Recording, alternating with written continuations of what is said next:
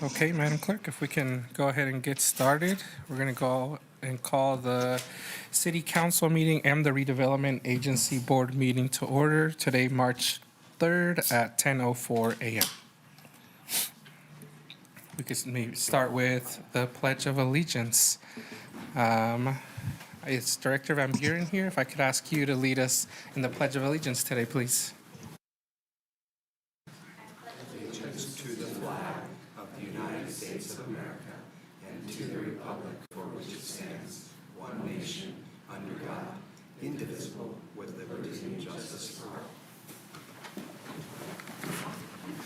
Thank you so much, Director Van Buren. Madam Clerk, if we could start with the roll call, please.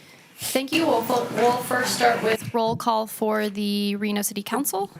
Councilmember Taylor. Here. Dewar. Here. Vice Mayor Martinez. Councilmember Ebert.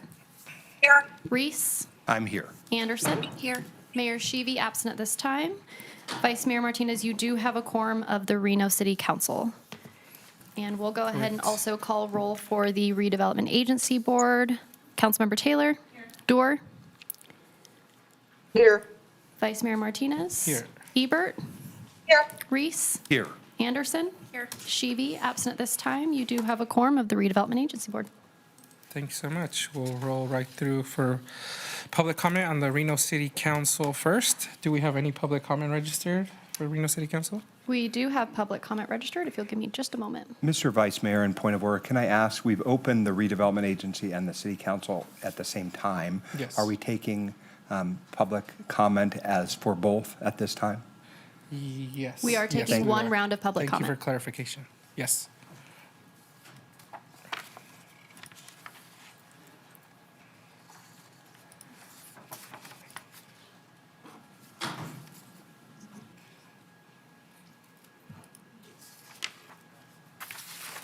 All right. Vice Mayor Martinez, our first item today on both the Reno City Council agenda and the Redevelopment Agency agenda is opening public comment. It should be noted for those in attendance that comments are to be addressed to the mayor and council as a whole. Comments heard under this item will be limited to 3 minutes per person and may pertain to matters both on and off the council's agenda. Council may not take action upon any matter not agendized on today's agenda. When you're called on for public comment, please state your name for the record and begin speaking. The timer will begin when you've stated your name, and you will be afforded 3 minutes. For those participating in chambers, in accordance with Council Rules 6.3.11, while in this room, please be respectful. Disruptive behavior from audience members, like clapping, yelling, whistling, etc., which impede the meeting, may result in a warning issued by the presiding officer. If the behavior continues, you may be removed from chambers. If you're an attendee in the Zoom meeting and would like to make public comment, please raise your hand at this time.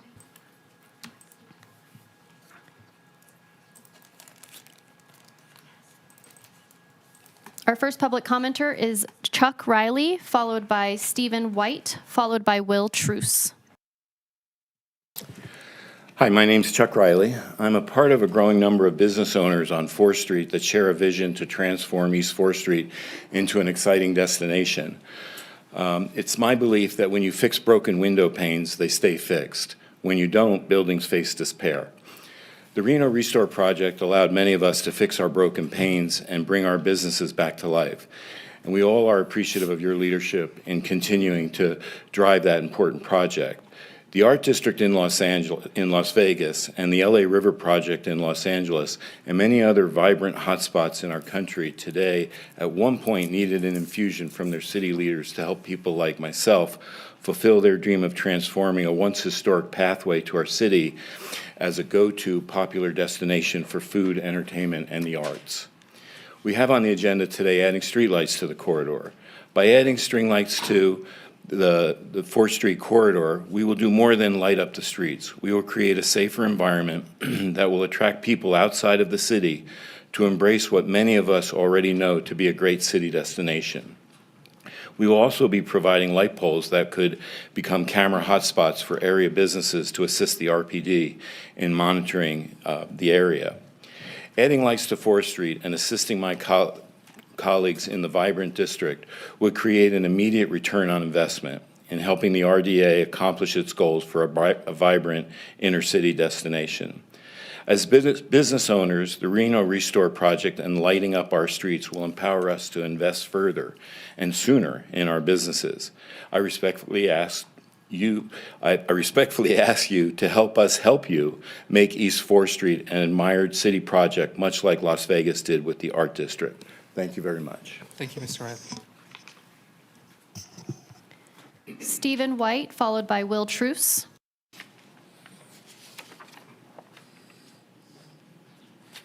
Good morning.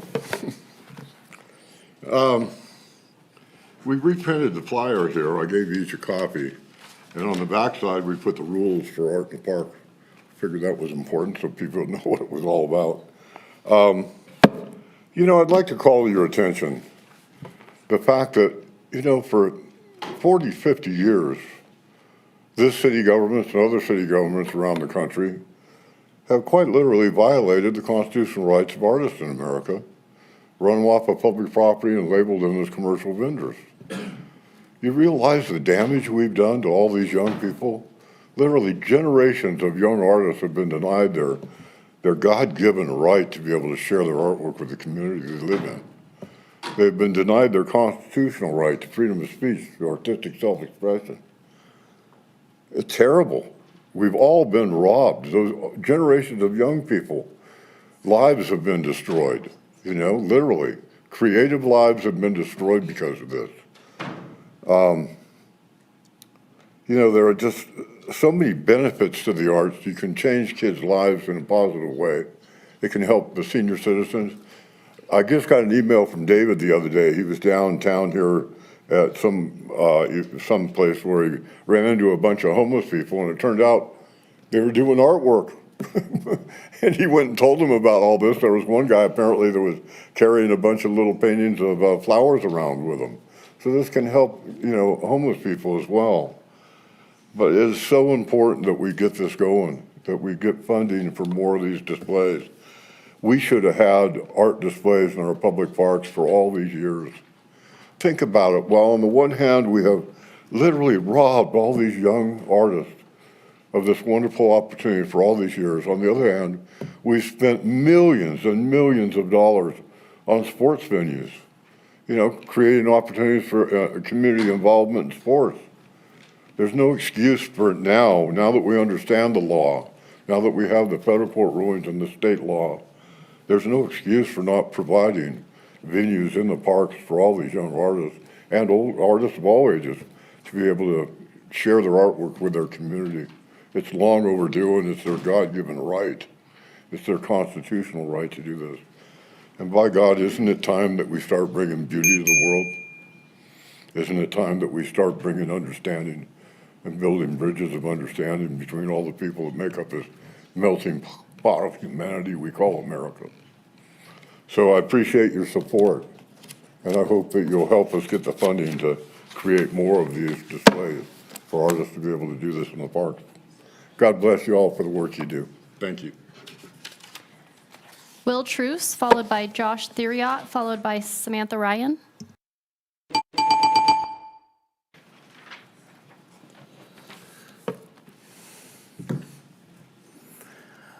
Good morning, members of City Council, City Manager Bryant, and Mayor Sheevy.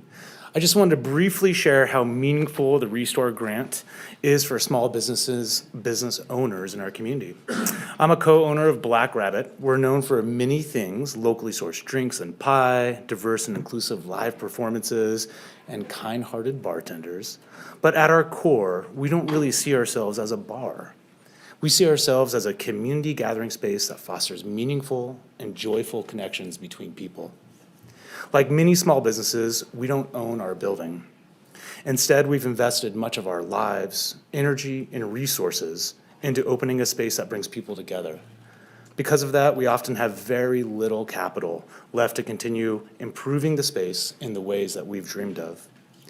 When we were awarded the Restore Grant in 2024, it allowed us to meaningfully transform the interior of our venue. We were able to make it more beautiful, more welcoming, and more conducive to the performing arts. As a result, we've been able to support more local musicians, artists, makers, and charities. Those ripple effects go far beyond our walls. Programs like this help strengthen Reno's culture, creativity, and local economy. And I just want to sincerely thank you for continuing to support small businesses through initiatives like the Restore Grant. It truly makes a difference. And I'm also just learning that the string lights for East 4th Street are in part on the agenda today. And I just want to say everything the Restore Grant did for Black Rabbit in regards to making it more beautiful, more welcoming, and a vital part of our economy and culture, I think these string lights are going to do something similar for the East 4th Street area. So I want to vocally voice my support for that too. Thank you, folks. Josh Theria, followed by Samantha Ryan, followed by Shane Matthias.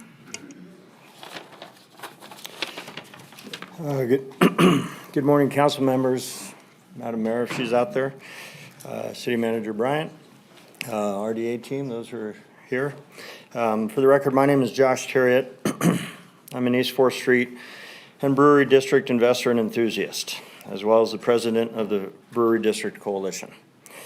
So it should not be a surprise that I'm here to voice my support for the Restore program, as well as the Bistro Lighting Project and budget allocation as detailed on page 19 of the presentation. I've been active in the East 4th Street corridor for about 15 years, long before it became known as the Brewery District, and I've had the opportunity to speak with many business operators in the district, as well as businesses who have interest in operating in the district, as well as many residents who enjoy visiting the district. I've heard many opinions of the area, both positive and negative. A reoccurring theme is the perception of safety in the district. As we all know, we have some unique situations and challenges in the Brewery District, and as we work together to preserve and respect the history of the area while harnessing the potential, there are a few clear value-added improvements that can be made. Lighting the streets and alleys is one of those necessary improvements. I've seen firsthand how effective good lighting can be in reducing mischief and crime while providing a sense of safety. The positive results happen almost immediately. Adding bistro lights on East 4th Street provides multiple benefits: better lighting to discourage bad behavior, improve the sense of safety, create a unique experience, and showing respect for an area that has been the home to many longtime Reno businesses. The RDA programs have been instrumental in our collective efforts to restore and revitalize the East 4th Street corridor and the East 4th Street corridor and the Brewery District. As more businesses move to the area, more residents and tourists visit the area, and as the university expands into the area, additional investment and improvements will provide exponential value to all supporters as well as the city. Providing a brighter, safer, and more welcoming atmosphere to friendly and supportive visitors will have a positive impact on tax revenue, crime, and the overall experience of visiting the biggest little city in the world. Thank you for your time, consideration. Samantha Ryan, followed by Shane Matthias. Good morning. I'm speaking in favor of the streetlights on 4th Street. My office is there. I've been there for just over a year. I chose to locate there because I'm very excited about the transition that the area is going through. I work in commercial development and brokerage. I'm heavy in retail tenant representation. There's a lot of exciting brands that I'm hoping to bring to this market. And what I realize after being on 4th Street for a year is that our biggest challenge is perception of safety. That's the fight when we're trying to bring new companies there, when we're trying to encourage foot traffic for all the existing businesses. For the last 10 years, I've done a lot of work in Southern Nevada. I worked on a ground-up hotel project in the Las Vegas Arts District that delivered shortly after COVID. I think that area, if you're not familiar with it, it's a great model of what the 4th Street area can become and is working to become. I just think it's about 5 to 7 years ahead of where our Brewery District is. The city of Las Vegas chose to install some of these bistro lights in that area right after the hotel delivered. And the difference that it made was immediate. All of a sudden, people felt safe. They felt comfortable to explore the next block. It lifted all of the businesses. The area also got an insurgence of events, right? Now organizations want to host their nighttime events in an area that's already well lit. So it was a huge economic boom. I saw it firsthand, and I think it's a great way to help 4th Street. Thank you. Shane Matthias, followed by Shane Turner. It's Matthias, by the way. So I'm the owner of the Reno Bar and Grill. We're at 903 East 4th Street. We are also recipients of the Restore program. And without that, we would not be able to do what we're doing. That money was instrumental in opening the restaurant. Currently, people, when they come down to 4th Street, they've never had a reason to be in that area before. Now that there's a restaurant there, people are pleasantly surprised. They go, it's not as bad as we had thought, but there are still security concerns. We've had a few incidents with vehicle tampering and a few things, but with the new lights, I think it'd be a more welcoming situation for the public to come down and see what we're doing. So, thank you. Shane Turner, followed by Ian Anderson.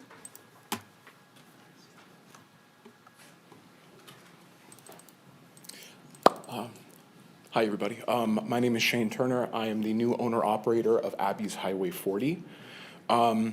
This was brought to my attention recently, but the introduction of bistro lighting for the brewery in East 4th District, I think, could be an incredibly beneficial aspect for our community and for everybody coming into our community. These people, I had a lovely conference group come to Abby's this last weekend, and they voiced their anxiety walking through some aspects from where they were staying to the bar itself. And I think that if we're able to create a more inviting atmosphere, we have so many travelers moving through these spaces, and to create a space where it's not just points of brightness at an establishment, but having a truly lovely place to explore by lighting it in a way that connects everything as the community that we have is connected. I can't see it being anything other than beneficial for us, for all of our patrons, and for accessibility. Thank you.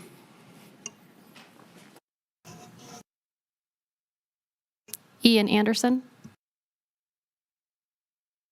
Good morning. Thank you very much for your time. I'm Ian Anderson, and I'm on the Parks and Recs Advisory Committee Board, and I'm here to speak to you about the capital improvement project budget for the Parks and Recs Department. There's a couple of interesting projects that we're here to support. We hope that you all can support these as we go through the budgeting process. They're pretty straightforward requests this year, including Manzanita Pathway park repairs. Many of the sidewalks that are in Manzanita Park are due to roots and things like that. We're seeing that they're not ADA compliant. It's very hard for people to be able to walk on those paths. As you know, that's a great park surrounded by neighborhoods and is used very, very regularly. And so we hope that we can get that completed this year. In addition, Chrissy Collin walking past there as well.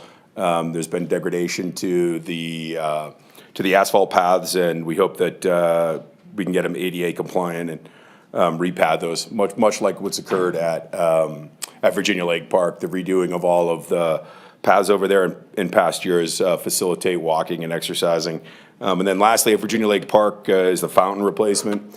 As you know, water quality there is an ongoing issue, and the fountains and the circulation of water there is super important. So those are just three of the projects that I wanted to bring to your attention. Again, this is the capital improvement project budget for the Parks and Recs Department. So as you're going through and you're making all the difficult choices you have, we hope that you'll consider those and support those so that all of our families can enjoy the parks. Thank you very much for your time. Greatly appreciate it. Thank you.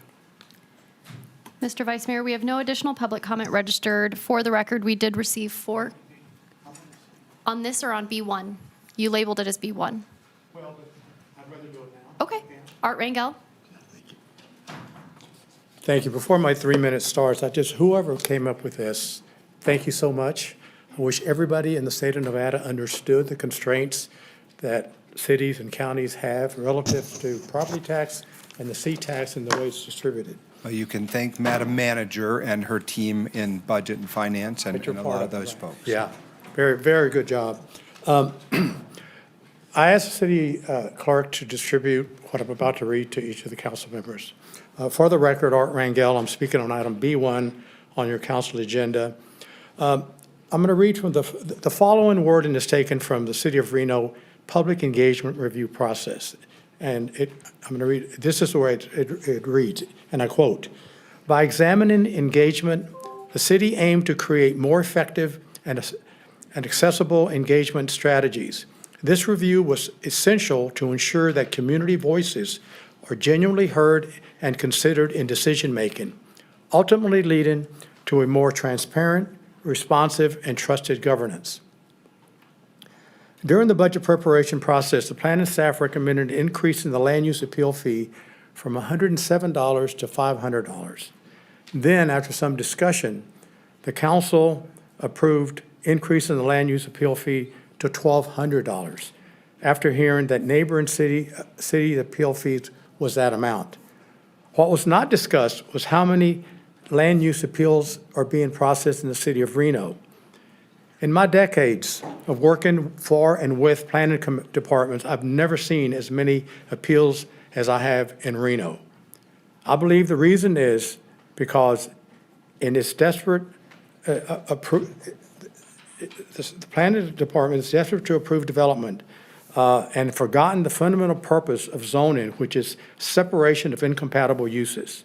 The planning staff often recommends projects that are incompatible with adjacent land uses. One example is the warehouse distribution centers in proximity to residential in the North Valley. Another is the One-Up Club approved by the Planning Commission in February of last year based on the staff's recommendation, then appealed to the City Council in April. Fortunately, you, the City Council, denied the CUP, thereby reducing the rowdiness and crime downtown.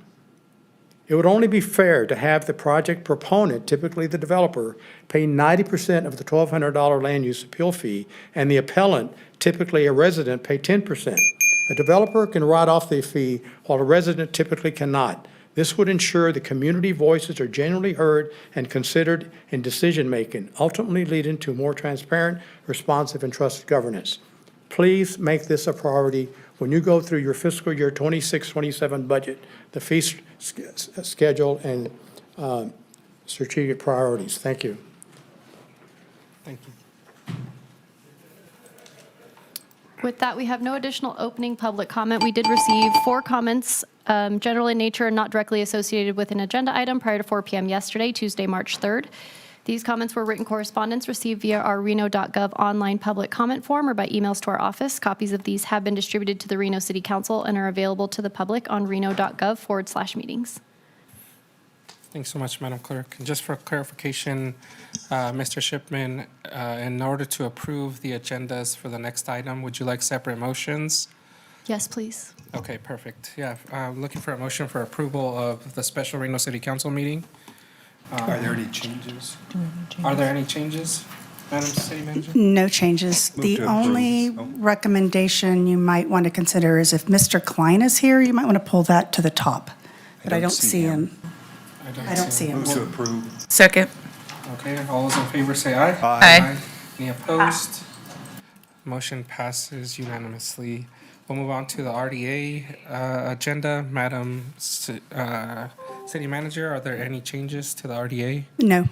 Move to Okay, with approve. that, I'll look for a motion. Second. Thank you. Got a motion and a second. All those in favor say aye. Aye. Aye. Any opposed? Motion passes unanimously. Thank you so much. With that, we'll move on to agenda item B1 on the special Reno City Council meeting, presentation discussion regarding the development of the FY 26-27 budget, fee schedule, and strategic priorities. Director Van Buren, before you start, we'll go ahead and go to public comment. Is there any public comment, Madam Clerk? I apologize, Vice Mayor Martinez. Technically, we wouldn't take public comment on this item since it's discussion presentation only. However, I did have one commenter register, so if you'd allow her to speak, that would be great. Of course. Okay, Yeah. Alicia Barber, Let's do that first. City Council. Are you doing one presentation for both, Vicki? Okay, we'll hold it for the RDA. Okay. Director Van Buren. Thank you. Good morning. Vicki Van Buren, Director of Finance for the record. Today we have this special workshop on the budget, and we'll be talking about all of the budget funds for you in a very high-level overview. We have this in alignment with your strategic plan. Your strategic plan is, it aligns with all of the priorities in your strategic plan. This total budget look, as we're looking at it, because the budget is the tool that turns the strategic goals into reality.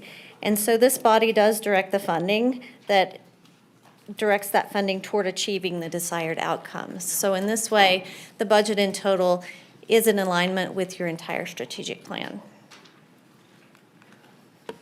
The agenda today, just to give you an idea of the flow of today's workshop, these are the various topics that we will be discussing, and we've broken it up into sections. So after each section that you see here, there will be a little stop sign similar to we did last year, the little triangle on the bottom corner to stop for discussion and ask, so you can ask questions and have discussion on these topics. And we've kind of broken it up in the slides so that it gives a nice flow to it. But obviously, if there are questions or things that you want to stop in between, let me know. But we definitely have kind of put in this stopping so that we can keep the flow. So really, what's the budget? What's the budget workshop? What's the purpose of it? Sometimes we get those questions about this. What's your role? What do we want to see from you? And really, today we're going to present the budget to you. We're going to present the departments and some of the things that are going on with capital. And really, we're looking for the strategic policy direction from you as council. We want you to ask questions, guide the decision-making, comment on the things that we're talking about, identify what your funding priorities are in the budget so that we can make sure that those are addressed. And then ensure that the spending aligns with the priorities and the long-term goals of this council. So today, we'll be taking notes from the discussion. We'll be making those notes, working with Manager Brian and her team as far as updating the budget from what we hear today. And then we'll be finalizing the numbers in the next few weeks as we work through that process. And we're still going to be back before you to give updates and provide updates along the way before budget adoption. So there's still many more opportunities to discuss the budget, to give input, to give that guidance that we need as we continue to build this budget out. So in total, fiscal year 27, the budget overview, this is by fund type, $968 million for the city of Reno. General fund is highlighted there. That is the largest fund in relation to the fund types, $377 million in total for the general fund. This does include the ending cash balance or ending fund balance in this slide. So in total, almost $1 billion budget, similar to where we were last year. You'll see enterprise funds are the next largest. That does include building and the sewer enterprise in that line on this slide because this is by fund type. When you look at the total budget by function, where does all the money go? Well, it goes to community support, judicial, public safety, parks and rec, infrastructure, general government. General government includes all of the stuff that kind of behind the scenes, like city manager, finance, HR, those behind the scene things that aren't really noticed somewhere else, but needed for everything else to occur. We do have fund balance, and then we have debt service associated. So this is really where all the money goes. At total positions, we have about 1,500 positions citywide. We have 1,490 positions citywide. Of that, 81% is general fund. This is split by fund, so you can kind of see where the positions are and how many are in each type of fund. So 81% of the total positions in the city are in the general fund. And then in the general fund itself, of the 1,200 positions there, almost 850 of those, about 71%, are public safety. So that's going to be your police, fire, and dispatch in the general fund. So if we go on to just kind of focus on the general fund first.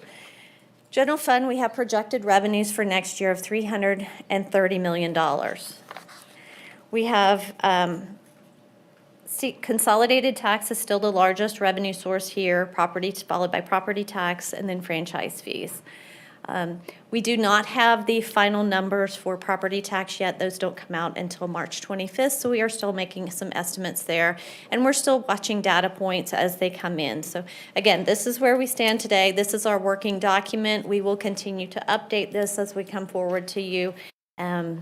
Each month, I'm still going to do those monthly updates until the budget is adopted. We will have those discussions as they follow.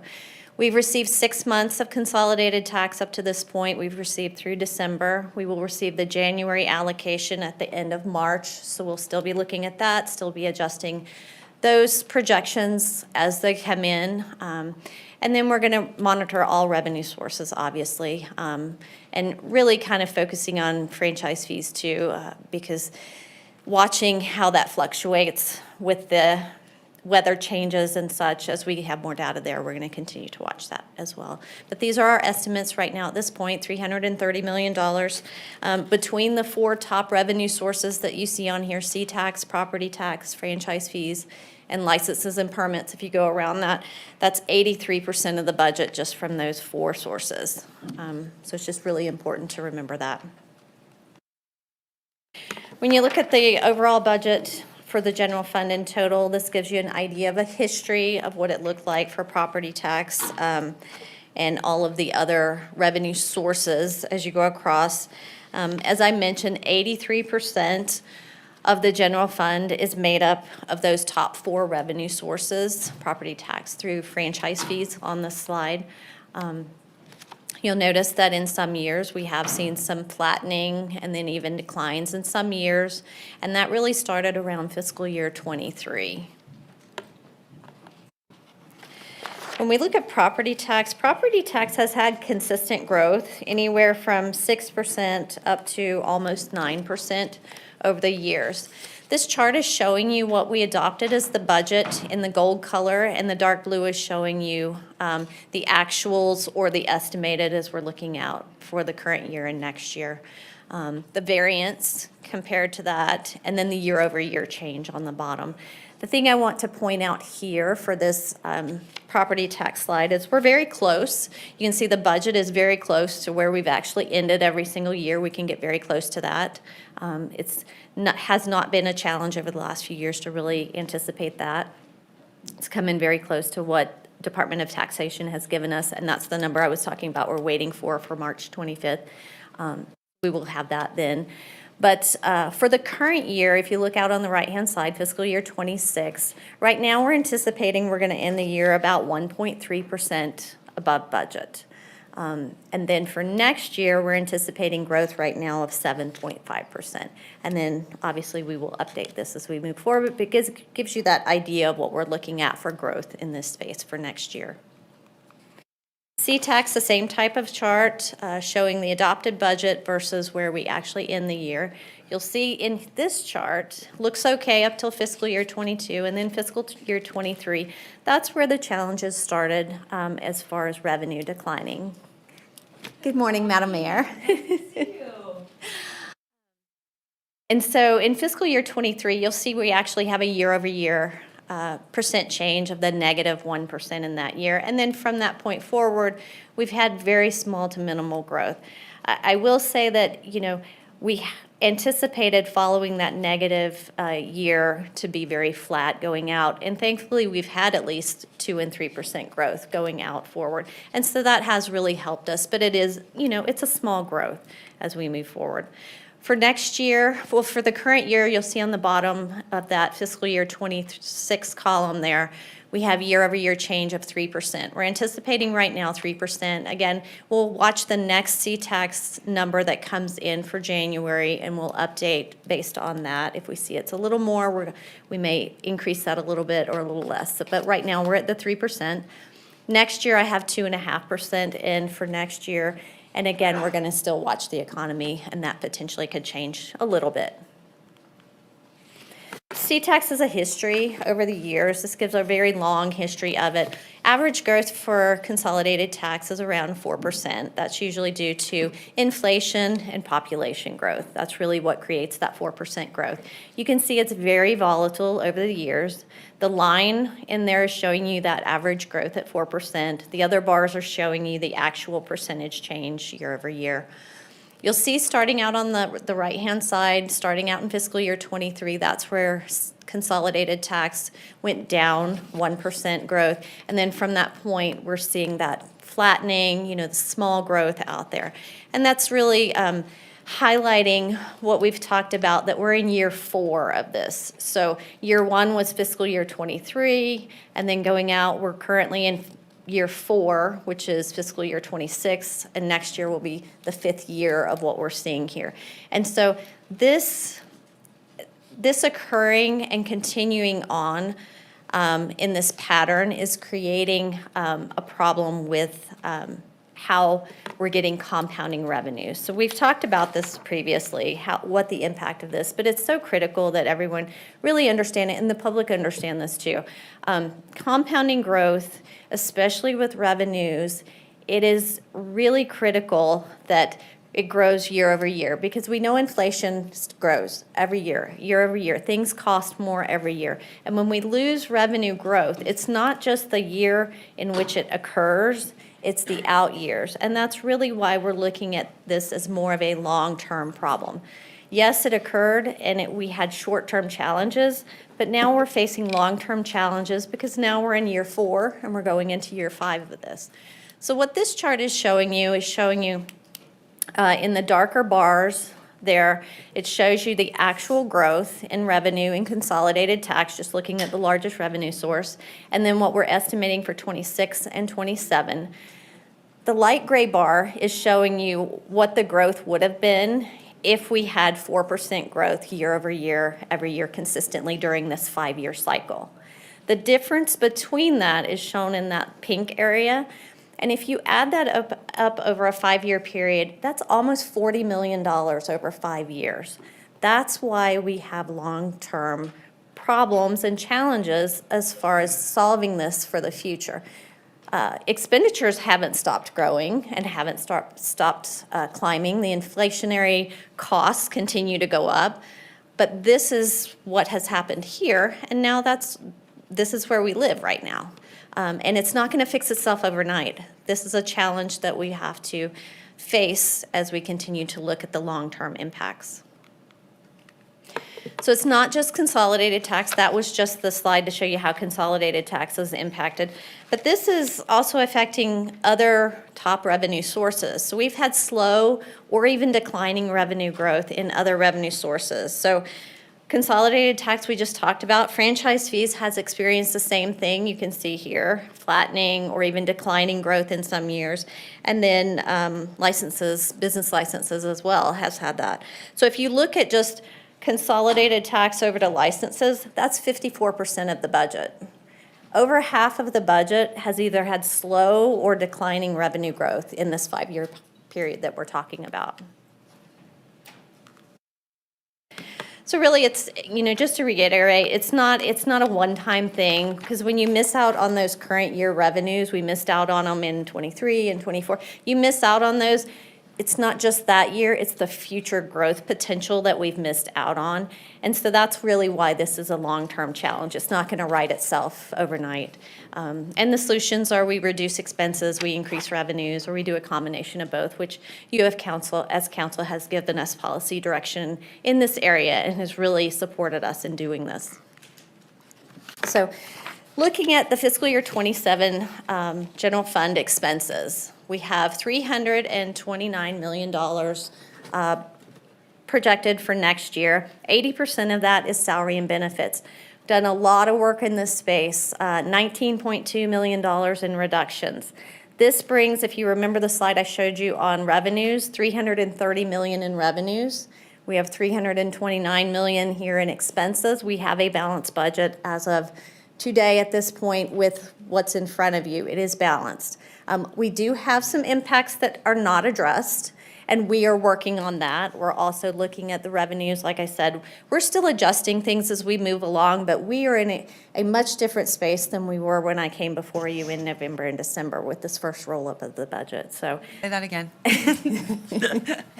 we are doing a lot of things, and I really want to highlight on this slide the reductions, the $19.2 million in reductions, because this has been critical in getting this to a balanced budget. $5.4 million, this was a change in how we budget and really budgeting for vacancy savings as far as that are occurring during the years. And we will continue to monitor the budget during the year. It does introduce a little bit of more risk in the budget as we move forward, but we are comfortable at that space to do this. 4.2 in annual capital. We're using some one-time funds to cover that this year, and so that helps bridge that gap. We're also suspending the workers' comp and OPEB additional funding that we were doing to build up that long-term liability against that long-term liability. That still funding the current obligations, but kind of pushing those additional fundings out a little bit. And then a really big one on here are the frozen positions. So fiscal year 26, in the current year budget, when you adopted it, it had 20 frozen positions in it. Subsequent to that, a reduction in force was done for 8 additional positions. So that came to 28 positions. Additionally, with these projections, we're projecting another 8 frozen positions for a total of 36 in this budget. So 36 positions frozen, unfunded from the point that we've started this whole process and gotten into this. The 8 additional positions that are proposed for fiscal year 27 are positions that have been vacant the entire year. Departments have agreed that, yes, these positions are vacant, those can be frozen. So moving forward, that is the recommendation. The savings from that is $4.6 million to the budget by just reducing those 36 positions. So significant lift there. Zero-based budgeting, we did that this year where departments had to start from zero to build their budgets. And then reducing travel and training, memberships, boards and commissions, other things that we could do in that area, $3 million. So between all of these reductions, $19.2 million. So really a heavy lift there. We do have a few things that are not addressed here, the collective bargaining agreements. We have some of those open, and we have the FLSA item that is still open. We are working on that currently, and that will be part of the discussions as we continue to move forward. But really good news as far as getting to this place here with this balancing and then working through the remaining items as we move forward. What are the priorities when you look at it? You've seen this before. 65% of the budget, this is total departments. So police department, $122 million. Fire department, $84 million. Dispatch, about $10 million. Between those three, 65% of the general fund budget is on safe community, on public safety. When you look at it, same information, but just by department, a little different chart because it really gives you a different visual on how the expenses are actually divided. Fire and police, you can see, are the majority of the budget. Public safety, really stressing that priority from you as council. Again, another chart to just give it to you. Same information, just in a different chart because sometimes people look at things and it clicks different ways to different people, but we wanted to give you some different ways to look at it. You can almost see that police, fire, and dispatch, that big piece of the pie, almost kind of equates to the same as the top 3 revenue sources that we have in the general fund. If you remember that pie, really takes up that, a big piece of the pie. And it really highlights your priorities as council, public safety, infrastructure, parks, recreation. How are we spending the budget? The budget reflects your priorities as council. Proposed reductions right now at this point, we got there through zero-based budgeting, training and travel. So travel's only included for required certifications or as required in the collective bargaining agreements. We have reduced memberships to only those that are required, streamlined boards and commissions, and then the Reno Works program is no longer in there. Reductions to staffing, that's the 36 positions that I just talked about, those 28 continuing that we currently have, plus an additional 8 for next year. And then vacancy savings, really budgeting for that and bringing those budgets more in line with the actual spending. And then giving you the forecast. Well, now the forecast looks like this. The forecast as we move forward, you have the cash flow issues start if we get below 10% of fund balance. The dark blue bars show you fund balance. Fund balance is what we need in operating cash, basically on hand to operate on a daily basis. Revenues don't flow in at the same pace that expenditures come in. But we definitely have some runway now to move forward in a path forward. Still some challenges and still some things to figure out, but we're definitely making some definite strides to get in the right direction. Inflation has really, and the cost of goods has really created a lot of challenges, not just for Reno, but for every jurisdiction. And so this forecasting for the future, I'm very optimistic as we start to move in this direction and really focus on getting that aligned as we move forward. So this is a stopping point here, and I'm glad to answer questions. All right, nice job. Okay, I'm going to look for green lights. I'm going to hand it over to Councilman. Thank you, Madam Mayor. So Vicki, just to kind of clarify, we started off this year and where we are now at $20+ million budget deficits. Is that accurate? That is accurate, yes. And you and your team and the city manager's team has been able to get us to a place where we're going to have a balanced budget moving forward? We're going to balance this budget. I would say that is a huge accomplishment to you, your team, the city manager, and everybody that worked on this, because that's a big, big lift. So thank you. My question is on slide 10, and you said, I think you answered it in your last statement, but it looks like, you know, when we say that revenues are declining, and on slide 10, it looks like you see revenues going up. And I just want to clarify that revenues may be going up a little bit, but the cost to do a business, as far as inflation, the cost of services and the cost of labor, our growth is not keeping up with that, and that is where we're finding the challenges. Is that accurate? Long-term budget challenges? It is. Our revenues are going up, but they're not going up at the same pace that the costs are going up. So costs are still, that inflationary cost is still outpacing our revenue growth, especially when you see some of the large revenue sources kind of flattening or declining or even very small growth. Really, property tax has really kept us floating at this point. Property tax having that consistent growth that you can see on this slide, as the others kind of fluctuated and had that volatility, that has kept the revenue still growing overall. So then when we look at slide 14, when you talk about the long-term impacts of that happening and the compounding, I think I wrote down $40 million over 4 years of compounding growth that we're not seeing and revenue that we're not seeing. That's just in consolidated tax too. That's from just this in slide, C-tax. Yes. So over this 5-year period, if you had normal growth of 4% year over year, which we have not had, comparing what we've had and what we project compared to that 4%, if we had it, it's almost $40 million.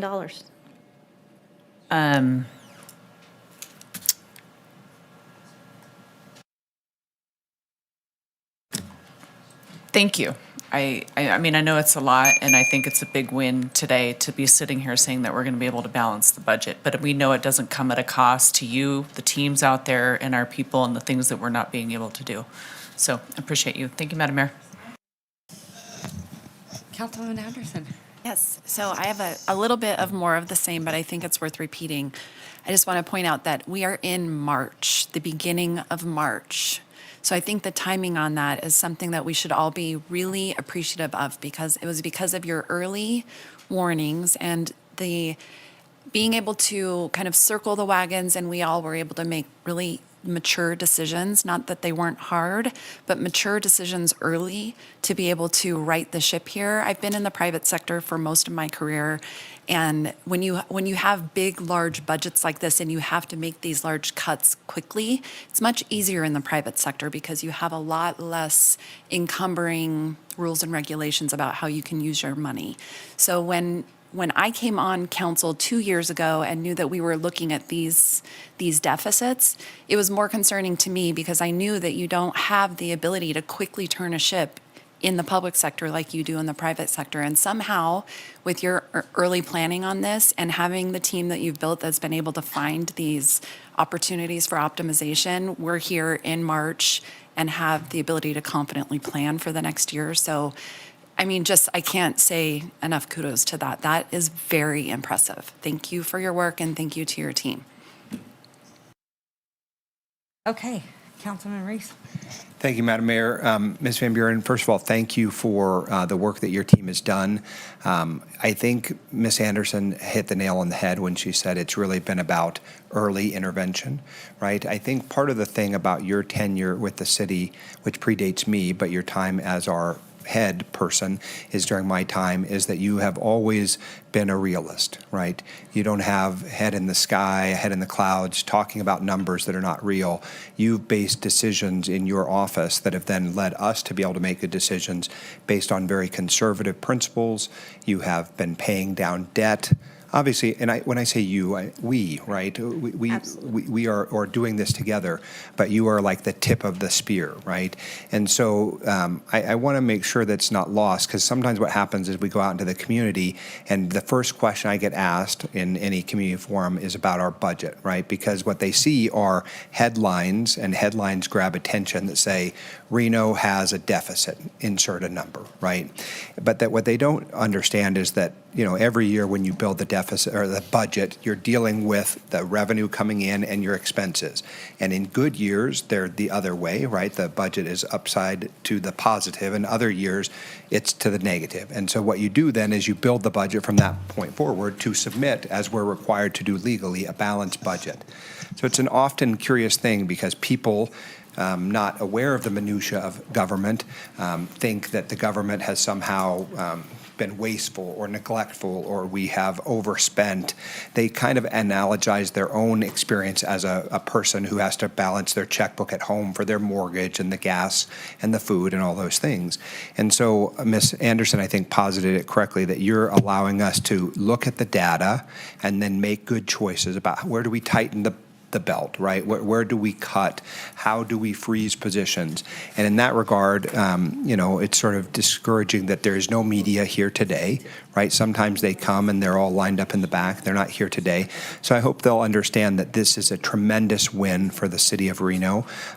Like other government agencies locally, whether it be the county, the city of Sparks, Washoe County, they're all dealing with the slowness of revenue growth and the projections that don't match prior year projections. And so in that regard, I hope people will be shouting the same thing from the rooftops, which is Reno balanced its budget. I have more to say in the second round because I think there's a lot to unpack here about the future. But for today, I celebrate with you this effort on your part and our part to right the ship, to do what we have to do to submit a balanced budget. And I think a lot of that is due to your leadership. So kudos to you and your team. Thank you. All right, Councilman Newberg. Yeah, I'm not going to repeat everything everyone else said, but thank you, and thank you for all your work. I also just wanted to mention that the issues that we had with the state changing the way they funded us for a while, I mean, that was a huge hurdle to overcome as well, so I just wanted to thank you for that as well. This was not a regular budget year in so many ways, and I appreciate your work to get us to a place where we have a balanced budget while we were also dealing with all of these unknowns at the same time. So I know the state has gone back to its original or previous way of funding us, but there was a lot of kind of scary moments for a while there. We weren't sure what was happening to a degree. But thank you for all that effort. I also wanted to call out the police and fire salaries. I didn't write down what slide it was on, but it was the pie. that is so important for the community to These see. are total budgets. Yeah, yeah, that we really are prioritizing police and fire and public safety for the community. That is showing that, we really want to make sure that our community is safe. If somebody needs assistance, we have the staff that we need available for them. So thank you for that transparency with, showing where these budgets get allocated. So thank you for that. Councilwoman Dewar. Oh, I think you're on mute. Okay, thank you. There you go. Thanks for calling on me. I too want to share my thanks. I think the budget team has worked incredibly hard this year with our management team to get where we needed to be. I think it would be instructive, Vicki, for you to just explain some of the big picture shifts that brought us from a $24 million deficit to zero deficit, it sounds like, if that's the correct statement.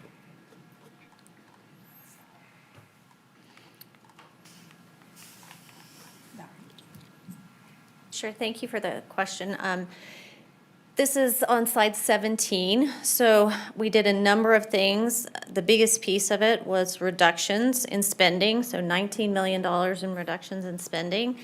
And then you as council made that policy decision to increase franchise fees, and you did that on February 11th. So that bridged that gap of that $24 million that we were seeing for this year.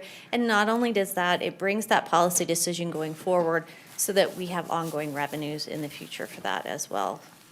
And so that's really All right, the space. So increase revenue on one hand with franchise fees and decrease spending by reducing operating, it sounds like.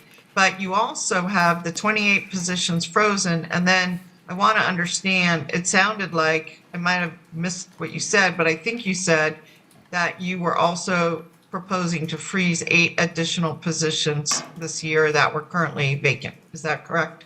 That is correct. So there would be 36 frozen positions in the 27 budget. And in a previous meeting, I asked you to send a list of those that were frozen, and I believe you did. And what I'm hoping at some point today, you will tell us what these 8 are that you're recommending additionally. Do you want me to read it into the record? Absolutely. Councilmember Dewar, I can read it to you. The first is the Assistant Human Resources Director. There are 4 Senior Engineering Technician 1s, the Internal Auditor, and 2 Development Permit Technicians. All are currently vacant. Okay. But is it because you've held them vacant and not searched for them, or that you just weren't able to fill them, or were you We have basically holding held, them vacant? these 8 we have held vacant, and we will be holding more vacant because we are already thinking about the FY28 budget, and we'll probably need to reduce it a little bit more in order to balance that one. So these we just did not authorize filling. Okay. And the engineer ones, I think you said, are those, what group are they in? Are they public works? Is it permitting? 4 are in Public Works. Okay. All right, thank you. You're welcome. And there, just to clarify, there is a total list of the positions on the very back of the presentation itself. At the very last page, following the next steps, there's a listing of all 36 positions. Okay, that's very helpful. Thank you. Hey, Vice Mayor. Thank you, Madam Mayor.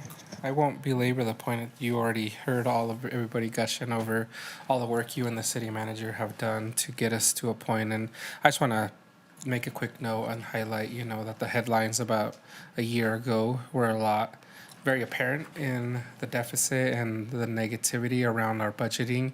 And it seemed like there was a lot of public outcry about the expenditures and the efficiency of the city as an organization. But obviously with the ways that you've gone around managing the revenues and expenditures that we have within the city and all the work with each department individually that have looked at their budgets and tightened up as much as they can have gotten us to a point now where we're able to balance that budget and not looking at such tremendous deficit. So I really just wanted to highlight that and appreciate you all for the work you do. I just had one specific question about the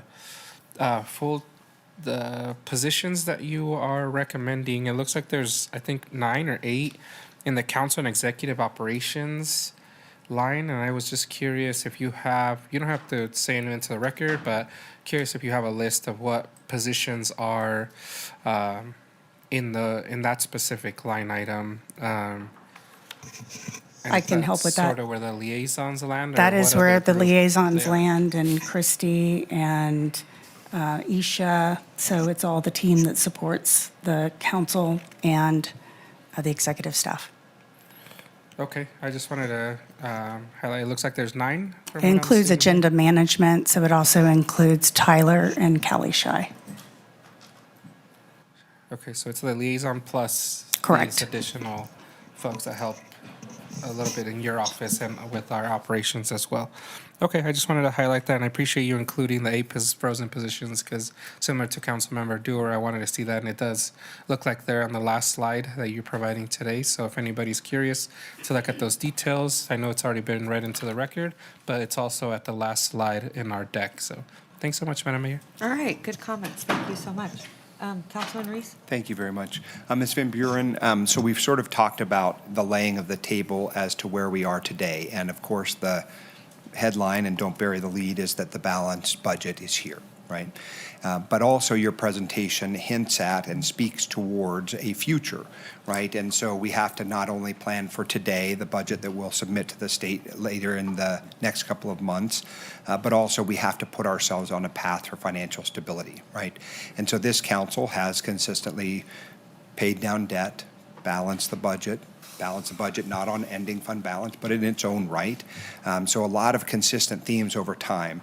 And then you've identified that there are things, and I think Ms. Manager said as well, that there are things that we have to do to make sure that the next year cycle, because it's one of those things that's so strange. I'm sure your position feels like this. You'll finish the budget in sort of late May, and then on June 1, you wake up and say, okay, we get to do it again, right? And I'm not telling you anything you don't know, but that is the crazy thing about your job, is that you're chasing the budget you're in plus the next budget and the 5-10-year version. So you've said some things about holding positions vacant. You've talked about ways in which we've had to make choices to increase our revenue stream, and I think we've done that in the franchise fee discussion about waste management. Is that presentation the next step, or does that happen today, where you start to talk about not this year, but the next budget and the 5-year plan?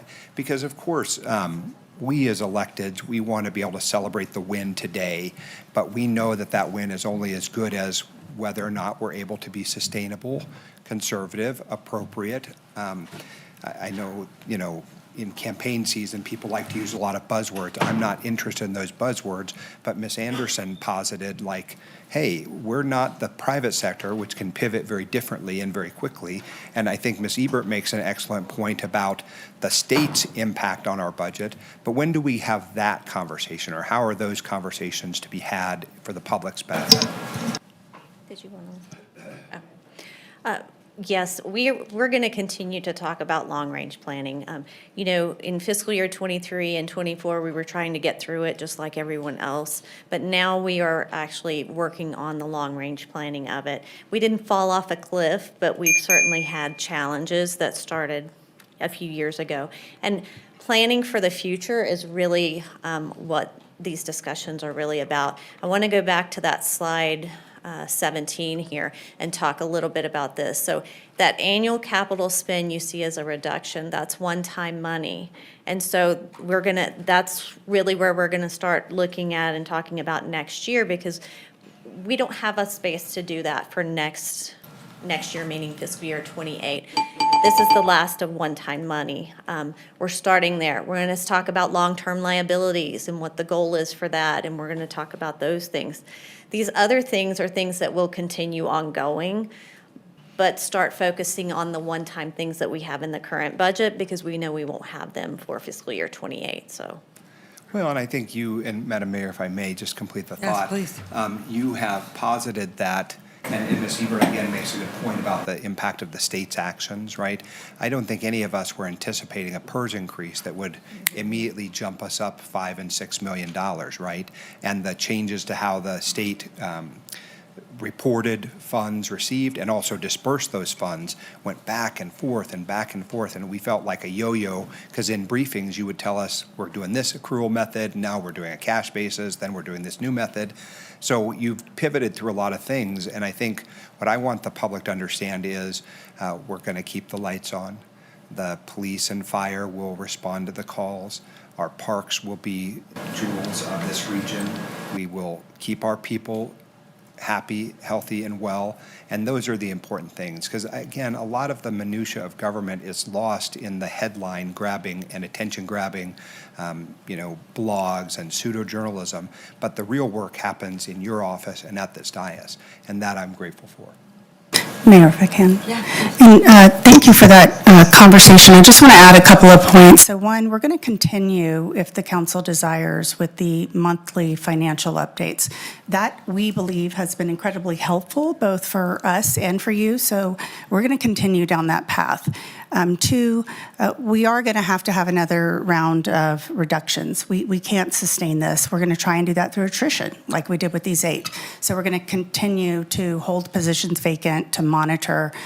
We're also working on identifying some reduction in areas where we're either subsidizing or not having full cost recovery with some of our partners. So all these little things add up to the solution. No one thing can be the entire answer, but they do all add up to the final solution.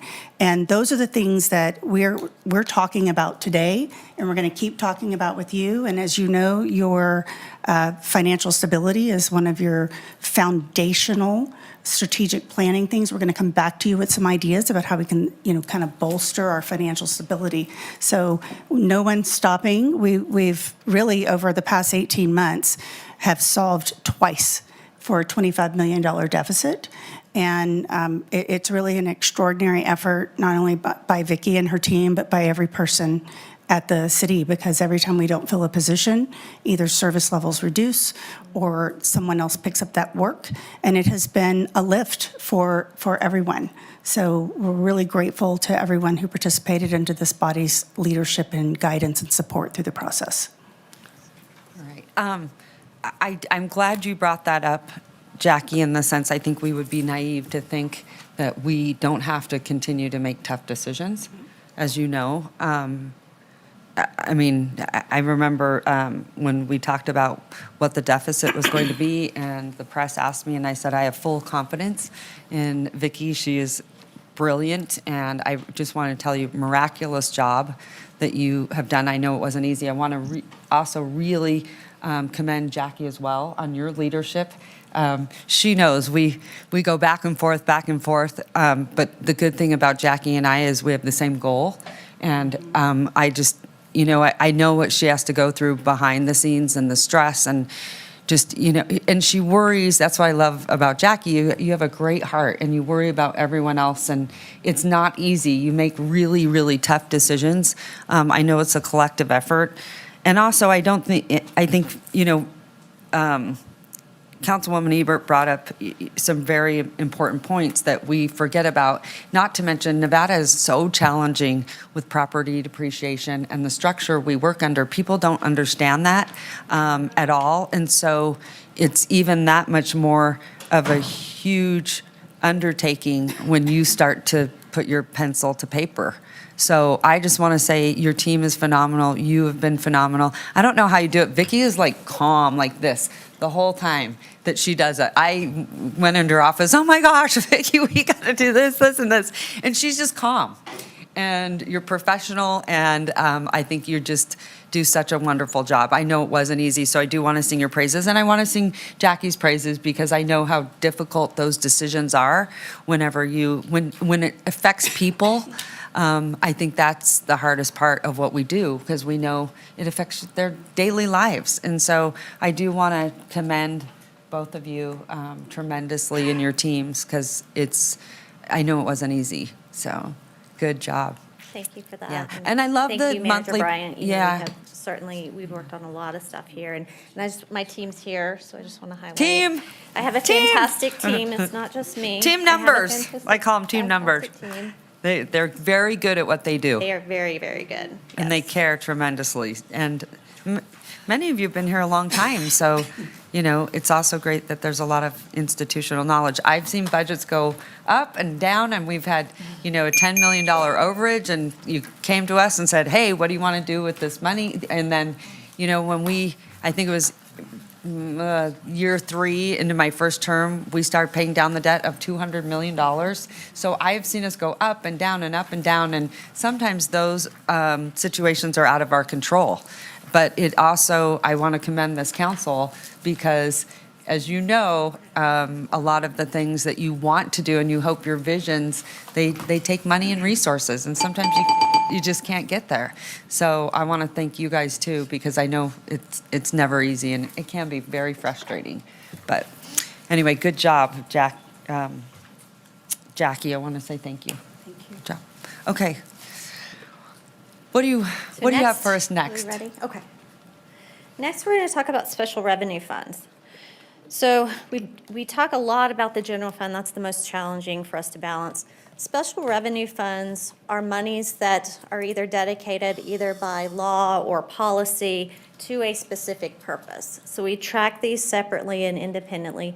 This is a list of the special revenue funds that we currently have. You'll see we have $86.1 million in special revenue funds, so they are dedicated to a specific purpose. The money that comes in has to be spent for that purpose. The two on here that I'm going to talk specifically about are street fund. That's the largest one at almost $69 million. And then I'm going to talk about room tax specifically and kind of go into that one a little in more detail for you.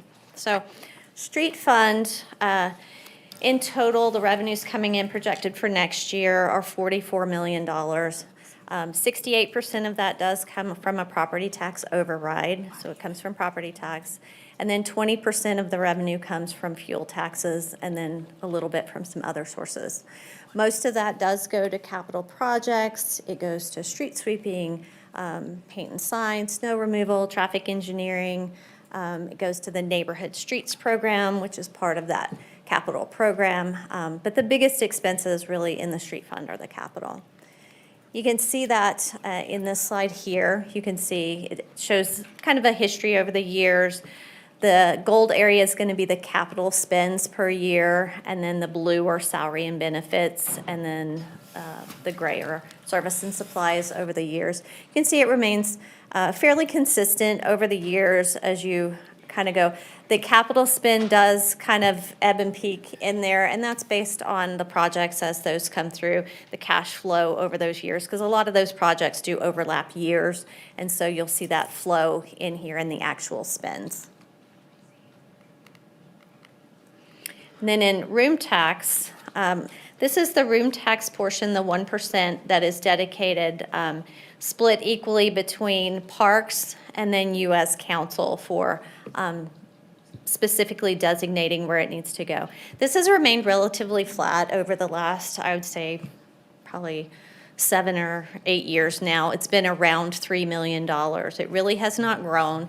And the reason it hasn't grown is because we've lost hotel rooms as far as the number of hotel rooms, and this is as a percentage of that with Harrah's and other closings. It does remain flat, though, because hotel rates have gone up over the years. So although we've lost rooms, the rates have gone up, and as a percentage, it just stays really around that $3 million mark. What you'll see on here is total coming in of the $3.3 million in total revenue projected for next year. Half of that would go to parks as per the ordinance. And then the other half would go to U.S. Council to direct. So you'll see on the right-hand side, some of the we've just kind of allocated it out based on the history of what this council has put in the past because it's the same dollar amount. There's really no new revenue in here. It's pretty much the same revenue you've had over the years. And so where it's normally gone, we have the payment for the Lear Theater. That's a debt service payment. You'll see on here that's $125,000. You support the Arts Commission, the art and culture staff support, art in public places, special events, and then some art repair and maintenance. Those are the main areas that this council and this body has approved over the last few years, and we've just gone ahead and put it on here for your review. And then downtown lighting as well, that's the Sternberg poles. If you were to want to change any of this, you would have to switch it from one of these things to something else. But given that it's the same amount of revenue, this was the starting point that we brought forward for you. And this is another stopping point here, just because this one typically has a little bit of conversation. And this is the end of the special revenue funds as far as I was going to talk about them today. So are there questions here? Thank you, Vicki. I have a question about the room tax fund. You just mentioned that if we wanted to do something different, we would have to switch things up. What does that mean? What are the steps to use this $3.3 million someplace else if we wanted to? Well, you only have half of that, just as clarification, because half is dedicated to parks through the ordinance that exists. So the other half is for you as council, and that's pretty much the area that you see on here in the purple. But could we change an ordinance one way or another to do different things? I'm asking what the process is. Is the process to change the ordinance? Okay, you would have to change. But currently, the allocation, half goes to parks and half goes to council. Okay, so if there was $3.3 million that we needed to or that this council decided through an ordinance, that's the process that we would use? It would, and just as a reminder, the things you see on here, like the support to parks, is really support to the general fund. So if you were to pull that support for parks from here, that impacts the general fund. Sure. Support that you see on here for special events or the arts and culture staffing, that's supporting the general fund and that's staffing for those items. Understood. Thank you. Thank you, Mr. Vice Mayor. Councilmember Reese. I suppose I didn't understand, in part because I just stepped off the dais briefly, but on this particular slide, and maybe this is a question for Ms. Taylor, you wish to reallocate this differently than this is? No, I was, at the end of the presentation, Vicki had said you could reallocate it or you could change it. And I was wondering what the process is, what the could is, how that would be done. I wasn't sure if it was by NRS or if it was by ordinance. So that was my question. And it is by ordinance, is that correct, Ms. Van Buren? I believe it's ordinance or it a resolution? Not. It's not state law, it's something No, we've done it is here internally. something that you have said, and it could be changed. I was more referencing as far as if you wanted to change something on here, without going to that extent. Say, for example, you see public art repair and maintenance, $200,000. Maybe we forgo that this year and you want to use that $200,000 for something else. You could potentially do that.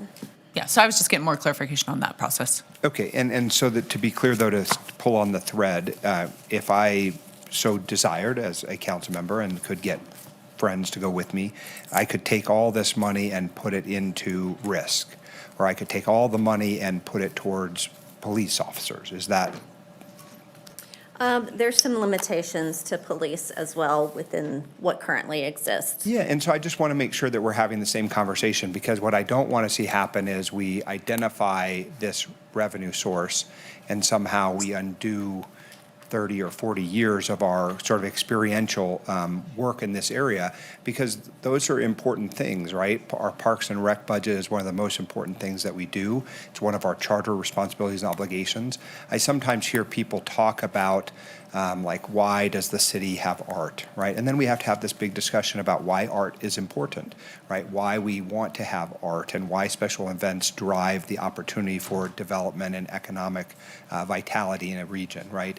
So I just want to make sure that I wasn't missing something in the presentation, which suggested to me that you aren't saying we should do something different. You're identifying the source. You're saying where the money goes to or could go to, not that there ought to be made changes to it. Correct. Okay, thank you so much.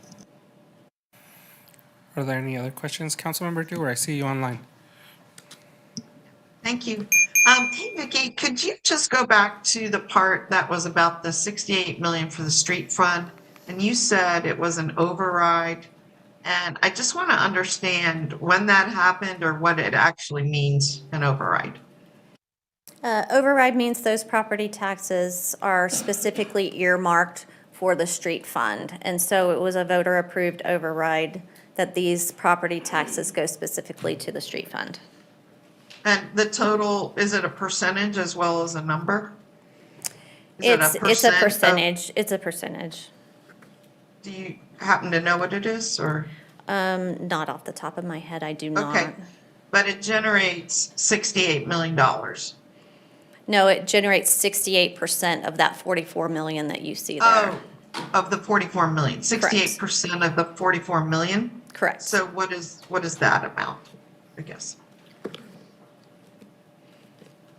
I don't know, half, 24, 28 million off the top of my Okay, head. and then is this in addition to other CIP funds? As Like, is far this as everything in, we spend on streets, or is there other monies that come in from the general fund? there's no money from the general fund coming into the street fund. They get property tax and they get fuel tax. That makes up the bulk of the money that comes into the street fund for those neighborhood street programs. So, but what I'm saying is to repair streets, are those under a separate capital projects item under the general fund? No, they're paid for through the street fund. That's it. So every time we go to repair streets, fix sidewalks, put in lights, all of that comes from here? Yes. Okay. And then there's no general fund going to capital improvements for roads? That's what you're saying? No, capital projects are paid for through the street fund, not the general fund, Okay. as far as streets. Yeah. Okay. Thank you.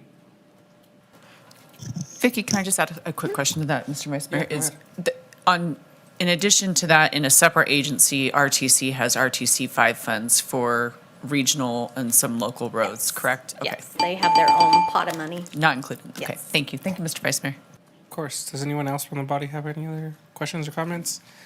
The only thing I'll add to, and you could correct me if I'm wrong, but sometimes other funds like CDBG have been used to support, ADA pedestrian ramps or inclusion Yes. of sidewalks or stuff like that, street repairs as well.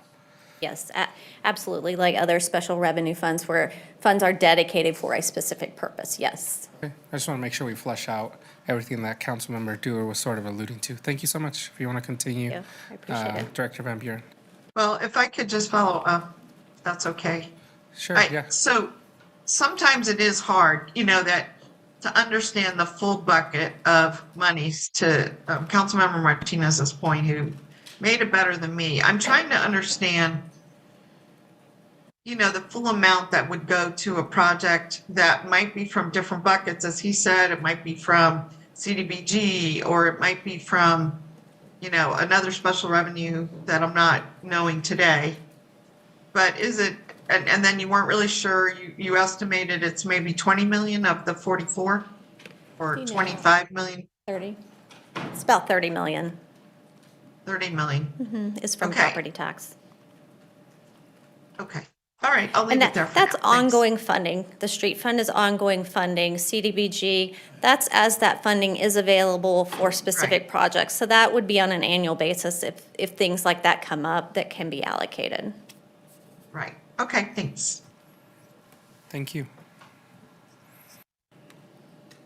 Ready? Okay. So we're going to move to enterprise funds. We have two enterprise funds. We have the building fund and we have the sewer enterprise funds.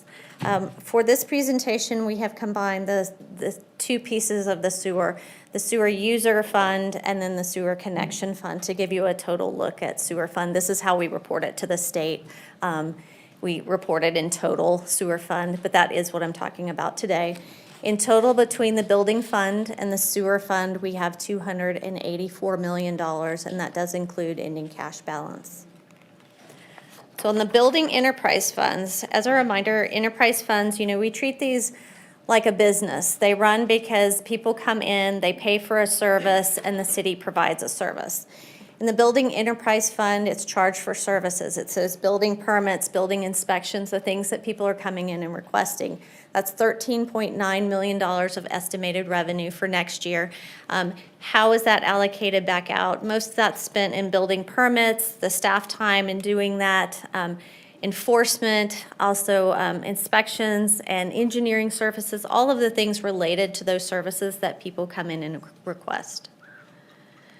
When you look at the building fund history over time, you can see that most of it is salary and benefits on the top in the gray area, and then service and supplies are in that darker blue area on the bottom. A lot of people involved in doing building permits and building inspections, providing that service to customers. You do see a dip in fiscal year 21, and really that dip is created by two things. A decrease in the salary and benefits and the service and supplies kind of at the same time. That was during COVID, and during COVID, a number of positions were held open because we really didn't know how the impact from COVID was going to affect building activity. And so going into that, not only did we hold positions in the general fund, in other funds as well, but in the building fund, it's very obvious in this one with that little dip that you see. Once we knew coming out of COVID that, you know, building activity did look a little different, but it was still consistent. You see that consistent ramp back up and the consistency going back across from fiscal year 24 across, being very consistent as far as the total expenses. But yeah, it has come back and it's been pretty consistent across the board. When you look at the sewer enterprise fund, again, these are services being provided to customers. Charge for services, those are your actual sewer users, customers that we bill for. The 54% of the revenue comes from that. Total revenue of almost $180 million. Half of that comes from sewer user fees. And then about 5% of that comes from sewer connection charges. Those are the two kind of distinctions that we make in the sewer fund.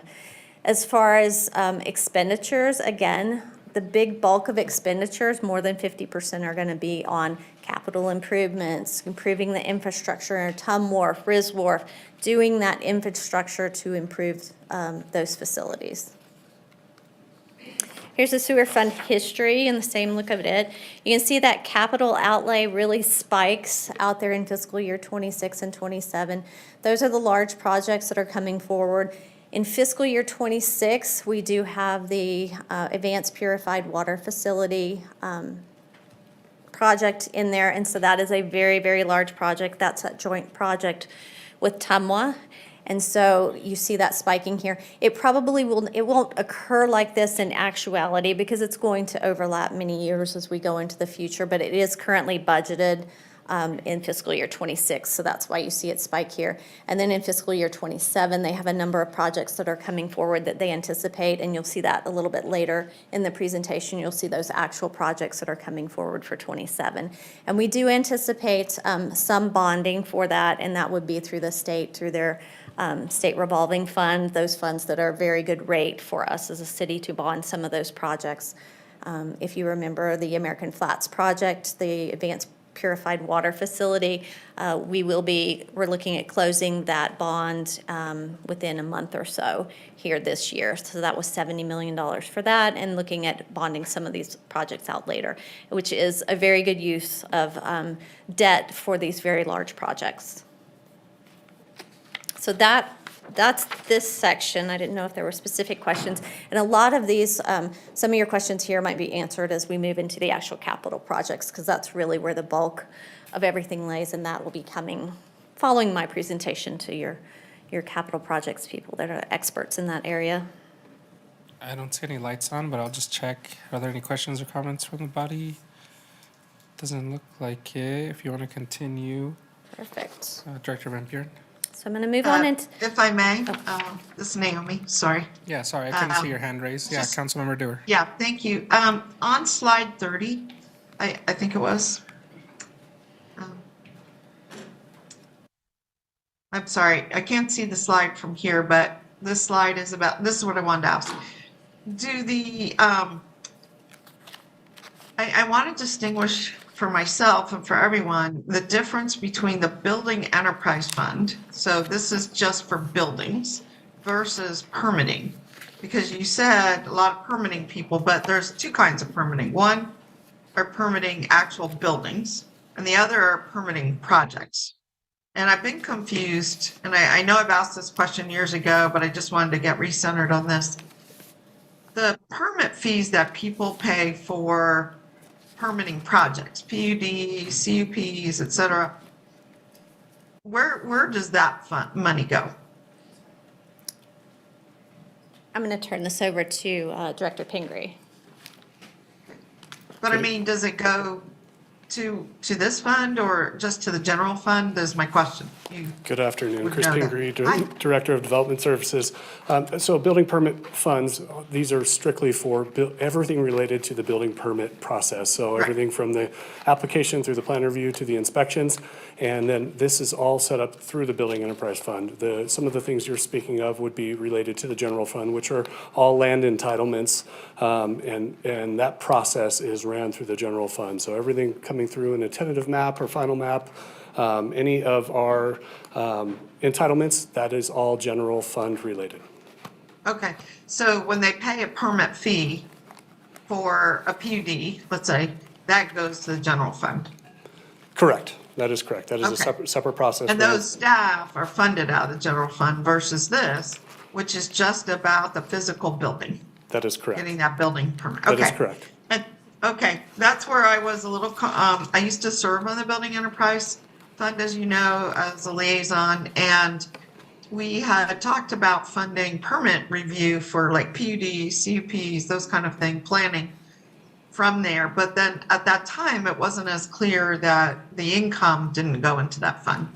That's So- correct. Okay, so we've separated those fully at this point, right? 100%. Yeah, all right, thanks. That's it. Thank you. Yeah, go ahead, Director Van Buren. Okay, I'm going to move into internal service funds. So internal service funds, just to refresh your memory, are the funds that we have 4 of them. They're funds where the departments are paying for a service and the city is providing that service. So they're treated like a business enterprise as well, similar to building and sewer. We treat these like a business. Departments pay for a service, and then the city provides that service. So you'll see on here the 4 that are listed: fleet fund, the risk, the medical, and the workers' comp. When you look at these in total, there's $135 million. The largest one is the medical fund. I'm going to kind of have a quick look at what's included in here and what's being paid for. So in the fleet fund, this accounts for the maintenance and replacement of motor vehicles. This is the fleet facility, the cost of running that facility, replacing vehicles, maintaining vehicles. The city's responsible for fleet of 760 vehicles, 326 police vehicles that are serviced in there, repair and maintenance citywide, except for fire. Fire has their own fleet maintenance. So this is the citywide excluding fire. Projected expenses are almost $19 million.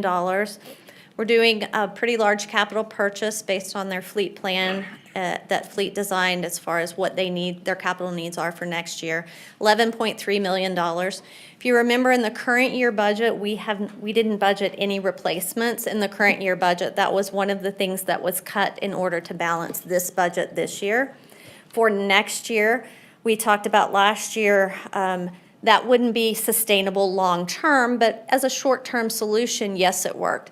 And yes, it did work. And this shows you that now that we're moving to fiscal year 27, we are back to funding that program, and we're funding it in a robust way. That's where that $11 million is. Salary and benefits, quite for about 17% of it, fuel, repair and maintenance.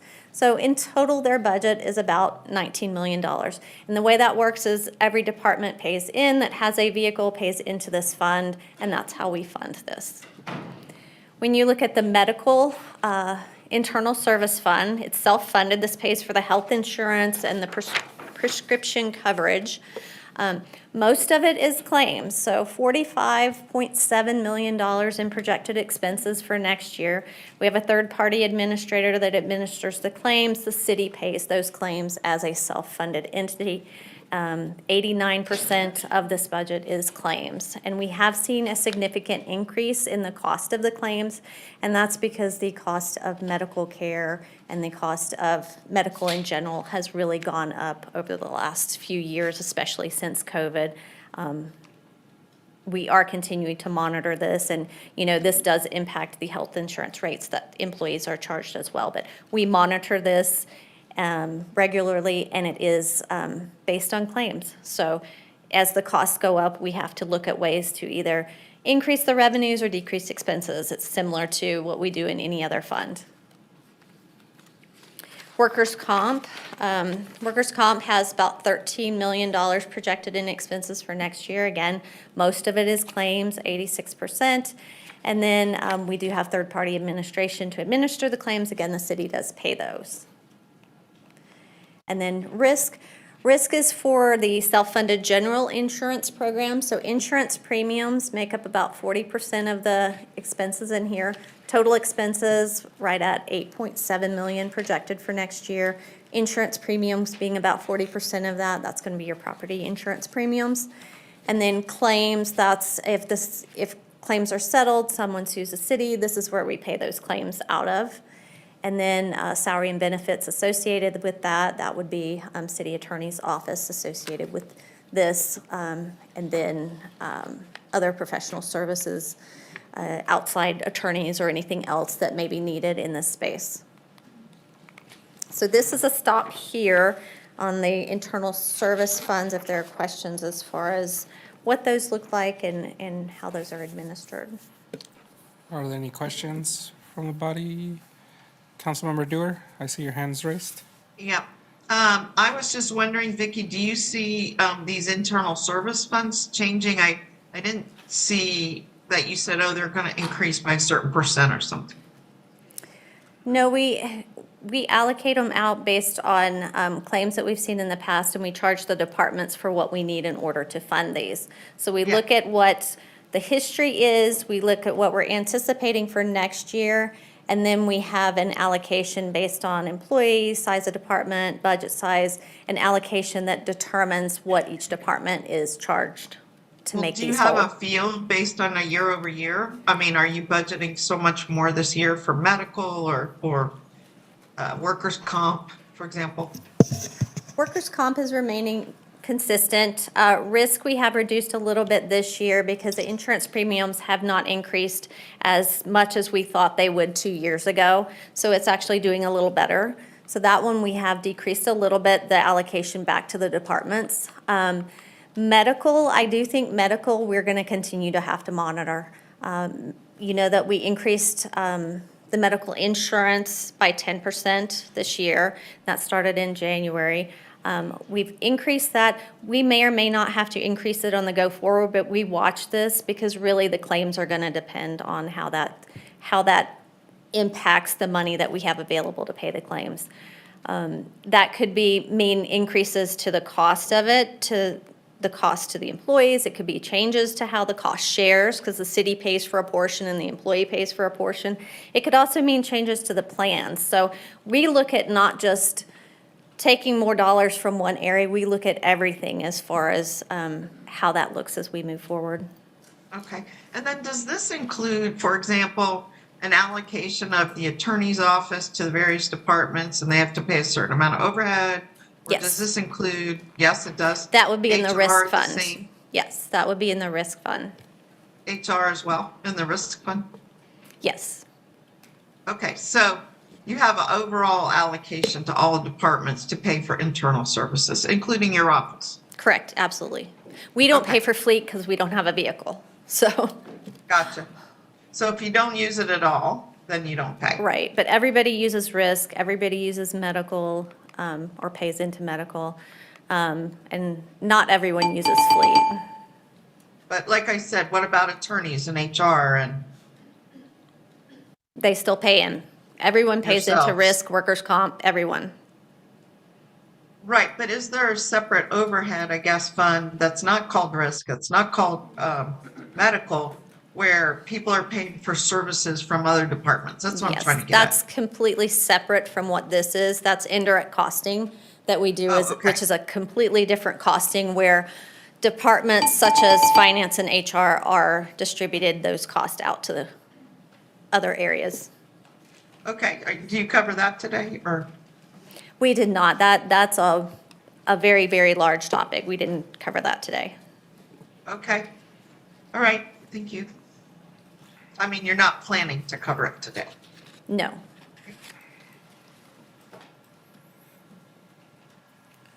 Looks like she's on mute now. We'll move on. Director Van Buren.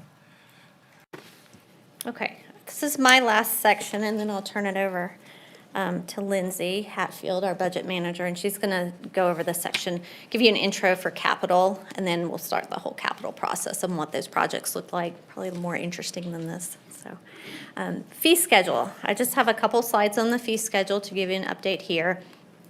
Fee schedule, as part of the budget adoption process, we bring forward the fee schedule every year. The budget's adopted, the fee schedule is adopted at the same time. We analyze as city staff in the finance department. We take the prior year fee schedule, we apply CPI, which is the Consumer Price Index, to all of those fees where it's applicable. We use the Western Region's CPI from December, and that is 2.9%. You can kind of see a history on the right-hand side. I like this just because you can see really where that inflation started to hit in 23 and 24, where those costs got really high and inflation hit. We actually had adjustments based on CPI to our fee schedule that mirrored that. Currently, you normally see around 2 to 3%. That's normal inflation, and what we have this year is 2.9%. Not all fees are increased by CPI because some are set by statute. They're set by FBI and police. They're set in different ways. So Muni Court and police have a lot of their fees where they don't change because they are set by some other mechanism. And then we have other ones that are set by another method, depending on like the building valuation table that comes out in February. That is not updated on the table as it currently is. That will be in the next round when you see that. But that is set in a different way. But all those fees that we can adjust by CPI, we go ahead and do that in the finance department. We send it out to the departments. That's the starting point for them to start looking at what they're charging for the specific services. I have a quick summary of the fee schedule for you here. On the fee schedule, a lot of the fees that you'll see adjusted by CPI are business license, the citywide ones, code enforcement, some in Muni Court, some in police, public works. So we put some stars on ones that not everyone, they're ones that are excluded, but in general, this was CPI. I've called out some ones that have some notable changes, just so you're aware, and you want to look at those. In parks, they are proposing to expand the sliding scale to additional programs. The sliding scale was approved by council before to address inequities so that people could afford to use services, and it's a sliding scale based on income. Addition of an asset replacement fee to replace assets as they come due. And then in business license, a 10% increase on non-transient motels. So that's the 28-day plus stays where people are actually using this to live in them, license fees. Police has some increases on the schedule to parking permits and then the body worn camera redaction fees. And it's really in line to bring it into what the cost is to provide that service, bringing it in line to do that. Fire inspection, similar thing to bring it in line with the cost of doing the service. The fire inspection overtime request for call-outs for that, they've changed it to a minimum of a 2-hour charge versus the actual cost. It would just be a 2-hour charge for those. Building did do a number of consolidations, so they consolidated quite a few of their fees into a new fee technically, but they're fees that went together anyway, so they're really trying to make it a little cleaner and easier for people to use and look at the schedule. But it was just more of an administration of consolidating fees that normally go together anyway. Per statute or ordinance or that other method that we were talking about, the building valuation table, which will come out and will be in the next round. And then also I want to make a note that sanitation franchise fee, the one that you as council just approved on February 11th, is now located on the fee schedule so that you can look at it every year and have input onto what that looks like as we move forward. So that's the end of this presentation. Questions? Councilmember Taylor. Thank you. Thank you for the presentation. I just wanted to clarify one point, and I think it was important to a couple of my colleagues. The waste management fee, that means that we can review that every year. It's not going to go up automatically by CPI. I mean, we said it was in there, but if we don't want it to go up, we will have an opportunity every year to say we don't want it to go up or keep it the same. You can, yes. Okay, thank you. Thank you for including that. Appreciate it. Thank you, Manager Bryant. Anyone else in person before I go online? Yeah, Councilmember Hebert. Just to kind of piggyback on that, will it automatically just increase by CPI unless we call it out? Or will it be something that is mentioned specifically when we discuss fee schedules?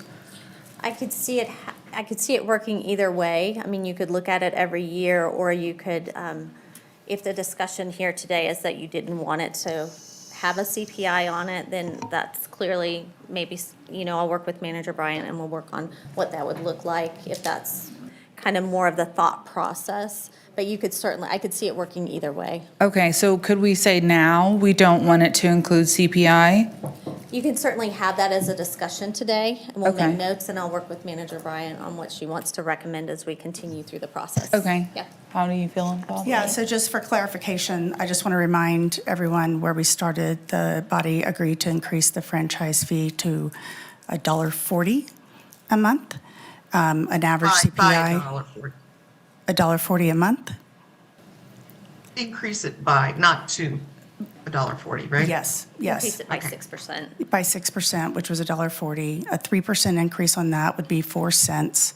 So the body can do one of two things. You can either vote during the actual budget approval process, because we're discussion only today, to remove it, or you can look at it on an annual basis. So maybe next year at 3 cents, you don't care if it's 3%, and then maybe the year after that it's 7%, and you would care. Either way, by putting it in the fee schedule, which was the important piece, we made it a lot more transparent and easier to catch. So it's up to the body as to whether that's important for them to do or not. Okay. So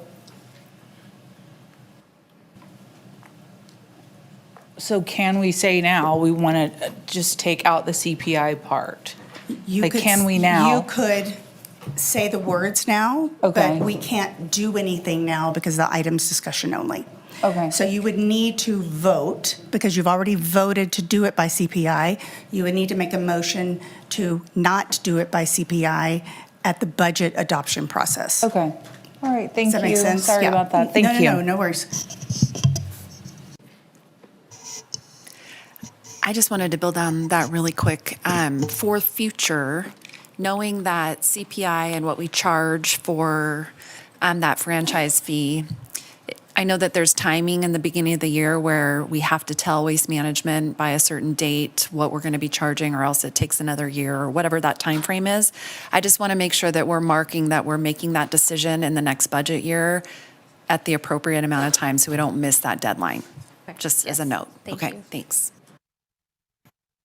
Thank you, Madam Mayor. Yeah, I'll just also echo the support. I think it sounds like a lot of the folks on the body are wanting to get the CPI attachment removed, and I was comfortable with the fee raising to 14%, but once the CPI got added, I wasn't as comfortable supporting that, and so hopefully you're hearing from the body that that's where we would like to see it, and obviously included in the fee schedule, and wanting to see us reevaluate that every single year and see that. And I think part of the reason that I am inclined to support that is because, as you noted earlier, Waste Management already has CPI attached to their own services fees, and so that's got to automatically increase the amount that the franchise fee will produce for the city in total. So I'll just make sure I highlight those points. Yeah, thank you for that. And so just for the record, I'm thinking through how we're going to make sure that Vicky's budget presentation, when it's time for adoption, flags this in case someone wants to actually make a motion and the body wants to approve it. We can't change it right now because the vote has already occurred, but we will make sure that no one forgets that that's an area if someone wants to address it. Does that work? That totally works. I just want Okay. to make sure you understand that you're hearing from the majority of the members of this body. Thank you. Yes. Mr. Vice Chair? Mr. Vice Chair? Go right ahead. Yeah, go right ahead. Madam Mayor is presiding now. Oh, okay. Madam Mayor, go ahead. Okay. I wanted to address two things. That was it. When I had asked to reconsider it, I was assured of this process. But I wanted to explain, the reason I wanted to reconsider it was it's once and done. Like, we don't have to think about it every year forevermore. And even when all of us are off council, future folks have to think about it. So one way, certainly, first of all, it's not going up by CPI this year. It's going up by the 4% that we voted on, right? And the CPI wouldn't kick in till next year. And so I'm sure folks will remember for next year. But if you want to adopt a sustainable, way of addressing this, it would be to have another vote at a future time and just take off the automatic CPI. So you don't have to remember every year. And then if people in the future want to do something else, they certainly can. Raise it by a different percentage. It's either related to CPI or something else. So I think there's both a short-term fix, but there's a longer-term fix too if people want to consider that. The second thing I wanted to address is the perennial issue about the appeal fee. It is sitting, and the manager will have to remind me, but it's at a very large number. And I would like to see that rolled back.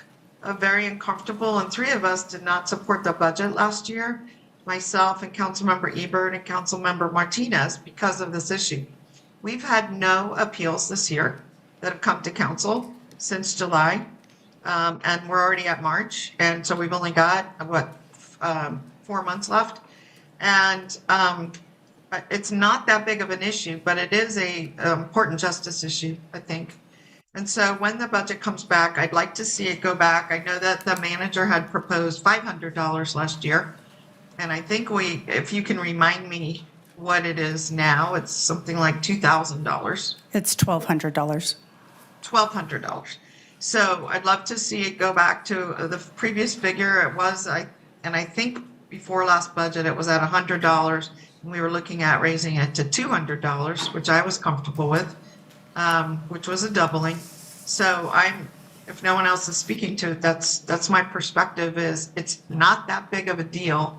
$1,200 or $200 in our budget, given that these are very few and far between. So I'd like to see us address the issue, and especially we have not adopted, as we had proposed, some way to offset the cost for people.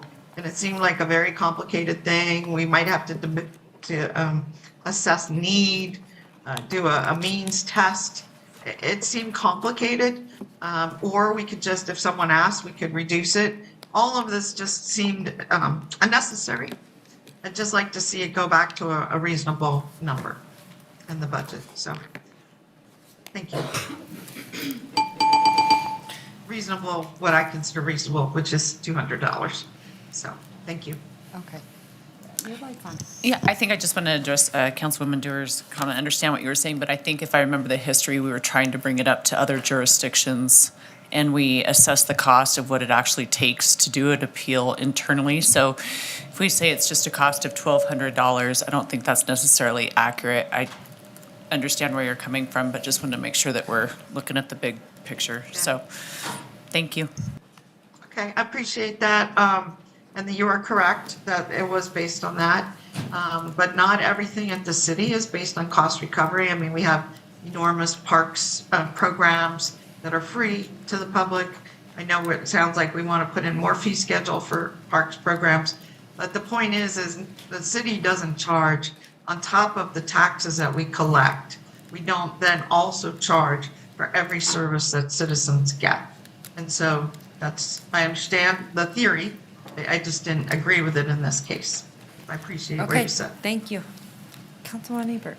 Yeah, I just want to thank Councilmember Dewar for bringing that up. I also had a lot of issues with raising the fees to that amount. My first year on council, I believe it was around $60 to file an appeal, and I did have a constituent reach out to me to find out how to to file an appeal. A warehouse was going in their backyard, and they were going to be operating 24/7. And she was concerned because she had two small children, and it was literally abutting her backyard. And she called me back after talking with staff to tell me that the fee was $60 and she couldn't afford it.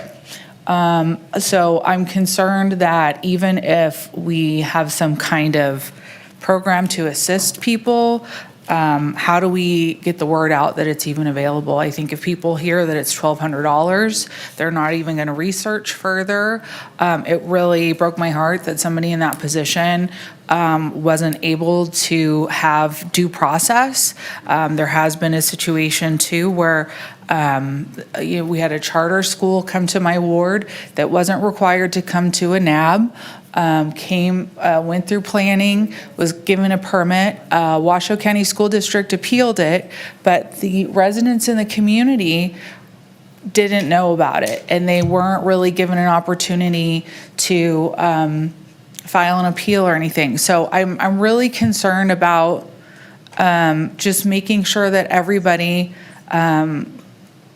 can file an appeal. You know, it's very concerning for my ward in particular, where we have this kind of haphazard spot zoning that's happening, changing residential to industrial, where it's in communities where they're lower income. And that's just factual information. And these are the people that need our support the most. And, you know, we will operate the Moana Pool at a loss. You know, we have Sky Tavern, so we can help people ski for less money, help kids. Like, this is not out of the realm of things that the city does. This is a service that we provide to the community. And I just think $1,200 is so far out of line. I would prefer go back down to like $60, to be honest. And I understand people wanting to recoup costs, but the reality is that this is a service that the city is supposed to provide to the public. So I just want to say that. Yeah, I just think that making it $1,200 makes it completely unattainable for the majority, if not all, of the members of my community. Thank you. Okay. Perfect. Yes. I see that ends my portion of this. I'm going to turn it over to Lindsay Hatfield, our budget manager, to talk capital improvements. Madam Mayor, before we move on, I just had one quick question. Go right ahead. For Director Pingree, one of the fees that was either newly introduced or consolidated, I was just curious if you could tell me what the building alternate methods fee is. I saw that included in the fee schedule and just wanted to get some more information on it. Chris Pingree, Director of Development Services. That's a wonderful question. Our alternate means and methods is it's a conduit that our development community has in their toolbox in order to, if they have an issue with the way a building code specifically spells out in the building code a way to do a project, whether it's a fire partition, whether it's a type of construction, that there is a process in place that they present an alternate to the code specifics in that book that is prepared for our building official to review and our code team to go through and make sure that it meets the equivalent and the intent of the code that was written. So it's a process that takes some time for our staff. It's usually a pretty in-depth document with some testing and other things prepared to present that it does meet the intent of the building code. And it really gives our development community an alternative to, you know, in some of our older buildings, I think that is where we would use that the most, where some of the existing structure doesn't meet today's code. They can give us an alternate means and methods that would meet that intent, and we could therefore approve that project and move it forward. Great. Thank you for working on that. Mm-hmm. Thank you, Madam Mayor. Sure, no problem. You ready? Okay.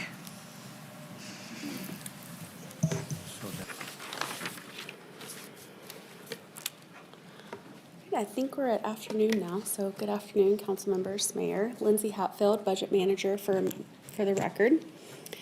I'm going to introduce our capital improvement projects for next year, what's being proposed. First, we'll talk about some of our capital needs that are reliant on the general fund as a revenue source. some special revenue projects, and then also we have a few departments that are going to come up and present on their specific capital needs and plans for the upcoming year. Before we get into the recommended funding for FY27, I wanted to take a minute and focus a little bit on our unfunded general capital maintenance needs. These are initial estimates for outstanding capital maintenance, and I have plus marks on all of these because as we move into the future and as we continue to defer some of these maintenance costs, those costs do go up every year. We see pressures from two sides. We see inflationary pressures of cost of doing the work going up. We also see further deterioration of our assets. So just keep in mind that these are initial estimates and they do grow the further that we get through these years. In total, we have 88 parks with hundreds of acres of open space. They've identified $81 million in needed maintenance funds. This would go towards pathway and safety surface repairs, playground improvements, and other general maintenance on our parks.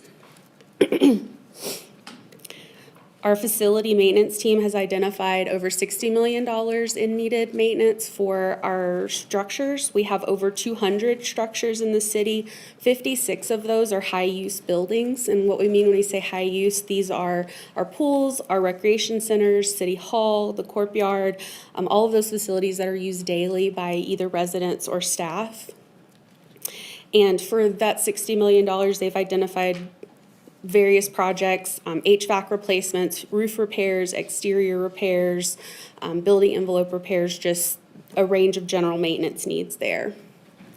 Additionally, serving both of those, both our parks and our facilities, we have 80 parking lots, and our Public Works team has identified over $36 million in needs in that area. Public Works measures the condition of our parking lots through a pavement condition index, a PCI. The average ideal PCI for parking lots is around 70. Their maintenance plan targets lots that have deteriorated under 55, and unfortunately this represents about 45% of our parking lots, which really highlights the need for this annual programming, for the annual funding for these programs. In addition to those outstanding capital maintenance needs, we also have annual replacement needs that rely on the general fund. I'm highlighting 3 of those, the larger plans here for you today. The first is our IT core infrastructure replacement plan. This is the funding that IT uses to replace our wireless access points, our network switches, our phone system, really critical cybersecurity infrastructure, that $816,000. We also have our annual fleet replacement plan. You'll notice this amount is smaller than what Vicki noted on her slide. That is because we're looking at an average over the next 5 years. The fleet replacement plan does fluctuate. It's not going to be the same. They don't have the same needs every year because the replacement schedule is based on which pieces of equipment need to be replaced. Our city fleet includes police and code enforcement vehicles, trailers, large specialized pieces of equipment like street sweepers, sewer combo trucks, our snow plows. And so in years when maybe a few snow plows need to be replaced, that number is going to get a lot bigger. Overall, we have 760 assets in our fleet for the city, not including our fire fleet, and 43% of those are for police. Finally, we have the apparatus replacement program. This is something that council chose to fund several years ago and have been consistently putting money towards.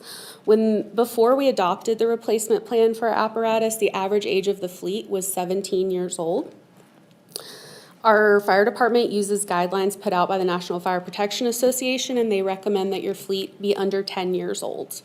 Since implementing the fire apparatus replacement plan, we have been able to reduce the average age of our fleet to 11 years. So we are almost at that target, and this funding has been critical to meeting that goal. In total, we have about $10 million in annual critical capital replacement needs. For FY27, departments requested a total of $118 million in general fund capital improvement projects or capital maintenance projects. The bulk of those requests were for new fire facilities, major remodels, and facility maintenance needs, as well as the $25 million listed here for the HR ERP software. We all know through the many discussions we've had on the budget that we do not have $118 million available for next year to put towards capital funding. We had to get creative this year because in the current year for FY26, we did defer several of these things. We used some one-time resources. We used some rollover funds to make sure that projects continued. But there was no new funding put towards these areas.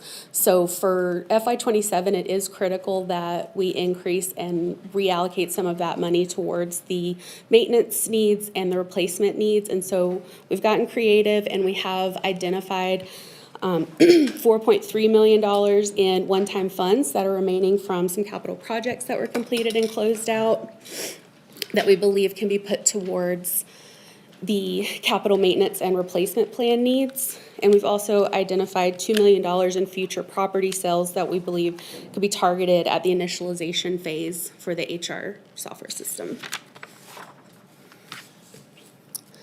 Finally, we have some special revenue funds here. Room tax proposing, they have requested $280,000 for public art repair, maintenance, and new projects. Street fund has $17 million in projects proposed. I'm not going to speak much on that because Carrie's going to follow and go into more detail there. And then the housing funds that I have listed here, these are the requests that were put in for CDBG funds. We do not know what that allocation is yet, so this may not end up being the same list that comes forward to the subcommittee or that gets approved by the subcommittee. I mean, that meeting will happen later in the fiscal year. We just wanted to make sure that you were aware of the requests that have been put in. And then one item to note from the CDBG funds, the $300,000 that's listed for Manzanita Park pathway repairs. This is also listed under the park's capital maintenance funding for their $700,000. In the event that CDBG funds are not allocated, they intend to use those funds to do that project. If the CDBG funds are allocated for this project, they do have other, as we saw in the first slide, significant needs that they can use that $300,000 for other projects. So I am available for some questions if you have any, and then we also do have presentations from our Parks Department, Public Works, and Utility Services on their proposed capital projects for next year. Madam Mayor, I have a quick question, if you don't mind. Thank you for the information. I just wanted to make sure I'm understanding this correctly. So in the unfunded general maintenance from capital maintenance needs, there's $180 million. That's stuff that we're not going to touch this year in FY27, or is the 118, or I'm sorry, the 6.3 that we are going to fund out of that 180? Yes. So the 4.3 here would put $900,000 towards facility maintenance, $1.5 million towards the fire apparatus replacement plan, that $816 that IT identified for their critical infrastructure, $700 or $700,000. I guess what I'm asking is, after we have the $118 million requests, we're only going to fund $6.3 million. Okay, so if I am doing math, which it looks like there's 170-ish million in unfunded capital improvement projects that we're not going to be doing. Yes, so the slide that outlines the unfunded capital maintenance needs, departments did not submit all of those next year as requests. Okay. So that's just recognizing that, we have all of these assets. We know this is the amount at least that needs to be put into it, but these are just the requests that departments put forward for next year. Okay, and maybe I'm getting ahead of myself, but at one time we had a scorecard for all these capital improvement projects where it was like, maybe we had 80 parking lots, but 10 of them were at the F level or whatever. Is that something that's in the presentations or in the back materials? I don't think it's in the presentations, but Carrie could speak more to that. I know her team does use that pavement condition index to identify which lots are the most critical to be repaired in the next year. Yeah, and I guess big picture is what I'm wondering is it $180 million, $170 million of unfunded critical, like failing infrastructure, or is it That's all of it? Okay, thank you. Yeah. Thank you, Madam Mayor. Well, I just want to build a little off Ms. Taylor's comments, and that is to say, this isn't something that sprung up overnight. I mean, cities, counties, municipal entities, states all have huge backlogs of deferred maintenance, right? I think when I started here, I remember a conversation with Ms. Koski in which she told me there was like 350 or 400 million in roadway improvement backlog, right? I mean, it's like, how do you eat an elephant one bite at a time, right? No one's suggesting that somehow we are at some moment where we've let all these critical assets be degraded. You're suggesting that there are always ongoing needs within a complex organization like ours, and our teams have tried to prioritize those things to make sure that we hit the sort of mission critical ones this year. But given where we are in the general broader economy, we're not going out and going to build a whole lot and do a whole lot of things with money we don't have. Yes, yes, I was intending to highlight that it's critical that we do take that elephant one bite at a time and stay on top of it. Yeah, you did a brilliant job, so thank you so much for it. Any other questions? All right, with that, I'll invite our Parks Director. Hello. Oh, Hi. did you have a question? Yeah. Maybe Councilmember might too. I didn't see any green lights on. Go Yeah, ahead. yeah. So just to piggyback off of Councilmember Taylor's question about like the rating, will we have kind of like a rating going forward so we can prioritize what needs to get done? Because I know we're going to have to kind of keep the belts tight for a while. So will that be part of the process going forward? I'll let Director Koski speak more to that. Carrie Koski, Director of Public Works. Absolutely. We use all kinds of different ratings depending on what the type of infrastructure it is that we're looking at. So for roads, we use PCI. For buildings, we use other ratings. But yes, moving forward, we will do that. Okay, We great. will keep those ratings, and then that is our job here, is to make sure that the infrastructure doesn't get into that critical failure mode. Yeah, thank you. Welcome.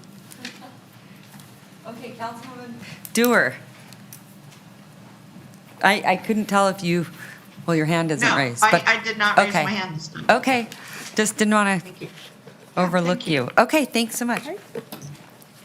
All right, Nathan, it's all you. Thank you. Love Nathan the snazzy glasses. Thank you. Nathan Elliott, Cool Parks and color. Recreation Director for the record. Just here to show a few of our projects that we have coming up that we're requesting funding for through the budget.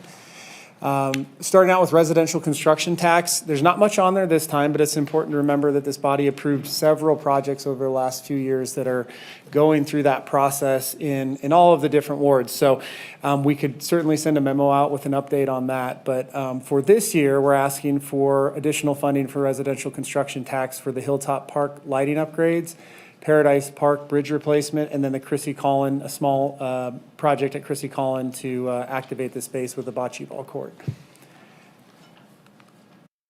As far as the capital maintenance fund with the proposed $700,000 that's in the budget for this year, we really are getting to some of those things that aren't as exciting, but really are important to make sure that our parks remain accessible and make sure a space that all people can get involved in. So generally, we want to have money for our safety surface replacements on our playgrounds, spot improvements for sidewalks and path repairs, as you see issues with roots from trees and just breaks and deterioration in small sections. That allows us to address some of those. And then, of course, we need to stay on our irrigation projects, which, again, nobody sees until they're broken, and then the water's shooting everywhere, and we need to be able to turn those off. So we try to keep putting a little bit of money into that every year, and we'll continue to do that this year. Some of the larger projects that I have some pictures of with the Manzanita Park Pathway, which was, again, something we'll be looking for CDBG to offset and then release this $300,000 back into additional projects, the Chrissy Collin walking path, which we have some pictures of, and then Virginia Lake, the park fountain replacement that will keep our water flowing good and trying to improve and keep the water quality a space where people don't have to worry about the algae blooms as often.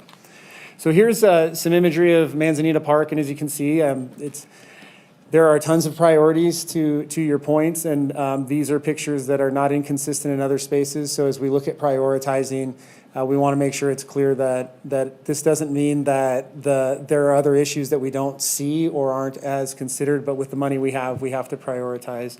And this is one that has risen to that level where the path is almost unusable to anybody, never mind from an ADA perspective. So we are prioritizing that in Manzanita. Chrissy Collin is similar, and I don't even know that these are the necessarily worst pictures, but there are significant root issues near the Rainbow Bridge and along the river path, so we're prioritizing that as well. And in Virginia Lake, you can see some of the fountains in the background, and that's the support that some of these pumps will allow us to continue to be consistently on and keep circulation. Right now, it's kind of band-aided together where we're constantly having to go in and spend repair time that takes our techs away from things like slide replacements and hardscape improvements.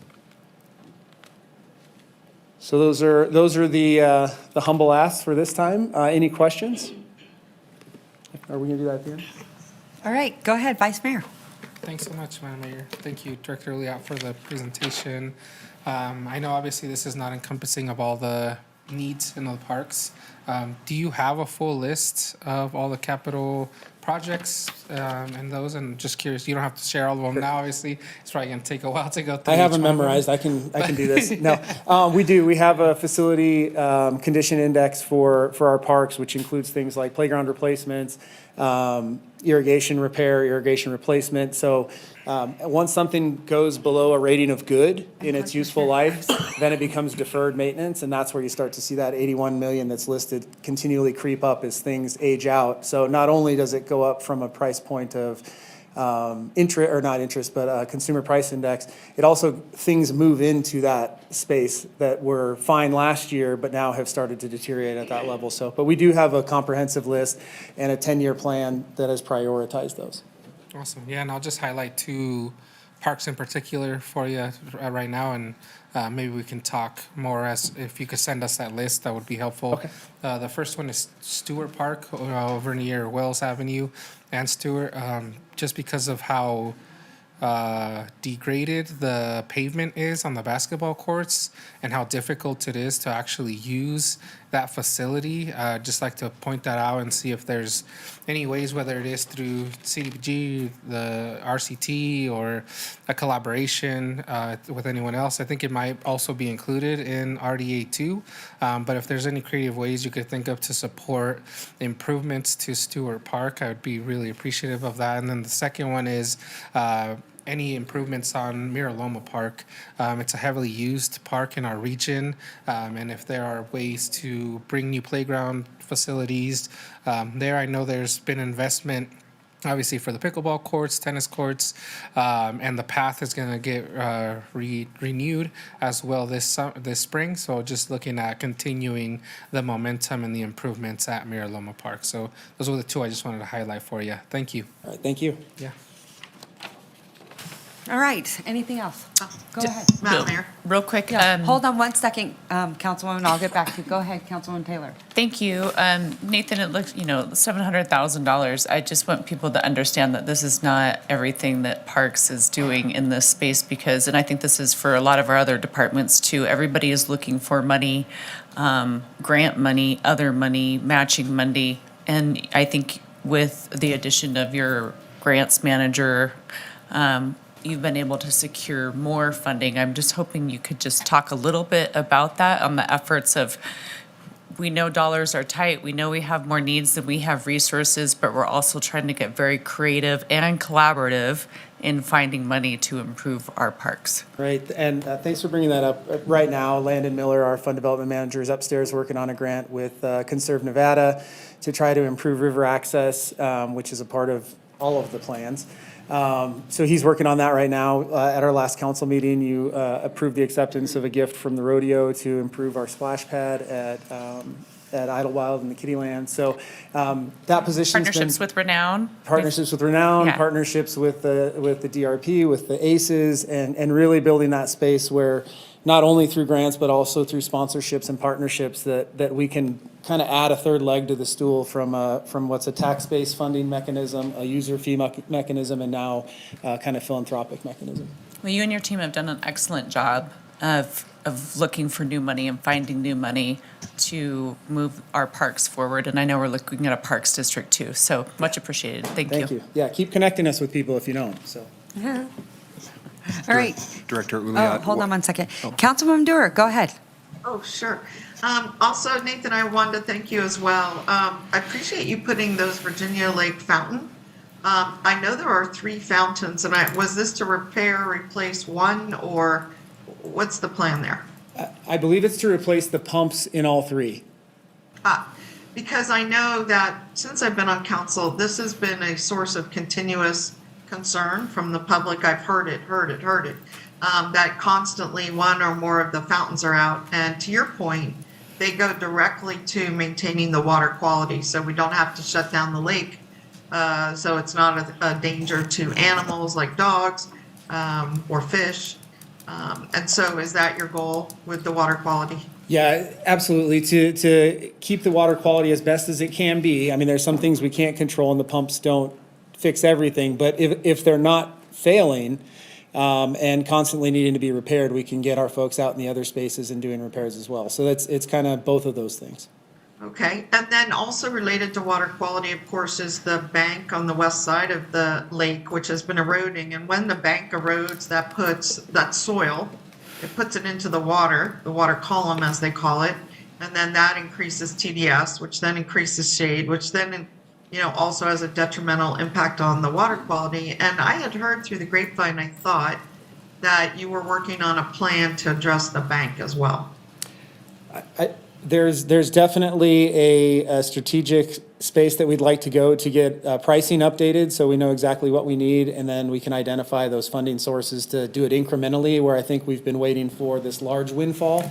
But we need to start taking some action, which will get us into a better space. So that is the goal over the next year, is to find out what is needed based on today's pricing versus old pricing, and then also seeing how we can, again, take bites of the elephant. So when you say this large windfall, what are you referencing? Well, I think we were looking at a number that was, potentially estimated between, $1.8 and $3 million, which is a significant amount to get all at once. And so that seemed to be in a space holding this back a little bit. So we're seeing if we can and do that incrementally rather than try to get it all at once. Does that make sense? So are you saying try to repair the west bank like in pieces? At least understand if that's a thing that we can do. So we need to get pricing for that. Okay. In general. So right now, it's not on the books anywhere, CDBG or any other funding source at this time? I believe it's been discussed extensively at CDBG. I don't know where it is on the prioritization at this point. When will we get CDBG? Let's see, do we have Monica? I can get you an answer, but I can't do that right now. Okay. All right, well, that would be good to know. I've just, we've discussed it for going on 12 years. It was a problem before that, and it's one of those things that's a foundational issue. If the bank erodes, well, it is eroding, then the irrigation pipes are exposed, they have to go out of commission, the trees start falling in the lake. It's a cascade of problems. So I don't think we want to reach the critical point there. I just want to be able to track it and just find out where it is in the system would be great.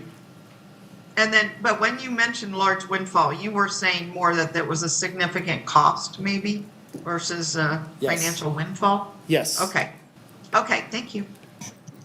Councilman Reese. Thank you so much. And for your benefit, Ms. Dewar, the CDBG meeting was canceled a couple of weeks ago. I don't know if it was weather related. I can't remember at this point, but it's scheduled for March 23rd. So we'll have that ongoing issue always in CDBG of trying to figure out how to add dollars to Virginia Lake, which has been that committee's desire, but the elephant has been so large it hasn't been able to be eaten yet. Well, I was really impressed, I'll just add, with what Nathan and his team were able to do at Idlewild.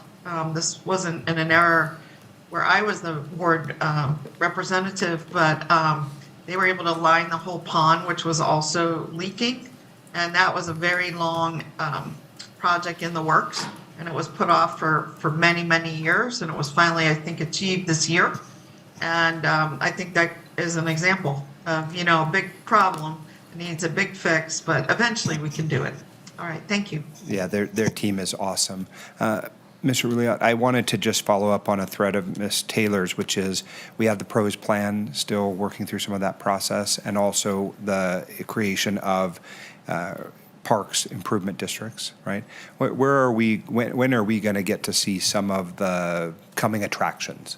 Because I feel like we have all this great work that you're doing, both in the public and private and different sectors, and we are still waiting on some of those things to be able to come alongside and say, here's how we can help the heavier lift. Because the truth is we have been, starving our parks of needed resource for a long time just because we have other needs, right? The budget presentation this morning posits that 71% of our budget really is police and fire. So that means we're making up for the other 29% with all the other needs we have, which includes parks and recreation. I want to see, of course, us move in a much more robust and positive way, but to do that, we've got to have some of these other tools. So today, presentation-wise, excellent. We're doing what we can with what we have. You're stretching every dollar everywhere you can. You're getting money from whatever source you can. And like Ms. Dewar said, doing an awesome job. No one faults you in any way. It's really incumbent upon us to provide more resources, right? We got to go out and figure out how to do that. And there's a lot of ways that could happen. But where are we with some of those other elements? Sure. Just briefly on the Park District, this body should get a memo from our department in the next 2 to 3 weeks with an update. It is going well. We're through the statistically valid survey, which is a complete and real sample of the residents in the region that talks about their support for it, including would they support funding an independent park district. So we will have an update for you in a memo. We still expect to be on course for this body and the bodies of the 3 jurisdictions locally to potentially make that decision of creating a park district and then seeing how a funding mechanism could work. So we're on schedule to do that over the next 6 to 7 months, August, September timeline, where there will be a decision point to say, is this the thing that we want to do that would put us and change our trajectory in the park space? Well, and I'm absolutely firmly believe that you're the person to lead us in that direction. So thank you for your commitment. Thank you for the work you're doing. We're eager to hear more about it.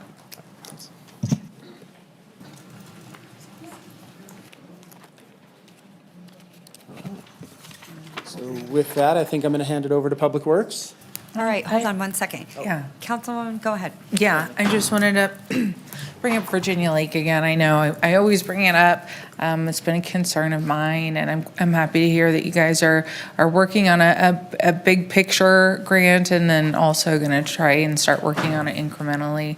I know that there was one time where we potentially had enough money in the CDBG, but I wasn't able to get support from the board to allocate all the funds to that. So I know there's a lot of need for a lot of different projects, but hopefully we're able to take that on, even if it's just bit by bit, because it's such an important park to the city of Reno, and I appreciate your efforts on that and looking for new ways to tackle that. And I appreciate your work that you've done at Dorothy Michael Linden. There's been a lot of great updates and sidewalk fixes and things like that with the CBD, I can't say it, the CBDG money. So thank you for all your work on that.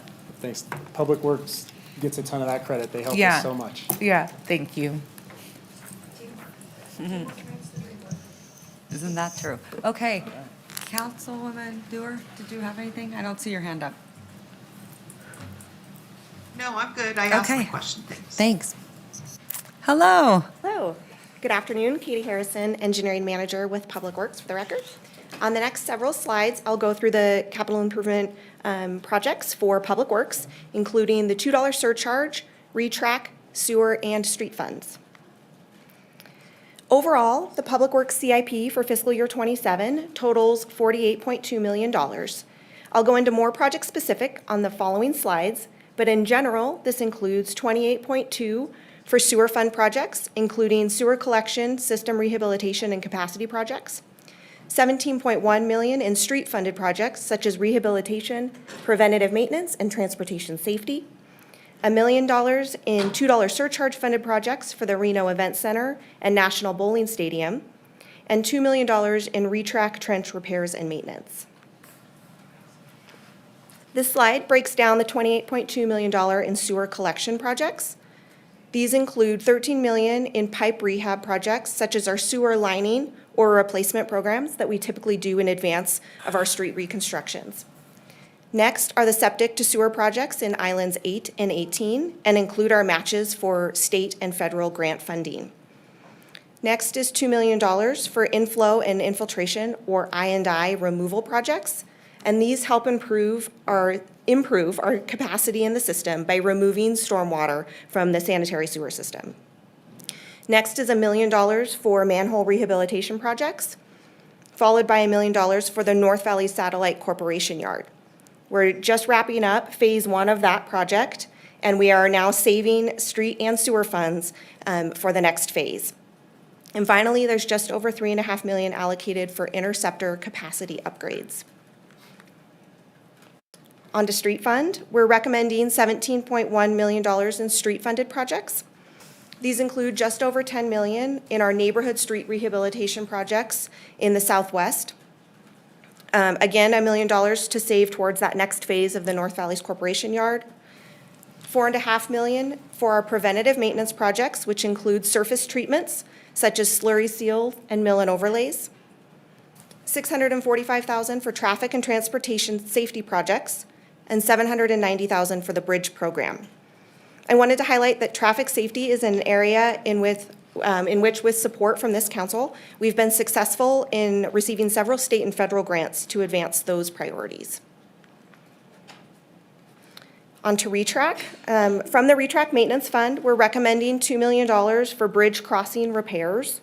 These would include bridge deck repairs to stop water intrusion onto the trench walls, which prolongs the life of that concrete. And there are currently 12 crossings, and we're recommending splitting that into 3 phases of 4 bridges each.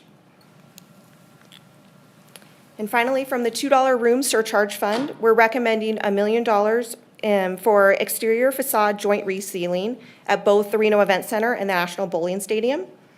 These projects were prioritized in coordination with the RSCVA and the $2 surcharge subcommittee.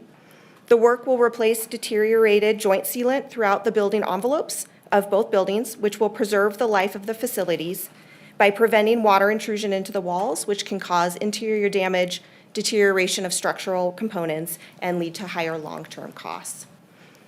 And that's the end of the public works slides, but I'm available for any questions. Okay, thank you so much. I'm going to hand it over to Councilman Reese.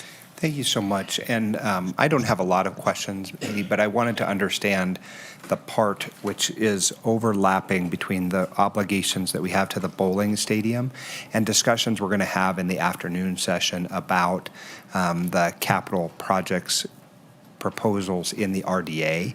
So I don't know if you're tracking, I assume you are, but you know, there is a proposal in there that talks about using funds from the redevelopment agency lighting on the exterior of the building, and I'm just trying to figure out how these two things interrelate.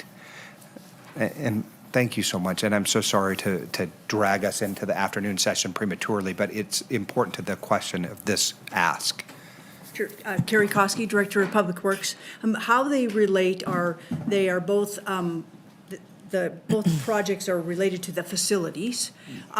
These projects here are more to keep the facility in good condition, so we don't degrade them any further. The projects that you're going to hear about this afternoon, the lighting is a safety project, but it's not necessary to keep the building in good condition. Okay, and so that makes sense to me. I'll ask in the afternoon session, so giving you time to think about it, how we might, I don't know, demand that either RSCVA or the downtown properties contribute in some way to that overall ask, right? Because I'm just trying to balance, sometimes we look at these projects and your office, and you both in particular, are very good about saying, hey, I know you have X goal in mind, but let us grab some dollars from RTC, from the university, from the RSCVA, and you're cobbling all the dollars together to get the better project. And that really will be my question and focus in the afternoon session, rather than as to this. I won't spoil the surprise, but I think Ms. Turney has some really good information. Understand. Thank you so much. Appreciate that. Okay. Madam Mayor? Go ahead. Yeah, I mean, Mr. Reese, almost word for word, took my question. As a matter of fact, I had the same exact thought was, how does, and I'll just maybe broaden the question, how does the $2 surcharge, which is for downtown, at least the way I understand it, how does that interface, let's say, with the RDA funds? It sounds like maybe they are both sources that can be tapped. Is that right, Carrie? Carrie Koski, Director of Public Works, you're correct. Okay, so it's really a matter of how much we would take out of the $2 surcharge and how much we would take out of RDA, possible RDA funds. And I think what you're saying is, the way you've structured it or thought about it, is that you're trying to maintain buildings out of the $2 surcharge, and you're trying to do improvements, or either aesthetic improvements or enhancements out of this RDA fund. Correct. Just to put a pin or a note on that is the redevelopment funds cannot be used for maintenance. So we would want to use these funds, the $2 room charge funds, for the maintenance. Makes sense. Okay, and then in general, the projects you laid out, and I may be shifting back to some things that were mentioned with parks, but the CIP in general, I just want to get some clarity. I asked earlier Ms. Van Buren about this, but the funds that you're identifying for these needs are all general fund, or are they partly from a street fund? How does that work? They are, they're out of several funds. So we're talking about the $2 surcharge fund, the retract fund, sewer fund, and the street fund, the projects that Katie lined out.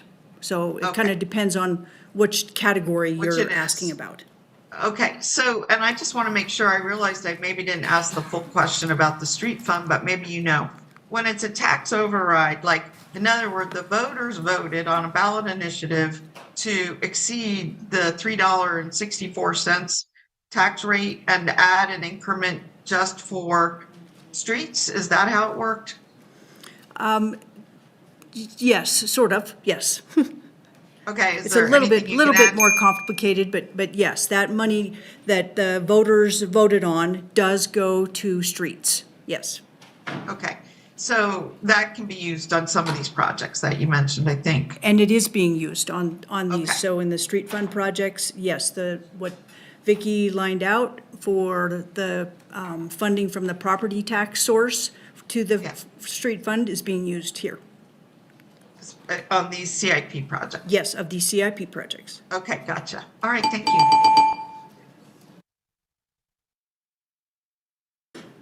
Situation. Anything else?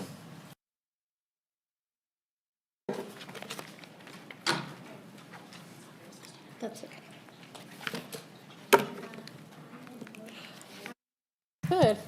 Good to see you. Thank you, you too.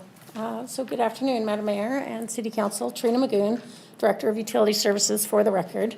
I will be going through the Utility Services fiscal year 27 budget, and just wanted to note that all of these projects come out of the sewer fund, fully funded by the sewer fund. So Utility Services has identified approximately $78.5 million in proposed projects for our fiscal year 27 capital improvement program. The majority of funding is needed for projects at the Truckee Meadows Water Reclamation Facility, or TMWRF, as you see it on the screen. That's totaling just over $73 million. Additionally, we propose to spend $2.4 million on our lift station program, $1.7 million on storm drain and flood control projects, and $1.2 million on the Reno Water Reclamation Facility, or RISWORF. So next I'll highlight some of our fiscal year 27 proposed projects. When we start with TMWRF, I want to note that we have just over $73 million at TMWRF, but Reno's portion of that is about $50 million. Because we split those costs with Sparks based on ownership, and that split is 68.63% Reno and 31.37% Sparks. So of that $73 million proposed at TMWRF, our largest project is for the dewatering building replacement project. Dewatering is one of the initial processes at the treatment plant, and it separates liquids from biosolids. The existing dewatering building has reached its capacity, cannot be expanded, and is seismically deficient.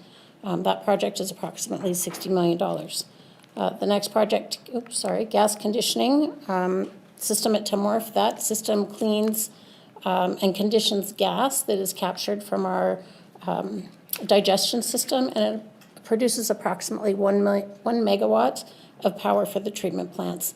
These improvements will rehabilitate that system. The Headworks wet well recently experienced a gate failure requiring replacement, and the backup power design will identify plant backup power options to provide redundancy should Nevada Energy experience future outages. The plant has experienced a number of outages over the past few years, ranging from minor impacts at the plant to one permit violation. So we find it important to come up with some backup power options. Lastly, at Tamworth, the city rehabilitates 2 clarifier basins every other year, and resulting in clarifier coatings occurring approximately every 15 years, which is the design lifespan of those coatings. At the Reno Water Reclamation Facility, we are proposing fencing and electrical improvements for site security and safety. And those are at $1.25 million.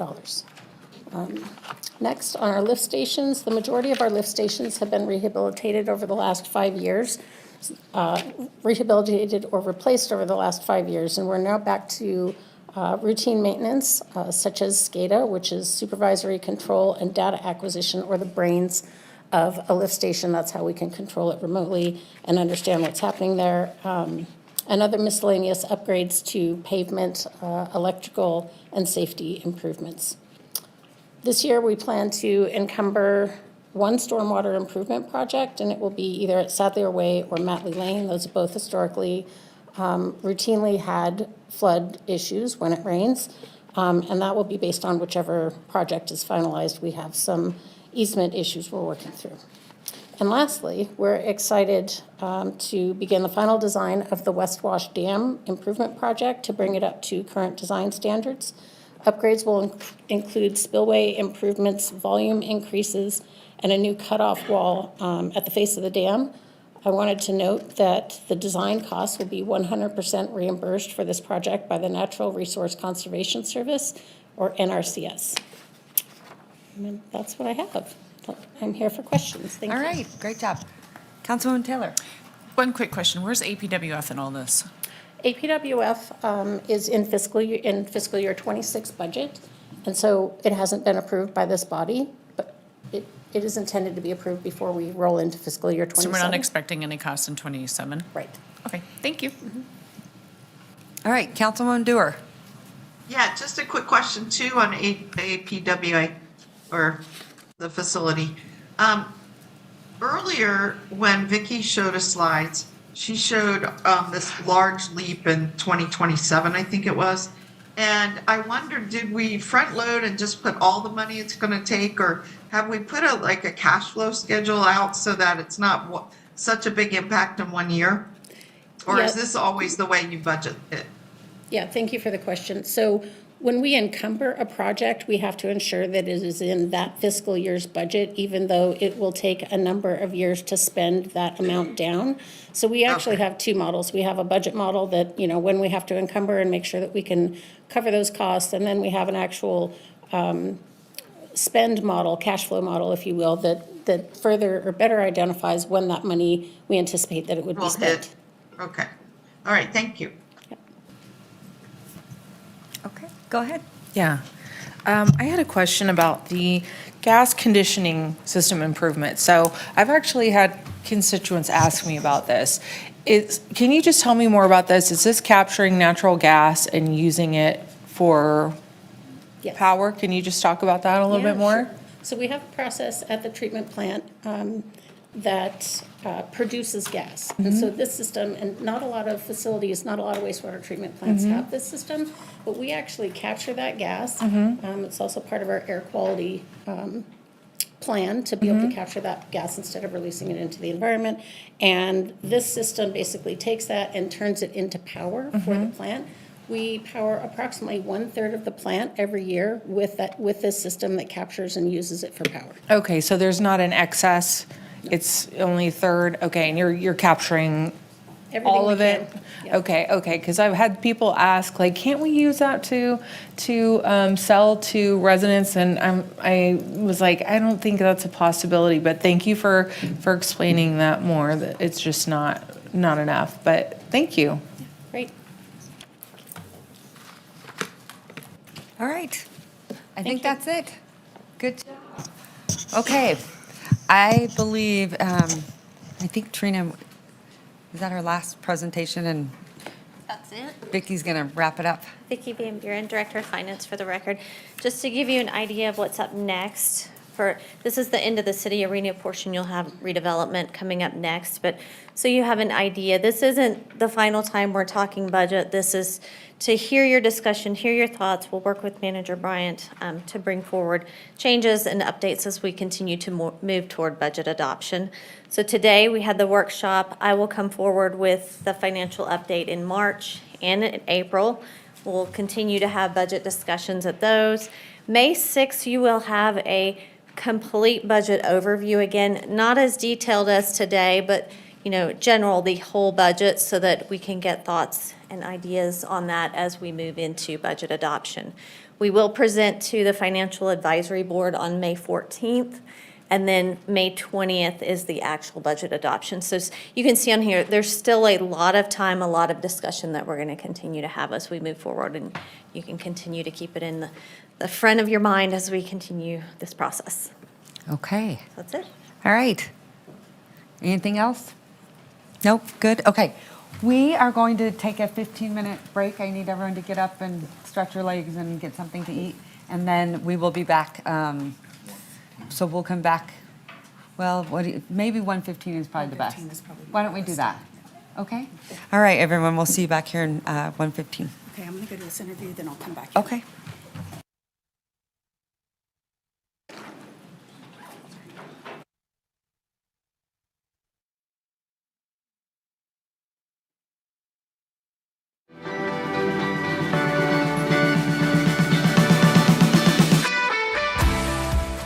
Hi, I'm Reno Fire Chief Dave Cochran. It's an honor to connect with you as we look back on 2024, a year of innovation, strong work, and unwavering dedication to protecting our community. The Reno Fire Department reached incredible milestones, overcame challenges, and made a real impact on the biggest little city. Let's look back at 2024 and the achievements and highlights of the Reno Fire Department. 2024's wildland season tested our region with incidents like the Gold Ranch, Davis, and Callahan fires, straining resources from across the West. Although these fires happened just outside Reno city limits, our firefighters stepped up to assist while ensuring our Reno community remained well protected. In 2024, RFD deployed 264 resources to more than 100 wildland fires, contributing over 65,000 hours of work. These efforts brought nearly $2 million in reimbursements back to the department. Right here at home, we responded to 51,737 calls for service, an increase of over 2,000 from the previous year. Our commitment to service continues to grow along with our community. The Safety and Training Division saw impressive growth in 2024, paving the way for a stronger, more skilled team. We proudly promoted 11 captains and 8 operators, hired 25 new firefighters, and welcomed 5 single-role EMS personnel. This year, we ran 2 3-week fire equipment operator engine academies, 1 2-week fire equipment operator truck academy, and a 2-week acting captain's academy. These intensive programs help sharpen our skills and prepare our teams for any situation. We also expanded our monthly company-level training sessions, introducing specialized active shooter training and wide area search exercises. And through partnerships with surrounding fire departments, we enhanced our response capabilities for wildland fires and hazmat operations. Additionally, we upgraded the training facilities at Station 11 with new technology to improve the delivery of our programs, ensuring our team is always ready to meet the demands of our city. The Reno Fire Prevention Bureau experienced significant strides this year in 2024, starting with the appointment of a new fire marshal, 3 fire captains, and 3 new fire inspectors. Our team saw great success in our arson investigations, achieving an impressive 80% conviction rate and completed over 6,000 building inspections to help keep Reno safe. For the 4th consecutive year, we hosted our dumpster program thanks to a grant from State Farm. This program helps neighborhoods in the wildland-urban interface clear dry vegetation and debris, creating defensible space. Thank you to everyone who participated and helped reduce wildfire risk in our community. In 2024, we were also thrilled to receive nearly $245,000 from FEMA's Fire Prevention and Safety Grant to develop a community wildfire protection plan. This comprehensive framework will prioritize wildfire mitigation efforts, improve emergency preparedness, and ensure long-term safety for Reno's residents and infrastructure. Keep an eye out in the coming months for ways to get involved. We're excited to collaborate with you. In 2024, we worked closely with our community partners to update the Regional Hazard Mitigation Plan. The plan assesses the potential impact of all prioritized hazards to the region and provides mitigation strategies and actions to reduce such risks. The update ensures the plan remains effective in addressing the evolving needs of our communities.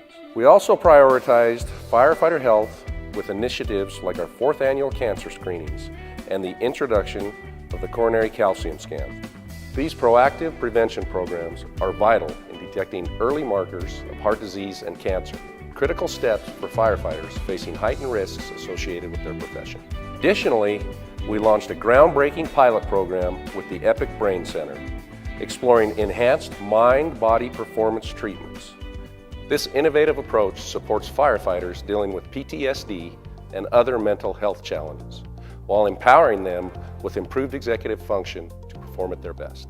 2024 was a landmark year for the Reno Fire Department Emergency Medical Services Division with 30,649 calls for service. Collaboration played a key role in 2024 as we joined forces with regional partners to strengthen our unified response to medical emergencies.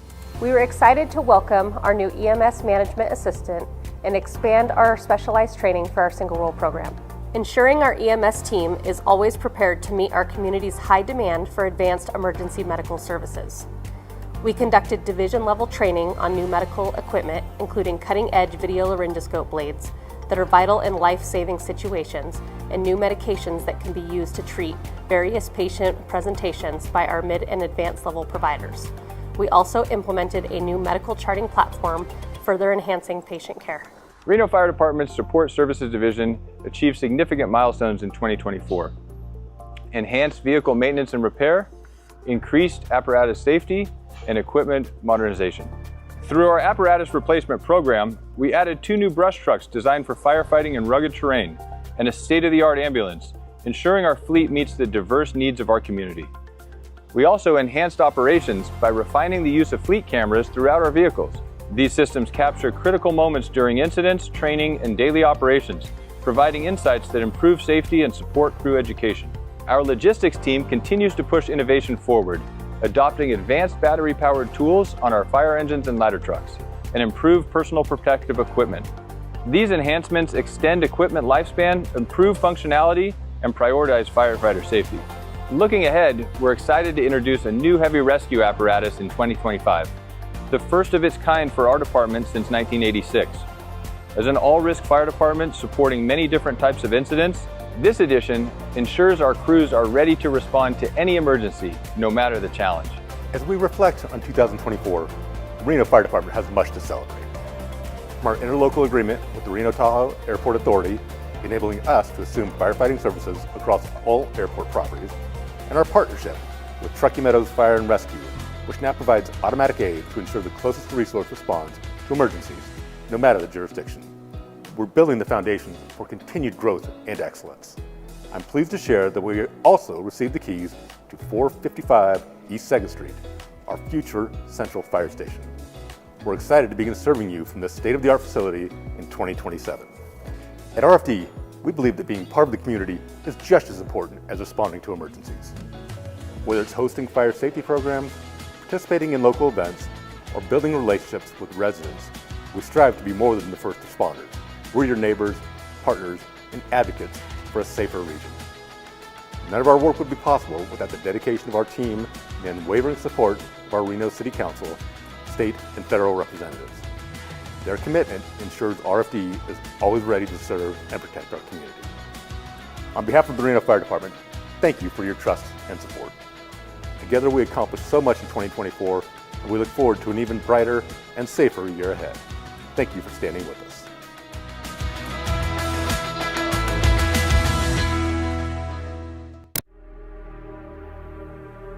My name is Robert Downs. I'm a field specialist with RISE, and this experience with Bonnie Pace and the Pathway Pilot has been awesome and tremendous, and I'll never forget it.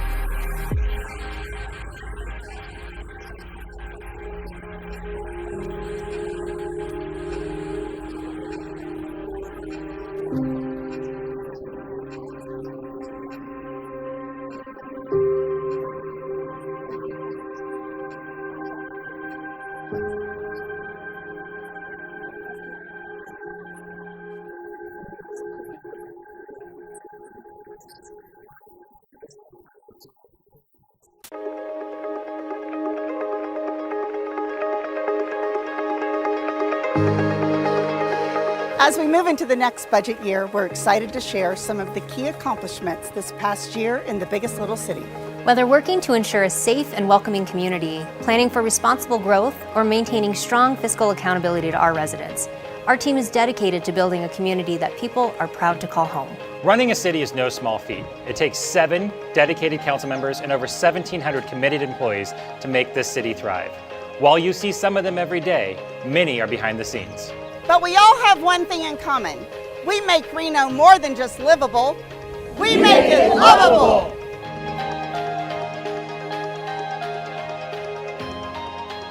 Ensuring the infrastructure in our community stands the test of time is critical to obtaining a vibrant and resilient city. The Utility Services team oversees stormwater, wastewater, and recycled water throughout the city, including the sanitary sewer system.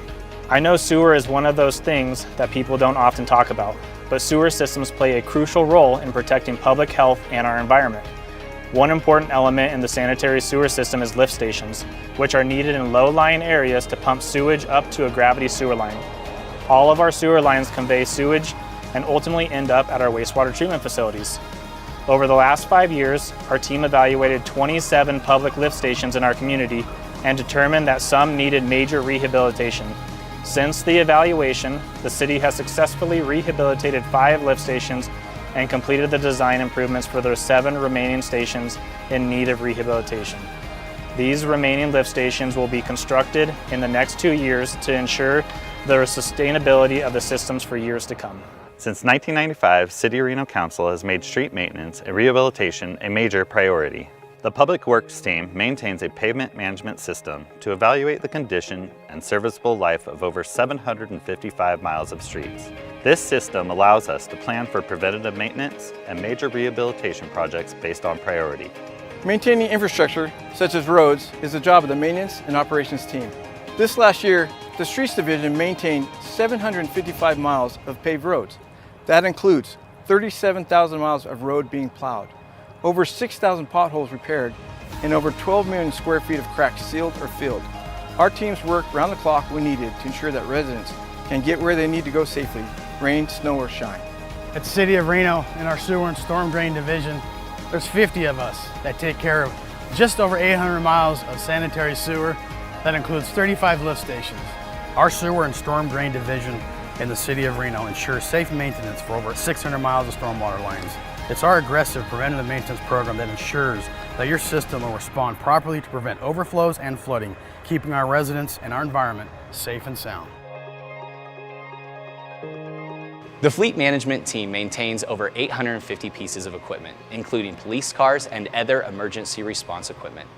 This year, the fleet management team was ranked in the top 100 best fleets in the Americas, and doing work in-house saves the city millions of dollars each and every year.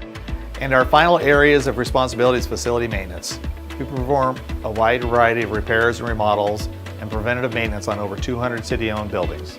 And just this last year, we completed a seismic retrofit of City Hall, which ensures the safety of both staff and the public during earthquakes. Parks, recreation, and open space are vital for creating healthy, sustainable, and vibrant communities. Last November, the Reno City Council adopted the Parks, Recreation, and Open Space Master Plan. The plan identifies top priorities and an implementation strategy to improve existing parks, trails, and recreational facilities, identifying and acquiring land for new parks and recreational spaces, activating the Truckee River Corridor and downtown spaces, and expanding recreational programming. But the crowning achievement this year for the Parks team is the Moana Springs Community Aquatics and Fitness Center. Opening in August, this 52,000 square foot facility will include a 50-meter indoor competition pool, multi-use indoor recreation pool, an outdoor soaking pool, 5,000 square foot fitness facility, and more. This project represents a vital investment in the health and well-being of our community for generations to come. As we approach the completion of two major projects in our community, the Public Safety Center and the Moana Springs Aquatic Center, it's important to highlight the clean energy components of both projects. At Moana Springs, the city received a Community Project Funding Award to install solar and was selected by NV Energy to be a community-based solar resource host site at the same location. The Moana Springs parking lot features solar-covered parking to support this project, and the Public Safety Center will include rooftop solar as well as battery storage to provide energy savings. By investing in clean energy, we are moving towards a cleaner, more resilient, and equitable energy future for our community.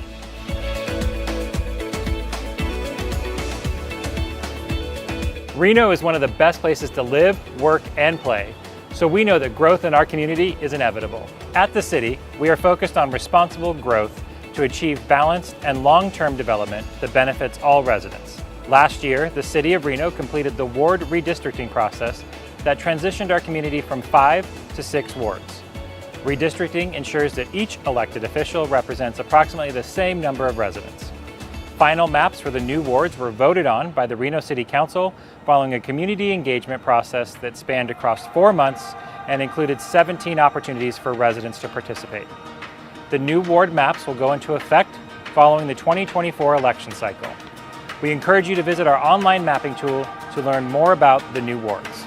Responsible growth means long-term planning. In January of 2021, the city adopted a new zoning code. And in June of 2022, the city initiated an amendment to address outstanding cleanup items. This includes everything from grammatical errors to accounting for updates in state law. Development Services has spent the past year working through these changes and seeking public input. Final adoption of an updated zoning code is anticipated early next year. The City of Reno is working with our regional partners to manage water resources sustainably for future generations through the One Water Nevada initiative. This program is working to ensure there is enough water available to meet the needs of all users while protecting and even improving the region's water quality and environmental integrity. A key element of this project is the Advanced Purified Water Facility at American Flats. With construction expected to begin in the near future, this facility will apply state-of-the-art water purification processes and provide the region with the potential for over 2 million gallons of high-quality drinking water daily.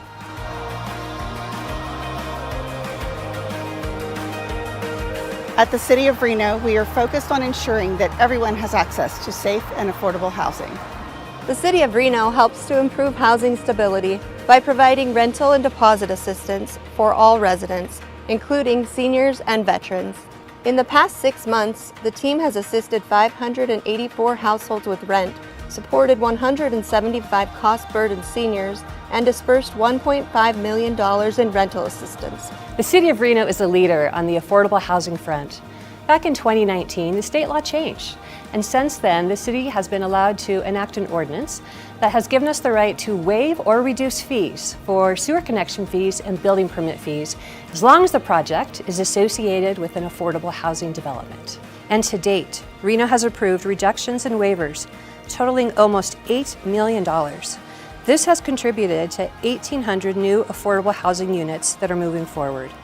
City Council has also added conditional requirements for certain development projects, and those are to help pay for affordable housing. This has been triggered on 5 development projects. This is estimated to generate over $4 million in funds which will support affordable housing. Last year, the City of Reno supported the development of 492 affordable units through funding programs and city incentives, including federal home funds, volume cap allocation, and sewer fee reductions. Developments that were supported include the Marva Way Apartments, Copper Mesa Apartments, Oravada Street Senior Apartments, and the Ridge at Sun Valley. And while increasing the number of affordable housing units is a priority, the team is also working to invest in low to moderate income neighborhoods. In the past year, the city funded $1 million in park and pedestrian safety renovations and supported key projects, including park improvements at Robin Hood, Dick Taylor, Paradise, and Mayor's Parks.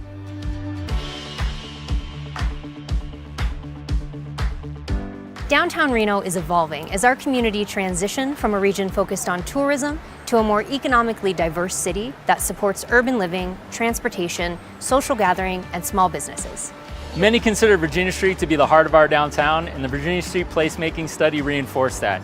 Gill design firm, over 3 phases of community engagement, developed a strategy and a long-term plan of what our Virginia Street and our downtown could look like.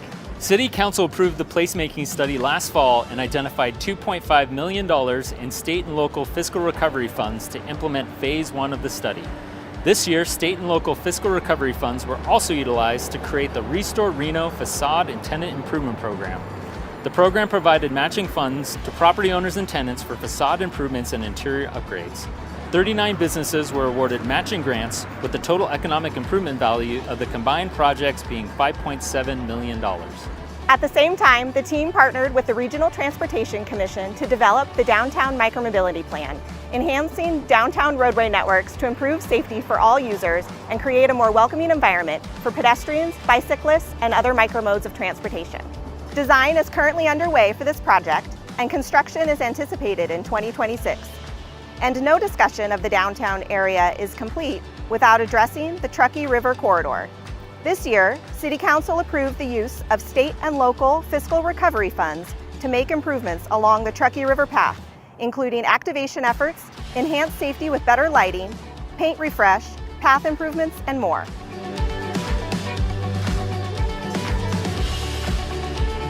Reno is committed to building a community where all residents feel welcome, safe, and able to fully participate in their government. Providing access to city programs and services is critical to building a strong community. From improving ramp access to City Hall to the addition of Ubi Duo 3 and Listen Everywhere devices, we are working to make government more accessible for everyone.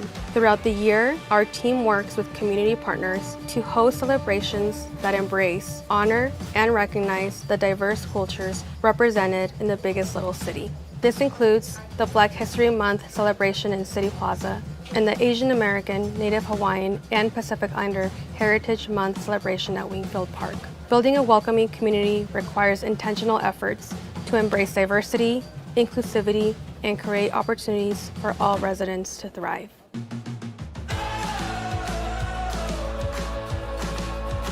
The safety, health, and well-being of all residents is our #1 priority as we work to build a community we are proud to call home. The Reno Fire Department provides all-risk service to the citizens and visitors of the biggest little city. Last year, the team ran almost 50,000 calls, a record high for the department. This includes everything from emergency medical response and water rescue missions to all types of fires, including structure, brush, and vehicle, to name a few. The team continues to meet the needs of our growing community by increasing staffing and resources for the department, maintaining the strongest training program in the region, upgrading equipment through the fire apparatus replacement program, and investing in proactive fire prevention measures. We are excited to announce that plans are already underway for construction of a new central fire station that will be located in the heart of downtown. The 70,000 square foot facility will house administrative and fire personnel with the ability to respond with up to 5 separate crews to serve the busiest part of our city. We look forward to its completion in 2027. The Reno Police Department boasts 354 sworn staff members. To meet the growing needs of our community, we added 43 new and dedicated officers to the ranks, along with the hiring of 7 lateral officers from other departments throughout the country. Last year, our patrol teams responded to over 72,000 calls for service. The traffic team responded to 2,971 accidents. Victim services served over 2,300 victims, and the investigation section was assigned 3,762 cases. These cases covered offenses from property crimes to crimes against persons. In September, the department launched a new data-driven initiative to improve crime and blight in downtown. The Directed Engagement, Enforcement, and Deployment Strategy, affectionately known as DEEDS, has been in operation for just over 6 months. In that time, we have seen a 12% decrease in the citizen-initiated calls for service, a 55% decrease in vehicle versus pedestrian crashes, and a 29% decrease in commercial burglaries. We are excited to announce in August of this year we will celebrate the opening of our new Public Safety Center in downtown Reno. The Public Safety Center will serve as the headquarters for the Reno Police Department. Located in the former Reno Gazette-Journal building, this facility will be able to provide a swift emergency response to our community. This state-of-the-art facility is double the size of the existing station and provides exciting new features such as expanded public parking, private interview areas, community engagement meeting space, and improved safety and security features to ensure the building will stand the test of time. A fast emergency response would be impossible without the crucial work of our Reno dispatchers. Last year, our dispatch team answered over 500,000 calls, serving as the vital link between individuals in need of assistance and emergency service providers. And this last year, the cities of Reno and Sparks, along with Washoe County and Remsa, came together to identify a unified computer-aided dispatch program that will deploy the nearest and most appropriate resources to an emergency. The technology will be launched in 2025, improving emergency response for the entire region.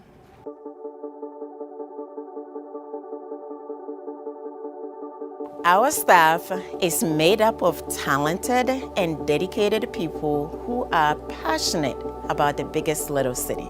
We've built a workplace filled with integrity, positivity, collaboration, and diversity. An organization that has been nominated as one of the best places to work in Northern Nevada for 3 years running, and was the first organization in Northern Nevada to be recognized as one of the best places for working parents. Our employees have endless opportunities to make a positive impact in our community. The people and stories behind our programs are why we take pride in our jobs and why we love this city.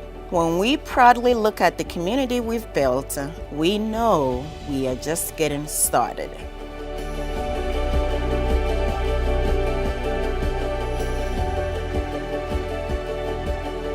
We've had a lot of great accomplishments this last year, but the work isn't done. As we begin the next fiscal year, be on the lookout for some major projects.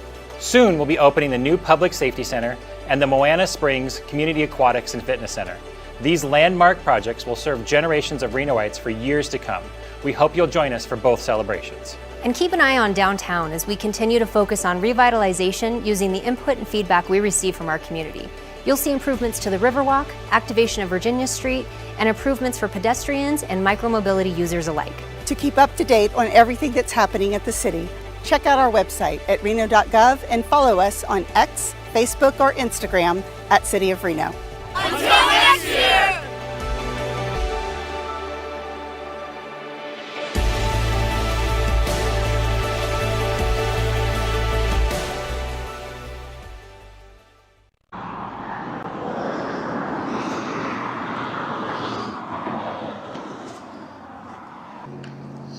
You know how speeders got categories?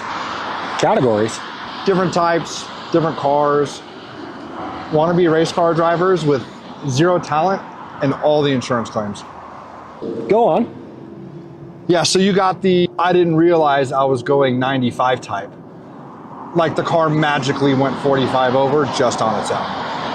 Ah, officer, I thought I was going 45. No, buddy, you thought about going 45. Well, then you got the I'm late for work guys. Like going 25 over is gonna make up for the 30 minutes they spent laying in bed watching TikToks. Ain't nothing like risking a reckless driving charge to get to a job that you already hate. We can't forget the I was just keeping up with traffic folks. Oh, the if everybody jumped off the bridge defense. Just because everybody else is breaking the law doesn't mean that you get a free pass. Nah, but it does mean we all get to sit on the side of the road together while we trade life stories and I write this ticket at lightning speed. There's one. Yeah, we got a black Volkswagen headed your way, guys. Got him.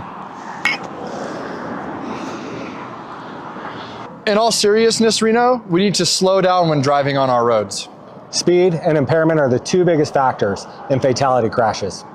That is why the Reno Police Department will be conducting proactive speeding enforcement on McCarran and around the city.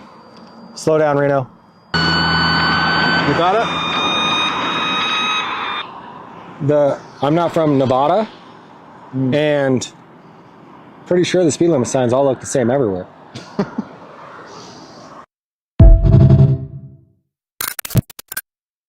Do you want to make a difference in your neighborhood? The City of Reno's 6 neighborhood advisory boards are your chance to shape the future of your community. From parks and public safety to development projects, your voice matters. Joining a NAB is easy, and it's a great way to connect with neighbors and city leaders while making Reno an even better place to live. Applications are open now. Visit reno.gov/NAB to learn more and apply. Get involved and help make Reno not just livable, but lovable. I'm Corey. I'm a housing manager with the City of Reno, and we are here at our second Love Your Block project, pop-up nursery for Yory Avenue residents. We had residents of this neighborhood apply, and we've got about 75 plants and trees here to give out to the neighbors to beautify the neighborhood, get a little more green here. One day of planting and a lifetime of shade and beautiful greenery in the neighborhood. The Yory pop-up nursery is a project that my neighbor and I kind of came up with. People get to beautify their yards. Sometimes landscaping is intimidating due to the cost. This initiative, this project helps kind of eliminate that obstacle for a lot of people. And so it'll be nice to see more plants in more people's yards and just make more of a beautiful neighborhood. Secondarily, I'm a huge fan of pollinators and native plants. And so getting more of those in the ground is just going to help the environment overall.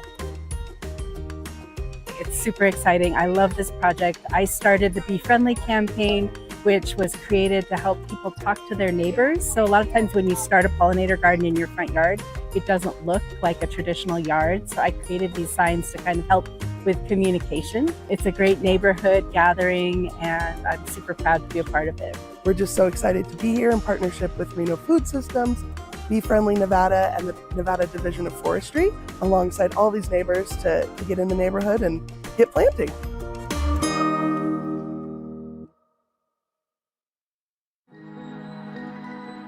My name is Maria Hernandez Ponce. I am a graduate from the community court, and I'm here to share my success story. About 5 months ago, you and I sat down for the first time and had a discussion. Yes. What do you need? What do you want? And now look at you. Tell me, I got bits and pieces along the way, but share what that was like. What was it like right before I met you, and what is it like now? Well, before you met me, I was going through a very hard time. I ended up, having to give guardianship of my son to my brother. I was trying to recover from drugs, and here you came, the community court, and yourself. And I mentioned that to you, and you told me about all these nice programs and resources that are available to me. And thinking 5 months back, I would have never thought that I'd be here right now, that's for sure. Yeah. What connection did you make in community court that helped you achieve that? Well, taking accountability for my actions, realizing that I had a problem. Step one, admitting that you're powerless and your life has become unmanageable. Yeah. That's definitely very important. And then reaching out for help would be the second most important, I would say. Nice. That's so cool. Yes. You are the image of what I want everybody that I meet at community court to accomplish. It's you. Right. Every box I intend to check and rarely do, you do, and you check all of them. I originally met Maria on our first day of work. We both had the same start date. So we got to meet each other there, and we immediately bonded. I immediately saw huge potential in Maria. She is really great. She's a people person, and she just strives for the stars. If it wasn't for community court, I wouldn't be where I am today. They pushed me to get the help that I needed with my recovery. They helped me get my job. They've helped me through every step of the way. Community court is an alternative to traditional court, and in essence, that's what is different about it. Is it's the alternative approach. I think in traditional court, it's more cut and dry, black and white. You've committed this crime. This is the standard sentencing. Therefore, here you go. At community court, Judge Hazel Stevens, who I couldn't say enough good things about him and the way that he is driving this court. It's started with Nevada Urban Indians. Her counselor, Troy, knocked it out of the park with the substance use counseling. Job Connect, Tim is our contact there, and he did a great job of working with her. They did the application process right away. They met later that week. They completed all of the online applications, sent out all the information they needed to, who then linked her to the placement agency that got her in here. She also worked with Downtown Reno Partnership, who helped her get her IDs. She wouldn't have been able to get this job without those IDs. And so it was several people working together as one to achieve what we consider.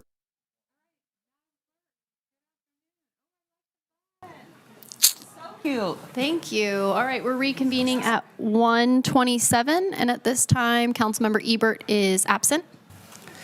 Okay, we were waiting on everyone to get back, but she'll show up soon, and I am going to hand the meeting over to Vice Mayor Martinez.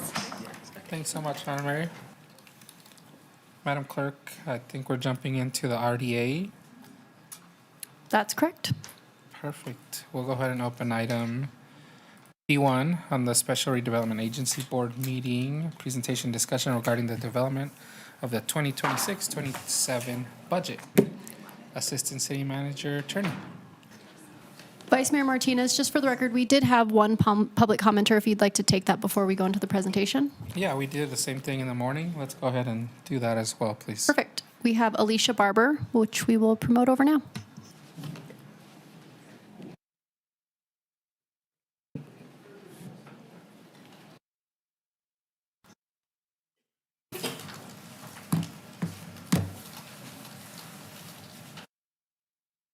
Hi there, can you hear me? We can, go ahead. Okay, great. I think there were a lot of public comments actually emailed also. Good afternoon, I'm sorry I had to leave. This is Dr. Alicia Barber, historian and adjunct professor in historic preservation at the University of Nevada. I last spoke in front of you last fall when you kindly gave me a role in planning the community meeting about the Lear that was held on January 10th. Councilmember Doer also helped plan and lead that, and Councilmember Reese actually made an allocation, I believe, from his discretionary funds to pay for some of the expenses. So thanks to you both. The Lear is soon going to be an individual item on your council agenda, and we had initially been told that that would be February, but I was recently told by staff that it will be in April. So I'll be back then, but it was a tremendous turnout. The Historical Resources Commission met soon after that, and they formulated some recommendations for you that will be presented to you then. They include seeking your approval to establish an account to receive private donations, among other things.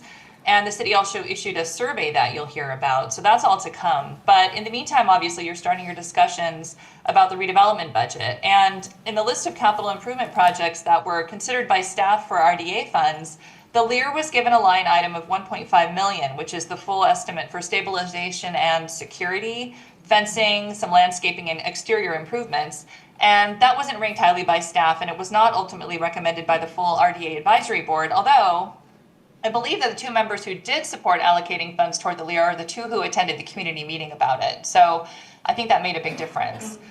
I want to encourage you today to start considering an allotment of any size to help secure and stabilize the building and help protect it from the elements. That is the dire need. We all know our government cannot fund the complete restoration of the building. However, the building is city-owned now, and it is very, very vulnerable. And the need for some basic stabilization and sealing is really urgent. I've been told that RDA funds can't be used for maintenance, and I know that Ms. Turney is going to be working on delineating what tasks she thinks would constitute maintenance of the Lear.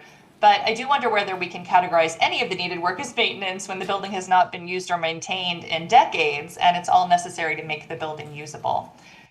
As you know, even once funding is in place and when jobs are small, it can take time to design plans, to get required reviews and approvals, issue a call for bids if needed, and get work completed. So an allocation from RDA funds now could allow some urgent work to begin in July and get it done before the weather turns. And I just want to end by emphasizing that there is state and regional interest in this building. I spoke about the Lear at Tucson Modernism Week last fall, and actually just appeared on the KNPR public radio program State of Nevada this morning to talk about it. I was invited to do that. So a little money from the RDA at the outset could really make a difference at this critical moment. So thank you so much. Madam Mayor and Mr. Yes, Vice Mayor. please go ahead. Dr. Barber, I don't want you to get off the line before I've had a chance to ask you a question, because I would hate for you to, I know you're listening in. Can I ask you a question? Does anyone mind? No, go ahead, please. Dr. Barber, can you hear me? I can. Okay, so the 1.5 million, which was the line item, look, I have some strong feelings about supporting it, but I want to know what it would go, what does it get us? Are you the best person to tell us that? Meaning you've analyzed the report and you can tell us with certainty that if we allocated that dollar amount, it would get what we need done. Like, my worry is that it says 1.5 million, but then we go out to bid and it comes back at 2.8 million, and then we don't have enough to do all the things, and then we're caught in this thing where we're chasing it. Do you have any thoughts about that based on your review of the record? Yeah, it's a great question. And staff had actually been looking at the estimates from the historic structure report and then updating those cost estimates for that January meeting. There was about 600,000 that was going to go towards some basic building stabilization and security. That was things like the roofing, the ceiling of the building, doors and windows in particular. I think you've seen images of some plants, vegetation creeping in. Of course, it's susceptible to water. There was additional sort of a million or so, I think, beyond that was going to be for exterior improvements, fencing, et cetera. So I think really trying to itemize this a little more would be helpful. The historic structure report did actually itemize that quite a bit more. I know that Ms. Turney has been looking at that too, so I'm pretty sure she would have some numbers for you as well. Perfect. I'll circle back with them in the presentations. I didn't want to get ahead of myself, but I want to make sure that I didn't miss the opportunity to ask you the question. Thank you. Okay.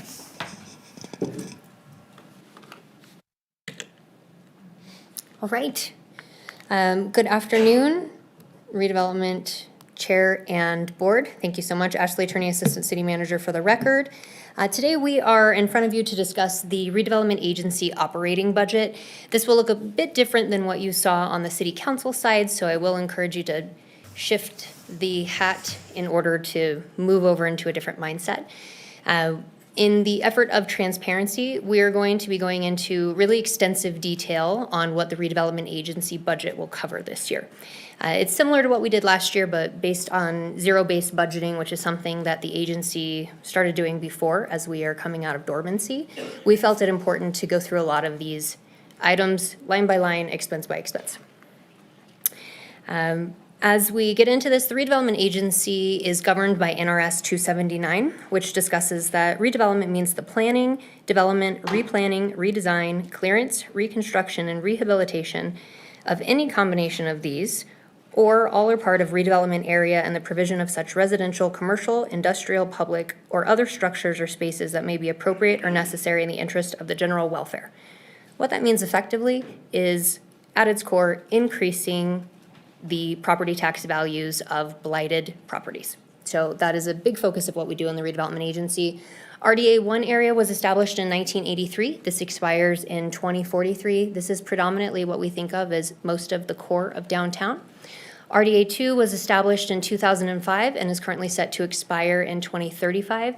This area is a bit more cobbled together, but it covers such areas of areas around Keystone, Midtown, 4th Street Brewery District, and then down Virginia Street to get into the Linden Grove neighborhood in between Plum and Moana, and then Virginia and Kitsky as your barriers. As you're aware, it also encompasses parts of GSR and out at Cabela's out north in Verdi. The agency was just relaunched in August of 2024. It feels like we've been talking about RDA for a long time, but really, in essence, we've only been active for nearly 18 months now. We did not have redevelopment agency staff before that time, after a period of dormancy of almost 2 decades. This body appointed your advisory board in January of last year, and they did review and recommend a budget to you last year, and you adopted that budget, which is what we're currently executing. The Redevelopment Advisory Board also reviewed the budget and the CIP just on Monday, and so unfortunately Chair Paul Klein was unable to make it today, sends his regards and regrets, but we'll go over what the RAB recommended as well to you today. As we just discussed, your current redevelopment areas. The redevelopment fund is funded by 4 sources of revenue. The primary lion's share is from tax increment. This is the property tax that is above the base of when the area was established, minus state-mandated carve-outs. That comes directly to the redevelopment agency to further the mission and goals that you've set. The parking gallery is located in RDA 1. That is the RDA-owned infrastructure that is on the corner of 1st and Sierra Street. This aids us in being able to produce parking for our businesses and other structures in the downtown area. We do receive a small state carve-out of motor vehicle privilege tax for RDA 1, and then we receive interest on our reserves. To go over the debt, RDA 1, we previously, due to the decrease in increment from the Great Recession, had to borrow money from RDA 2 in order to cover our bond obligations. We've paid off that debt in 2025, so we're clear on that part. RDA 2 has been made whole. This leaves us with the remaining bonds that mature this next FY in RDA 1.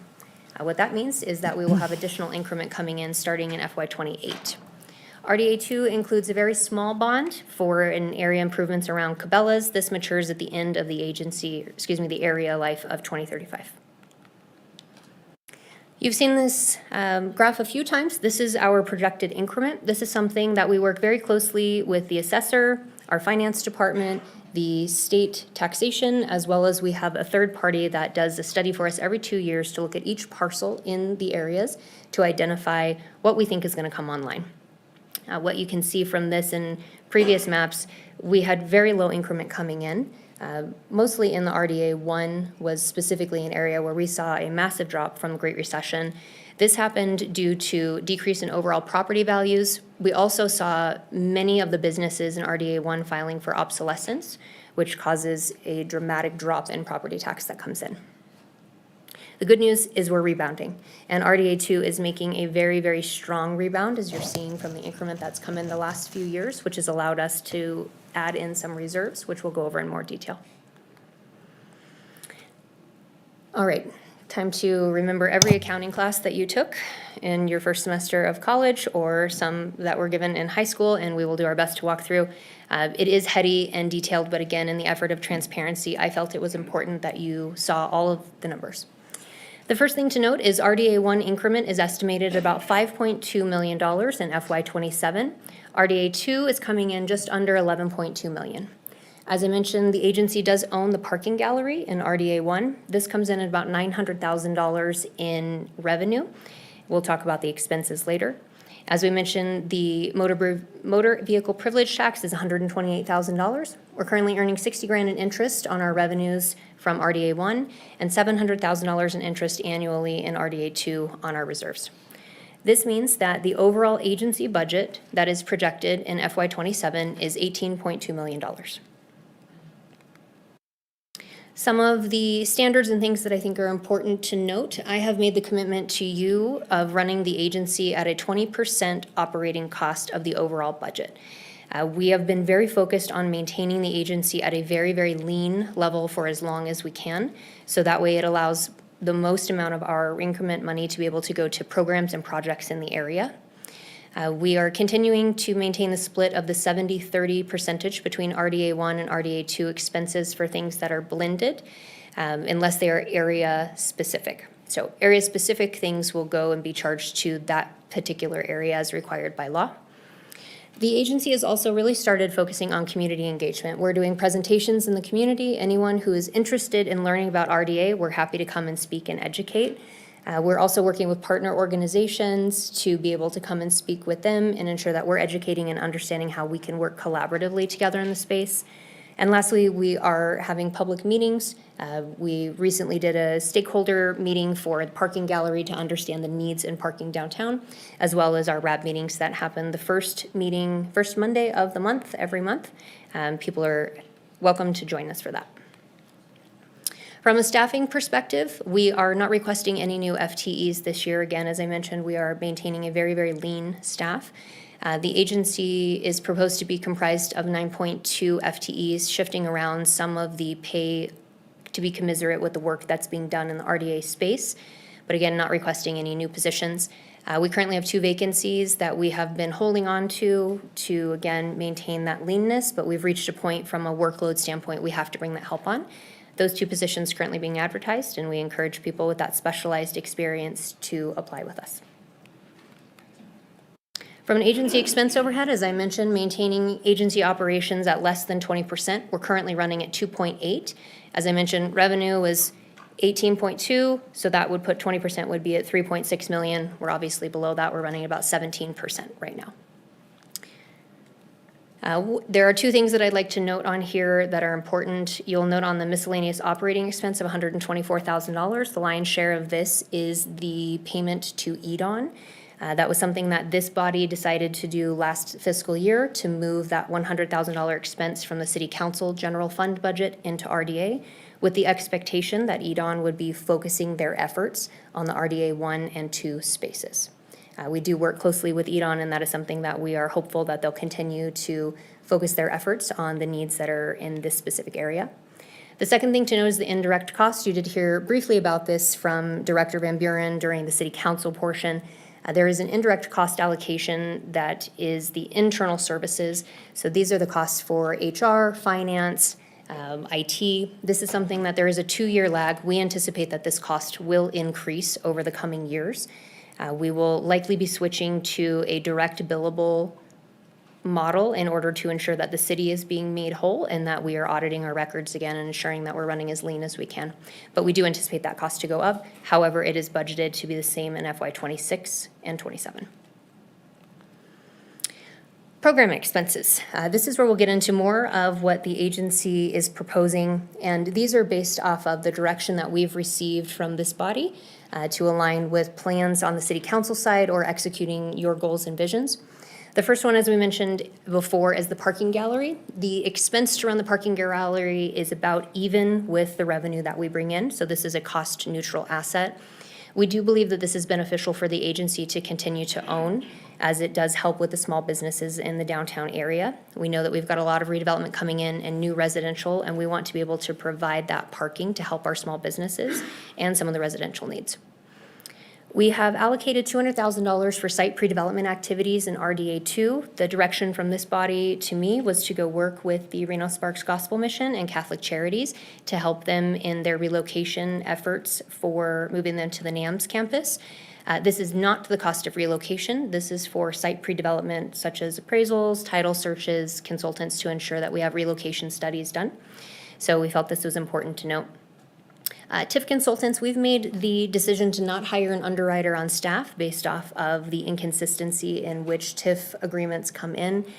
We also believe that having a subject matter expert is how we can bring you and the advisory board the best recommendation. So this is based off of what we think is coming in the pipeline and based off what we had last year. Next line item is the activation pilots. This is something that we've heard loud and clear from this board that you would like to see more activation in more places in your underutilized spaces. This is allocating $150,000 for RDA 1 and $150,000 in RDA 2. You likely recently saw the announcement of the district activation pilot expansion. This is building on the great work that the gift of ARPA gave us to be able to activate our downtown areas. This expands this into the Brewery District, into Midtown, and the Riverwalk. So this is a suggested line item to increase that. The next item are studies and analysis. We are very aware that plan is a 4-letter word, and so these are very specific needs that are proposed this next year. These would include the next round of the parking analysis to let us know what curb utilization and meter usage is after we get the micromobility plan in place. We do know that our meters are looking at end of life in another 3 fiscal years.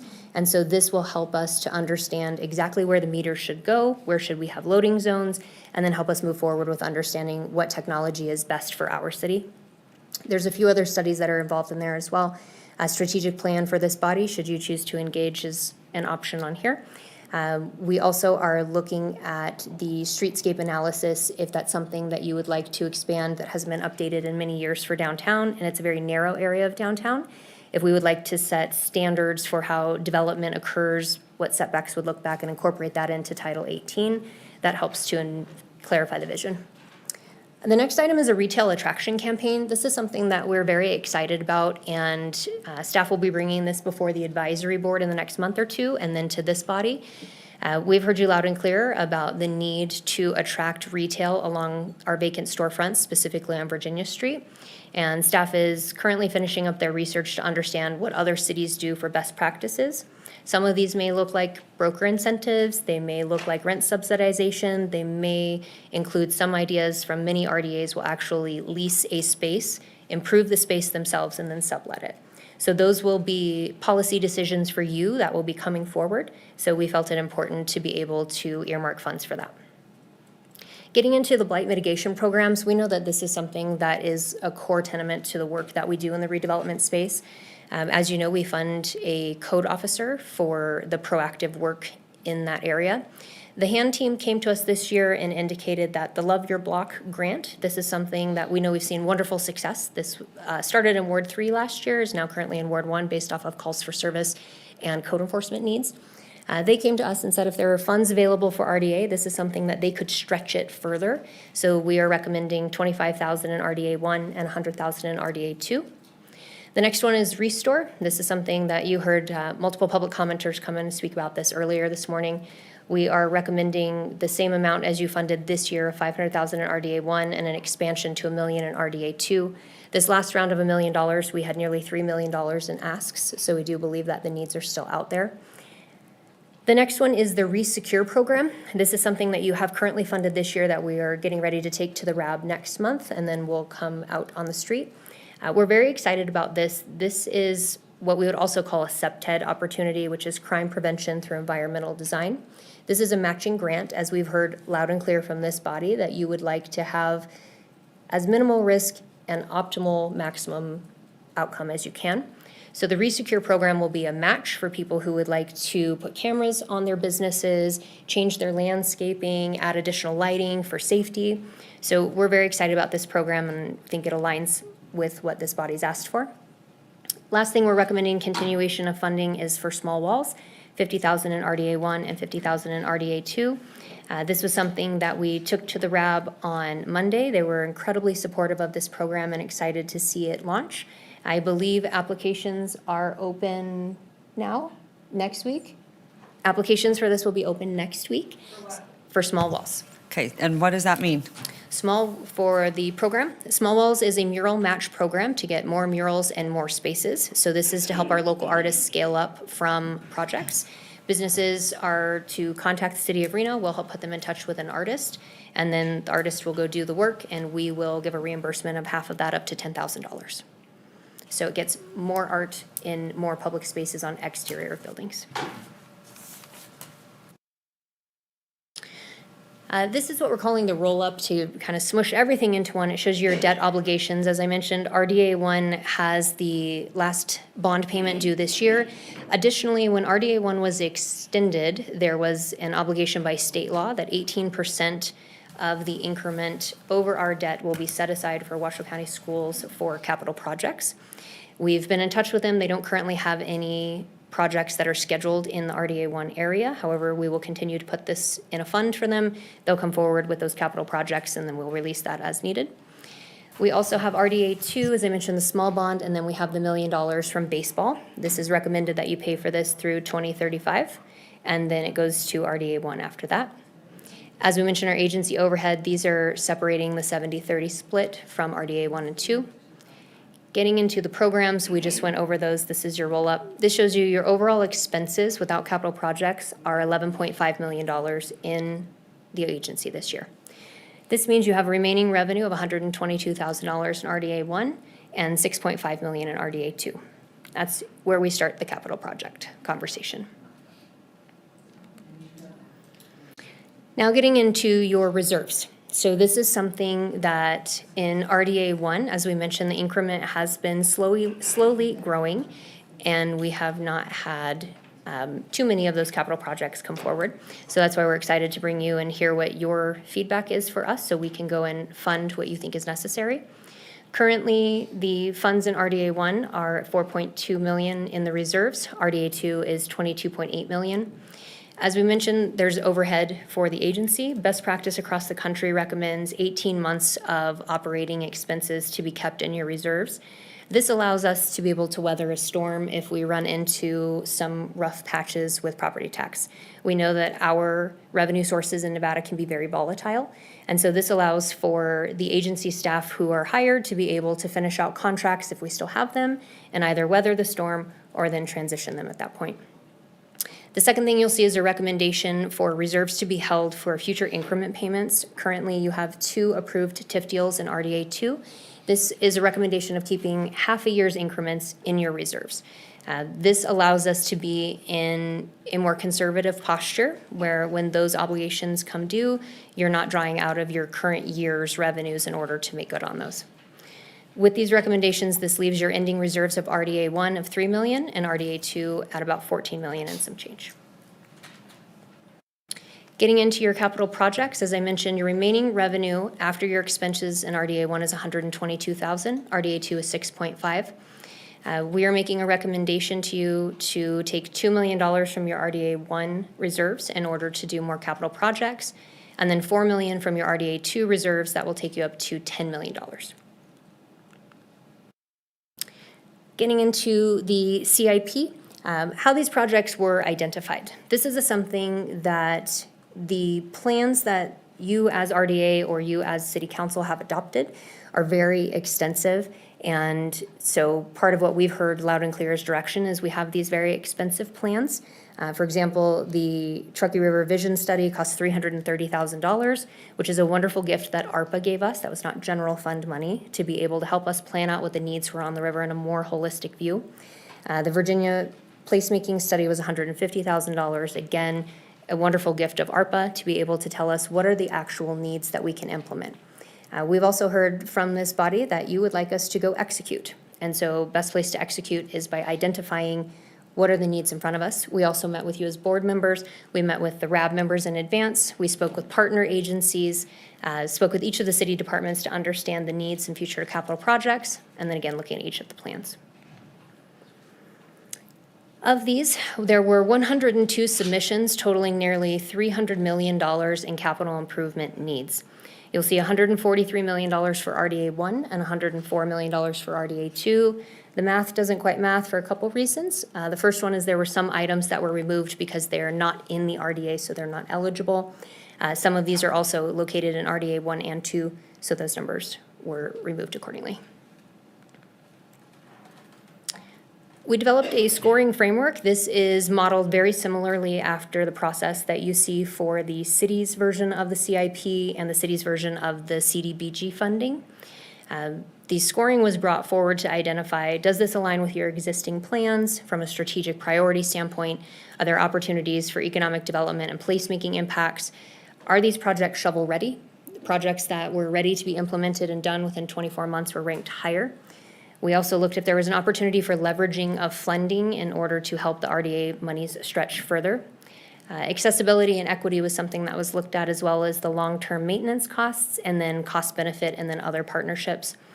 The CIP committee was comprised of multiple staff, including someone from finance department to let us know if we can afford it. The maintenance and operations department to understand what the maintenance expenses would be once it's done. As we mentioned a few times today, RDA funds are not allowed to be used for maintenance, only the capital. So the agency creates the capital project and then it is handed over to the city side to maintain. So it is important that the maintenance and ops team are very involved through these capital projects. So we are not building something for them that they can't take care of later, leaving stranded assets. We had someone from Development Services to help us look at these from a future permitting and planning standpoint. We also had staff from the Redevelopment Agency and City Manager's Office, and then someone from the Downtown Reno Partnership also sat on the committee to help review and score. The committee made their recommendations, and then those were sent to the RAB on Monday. I'm going to go over what the recommendation from the RAB was, because that is what your advisory body has suggested to you. On Monday, they recommended, as you will see in your packet, and as a reminder, the entire list of all CIP projects are listed in your packet. You are the final deciding body, and so this body has the authority to pick and choose, move them up, and do as you please. This is purely based off of the ranking off of the scoring sheet that we mentioned. The number one ranked need was the Virginia Street sidewalk improvements. This is a shortened version of what the project really is. This is not just sidewalk. This is the entirety of the streetscape. So this is sidewalk, power, new lighting, irrigation, trees, and Silvacell, and power up the trees from the river to the freeway. This is an estimated cost of $20 million. We, as we mentioned, know there's not $20 million available today, but felt it was important from a ranking that you needed to know that this was on here. The body recommended to you that you allocate $400,000 towards a triage and assessment of Virginia Street to identify Can we find where power is failing? Are there short-term fixes? Can we part and parcel and identify other ways to go about this? The second item that was recommended from a scoring and moved forward by the RAB for your approval is the Event Center Bowling Stadium exterior lighting. Director Koski started to mention this briefly in her presentation on this $2 surcharge. The estimated cost of this is $800,000, and the four square corners, what I like to call it, of 4th Street and University is incredibly dark, and the city owns all 4 of those facilities. The request came in at $800,000 for uplighting and cake lighting around the top of the building, adding additional ambiance as well as safety. What is great is once this was submitted, I have since spoken with RSCVA, and they have budgeted $400,000 towards this capital expense. So really they're looking for the delta from the agency. Again, finding ways to expand RDA money. The next item is a whitewater pullout location. This aligns with the Truckee River Vision Plan to identify better egress and ingress into the river. This is located right outside City Plaza. We currently have steps that go down to get into the river or come out. What we find is that there's a lot of boulders right there, and people who are floating, I don't know if they call it floating anymore, if they miss their exit in Wingfield, it's very difficult for them to currently get out at City Plaza based off of the rock configuration, so this is a request to move that. The next item is Shade on Believe Plaza. We note this in the Virginia Placemaking Study, your Downtown Action Plan, the Truckee River Vision Plan, your Master Plan. Shade on Believe is a chronic issue and limitation for us to be able to do things in that space for special events and congregations. This is not long-term, large-scale shade. This is very small tactical shade, similar to what we did at West Street Plaza.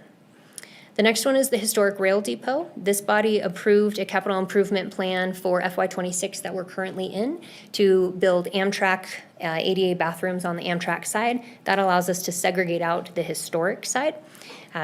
I'm excited to announce that that is actually, project is out for bid right now, which is the first capital improvement project to be done by the Redevelopment Agency in more than 15 years. I didn't think bathrooms would be the first thing that we did, but we're excited nonetheless. So this is for a recommendation for the historic side in order to get it further along to be able to lease. At this time, when people are approaching us and they look at the Historic Rail Depot, we have some binding constraints. The first one is the current electrical is not split, which means we can't charge tenants individually for their usage. It's currently in the lease that Amtrak is supposed to pay their fare, but we don't have a way to actually bill them. So this is a need in order to make sure that we are costing and charging accordingly. This would also help to be able to put in tenant improvements like HVAC and water and sprinkler systems. The RAB recommended this project as well. However, they suggested that we should run this in tandem with an RFP to see if there's someone who would like to do it, and either we work on the improvements or we have that as a tenant improvement availability. The last item is downtown wayfinding at $250,000. This was mentioned in multiple studies. Again, the downtown plan, Virginia Street placemaking mentioned that our wayfinding signage is a bit lacking and old, so this helps to have one consolidated space. The items that are recommended in front of you from the advisory board total just under $2.8 million. Moving on to RDA2, again, these are the recommendations from the RAB to you. You have ultimate authority. The University Village pedestrian improvements, these are around the University Village area between University and Lake Street and the freeway and 5th. These are the areas that they've purchased the historic homes for grad student faculty housing. As we do know, there is a proposed development going in on University and 6th, increasing pedestrians over there. This is a request for not just sidewalks, but this is sidewalks, lighting, and power to increase.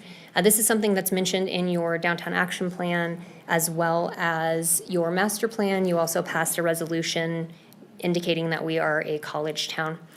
The RAB recommended that this should be reduced to $825. $825 would effectively pay for sidewalks and the stubs. It would not pay for power and lights.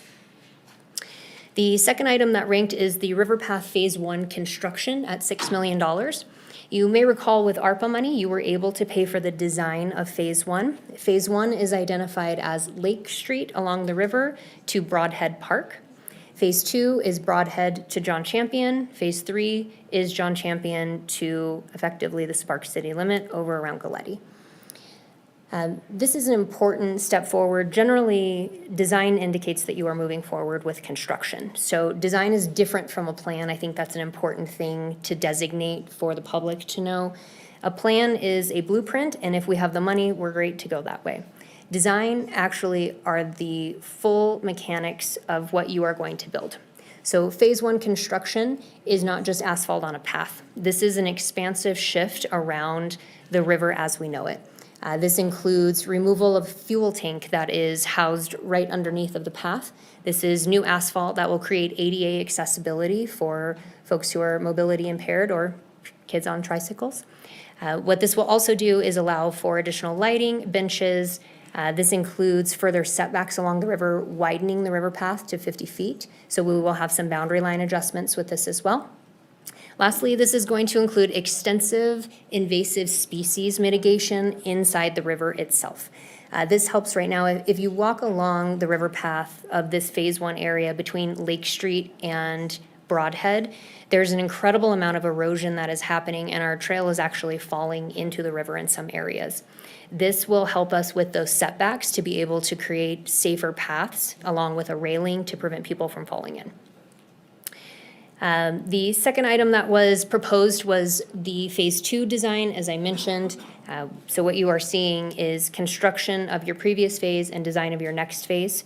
And then in theory, next year we would bring you construction of Phase 2, design of Phase 3. The RAB recommended that you actually move forward with design of Phase 2 and 3 this next year with that reduction of the University Village improvements. The next item are the play elements at Broadhead and John Champion Park. These are not traditional large playground equipment, but smaller nature equipment and some other health equipment that would go in these areas in order to activate. This aligns with the Truckee River Vision Plan that identifies more usage of our city parks that are along the river.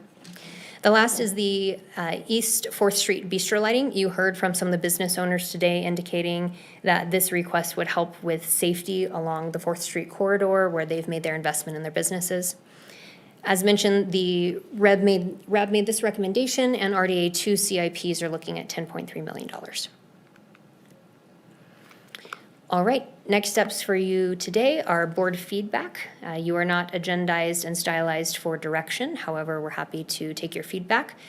We have property tax projections should be finalized. Director Van Buren is expecting those to come in towards the end of March. So what we have right now is projected. We hope that they will not move that much. Right now, you may know this, that the Board of Equalization is meeting throughout the month of February and March and evaluating property tax appeals. When someone comes in for obsolescence on a large commercial property that is in an RDA, that will directly impact our revenues. So that's something that we're watching closely. You will have your tentative budget submission is due to the state April 15th, and then your final adoption of your RDA budget happens in May. And we're happy to take feedback. Okay. You're the only one with your green light on. Go ahead. Oh, okay. First of all, I'm super excited. This is fantastic work. I think there's a lot to unpack here. There's like nuance all over the place. So I have maybe a starting point for some framing issues for myself, and it might help explain to my colleagues where I am headed with it. The first is sort of this concept that the RDA has been dormant for the last 20, 25 years, right? It really has not been throwing off increments. So in the time that I've been on council prior to today, I've never had to have these kind of discussions. And that is an important kind of framing paradigm because it's all new to us, right? It's certainly new to me. The second is it's the first time we're daylighting this important work here, right? We've been having these conversations, we've held briefings, the public has been parts of some of it, different subgroups have worked on plans, all those things. So this is important work that we're doing here. And I think that because we're not stylized for action today, I'm very excited to be kicking off the conversation and doing all that. that point about no action being taken, it doesn't mean that we're not going to have a robust discussion. It just means you aren't asking us to vote, put hand to the air and say, these are my priorities, which I think is good, because it means we can hear what each other's priorities are, which is, I think, part of the reason why I like, and quite frankly, with Ms. Dewar being online, it's harder for me to have that connection. So I'm glad that we're going to have more opportunities. The next thing is really my questions about a couple of the slides, and I want to start with slide 13. It may explain some of the later questions. So slide 13 is the reserves for fiscal year 27, and you show it as RDA ending reserves there and RDA2 ending reserves. Let me make sure I understand things. These are projections, not current money in the bank, right? These are current money in the bank. Okay, so these are what we have, because if I did the math right, on RDA 1, we have $3 million in the bank. You're saying, hey, there's recommendations for $2,080,000, which would leave $1 million in the bank. Correct. Right? And then with RDA 2, there's $14,450 and some change, minus the $10,325, means there would be $4 million in the reserve. There would be 10 million in the reserve because your increment, what's left over is 6.5. I'm recommending that you take 4 of this 14 to get you to that 10. So you'll have 10 million in capital, and then that leaves 10 million in the bank. So this is where I start to get wonky about the way that we're presenting it. Okay. What I'm trying to figure out is just how much money do we have so I can fairly evaluate the projects that you want us to evaluate and prioritize. And so I can't tell now if it's the 6 million, or it's 10 million in RDA 2 that you prioritized. That we're yes. and But that we actually have significantly more money than that if we wanted to spend it. Yes, if you wanted to spend everything that you have in reserves based off of this slide, plus what your leftover increment, you could spend $20 million.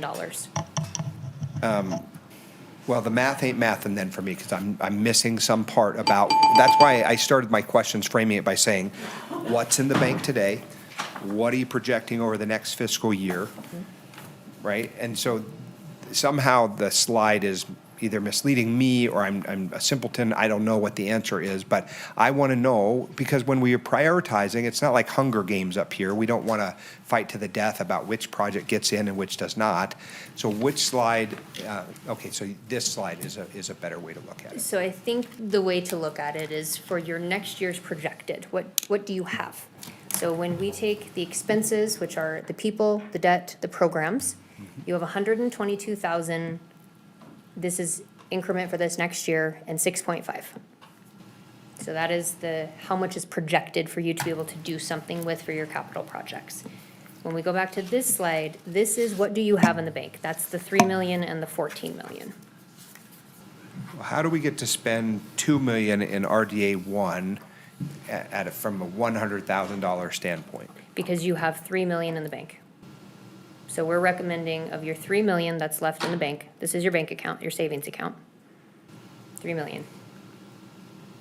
So this is why it's saying if you pull from your reserves of 2 million, that's how you get to your 2 million. Perfect. So my time's up, but I want to just say, this is why it's important that we're just starting this work, right? It's okay that I'm confused by the different slides showing different numbers. In the end, I just want to be able to prioritize the things that we value and prioritize together here at the body, make sure we're running the agency fiscally responsible, have the reserves you need to meet future payments as you've identified, and then I have some questions in the next round. Okay. Looking at the budget is really interesting. There's several things kind of all over the place. I want to have this really, really broad discussion, so we're not doing it in budget, because this is what you're looking at, your budget. But I think there's other things at play, and I don't want to get, I know this is budget, so I don't want to get too Restore. I have feelings about Restore. One of the things that I would like to see, otherwise I wouldn't want to fund it, I think the biggest pain points, and you guys know this, is the perception on Virginia Street. And that really is one of the biggest perceptions, and I think sometimes people don't see the work because we're very broad in downtown. So I would like to be able to define that area. The issue too, and I saw this happen directly right across the street, is you give Restore money to a landlord and they improve their building and then they jack up the rents because now they can. They say, oh, my building is so nice now, and now I'm going to charge you $3 to $4 a square foot. And so we have seen that. So you have to be very careful about how those improvements, I do think that they should come with requirements. Otherwise, the city, the tax dollars, are helping very wealthy landlords improve their properties. Is that probably a correct statement? I can't speak to their wealth because I don't know that part. But Yes, we do. I can't speak to that. I'm not talking about wealth, but let's talk about how many properties they own. And then we can Yes. figure out what So a those lot of- properties are worth. Yes. And so that is very real, correct? That we know that they have big portfolios. We do know that we have a lot of legacy property owners that own a lot. And yes, to your point, it is investing in that exterior or tenant improvements as a tool, as mentioned in some of your plans, because we do find that there's legacy property owners that otherwise are not incentivized. That use to do restore money. They use restore money and they improve their property.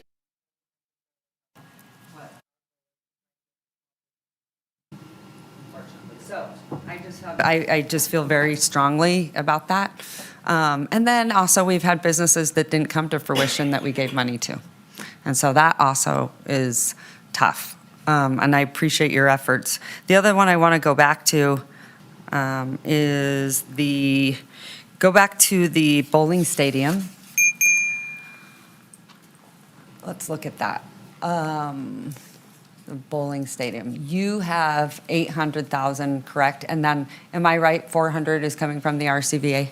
Correct. So when this initially was submitted, we were told the cost was $800,000, and we did not know their commitment. And so I met with them on Friday, and they indicated that they have $400,000 to contribute to this project. So that drops the ask of the RDA agency down Okay. to 400. Okay, good. And I see you have it up there. That's what that is? That's what that Right. is, and this is the RAB Perfect. recommendation. Okay, the other thing is, how many projects did you have to score? 102. 102, and you showed us how many? We showed you your top dollar amount to get you to the recommended capital dollar. Okay.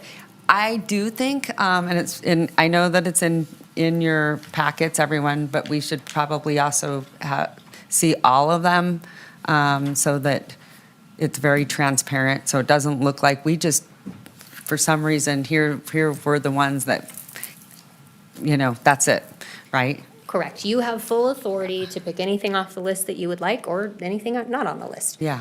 This is just what the RAB recommended, so that's what's in front of you is the RAB recommendation. Yeah. The RAB saw all 103. Correct. They did. I think it's important, though, in these meetings, because I do hear that, sometimes we give presentations that are just sort of at this level, and they don't see them to the level that we get to see them.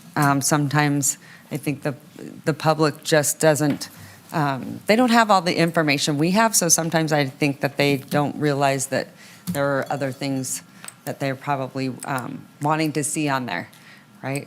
And so then they think that we didn't look at it when they don't see it on there. And so I want to make sure that we show everything to let them know it was considered, and it wasn't that we forgot about it, or it wasn't that we didn't care about it, that it was on there.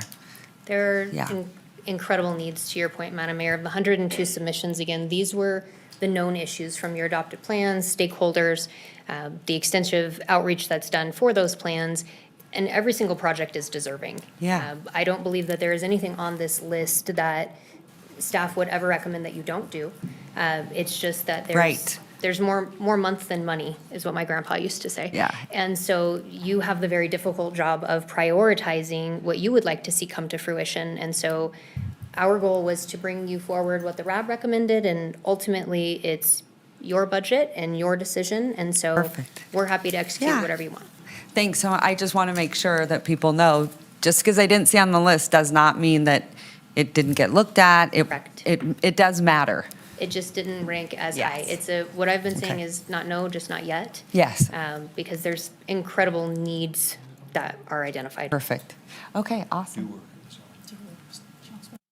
Hold on one second. Oh, sorry. Councilwoman Dewar, go ahead, and then I'm going to go to Councilwoman Taylor, and then All right. Councilwoman. Well, thank you very much. This is a very extensive process that you've put forth, Ashley and your team. to start laying out what the choices we have before us. Like Councilmember Reese, and I mentioned this actually at my briefing with you, I would really like it if you could present a spreadsheet that starts with how much money we have in the bank and then brings in all the revenue and then shows proposed expenses and then ends with the choices we have, which is how high to fund the reserves and how high to fund the CIP. So on reserves, I'm confused about one thing, and that is you said it's recommended for redevelopment agencies to do 18 months of reserves, and yet at the city, we look at cash flow lasting like 3 months. You know, we have like 14% of our budget or something like that highlighted for reserves, if I have the right figures. And I wondered, you don't have to answer, but because we're short of time, but one of my questions I hope to get answered over some further time is why would we pick such a high number? And can we get by with a lower number? You pointed out that we're just getting started and we don't have that. We should have money to finish projects, obviously, in reserves, but we shouldn't. And also to pay staff, let's say for 3 months, just like we do for the city. But I would like to really take a look at that as we go forward. So I'm not asking for really a response, but I'm just telling you what would help me to evaluate this stuff. One thing I'm going to bring up the LEAR now because one of the things I was surprised, you mentioned all the studies that we paid for. You even listed their amounts of money. We paid about $150,000 to do an assessment of the LEAR. And I didn't hear you mention that study. That study was approved by both the Historic Resources and, to my recollection, the council. We accepted it, we paid for it, so it's an existing study. In the past, we already budgeted from ARPA money, as you pointed out, the windfall or the grant or the gift of ARPA.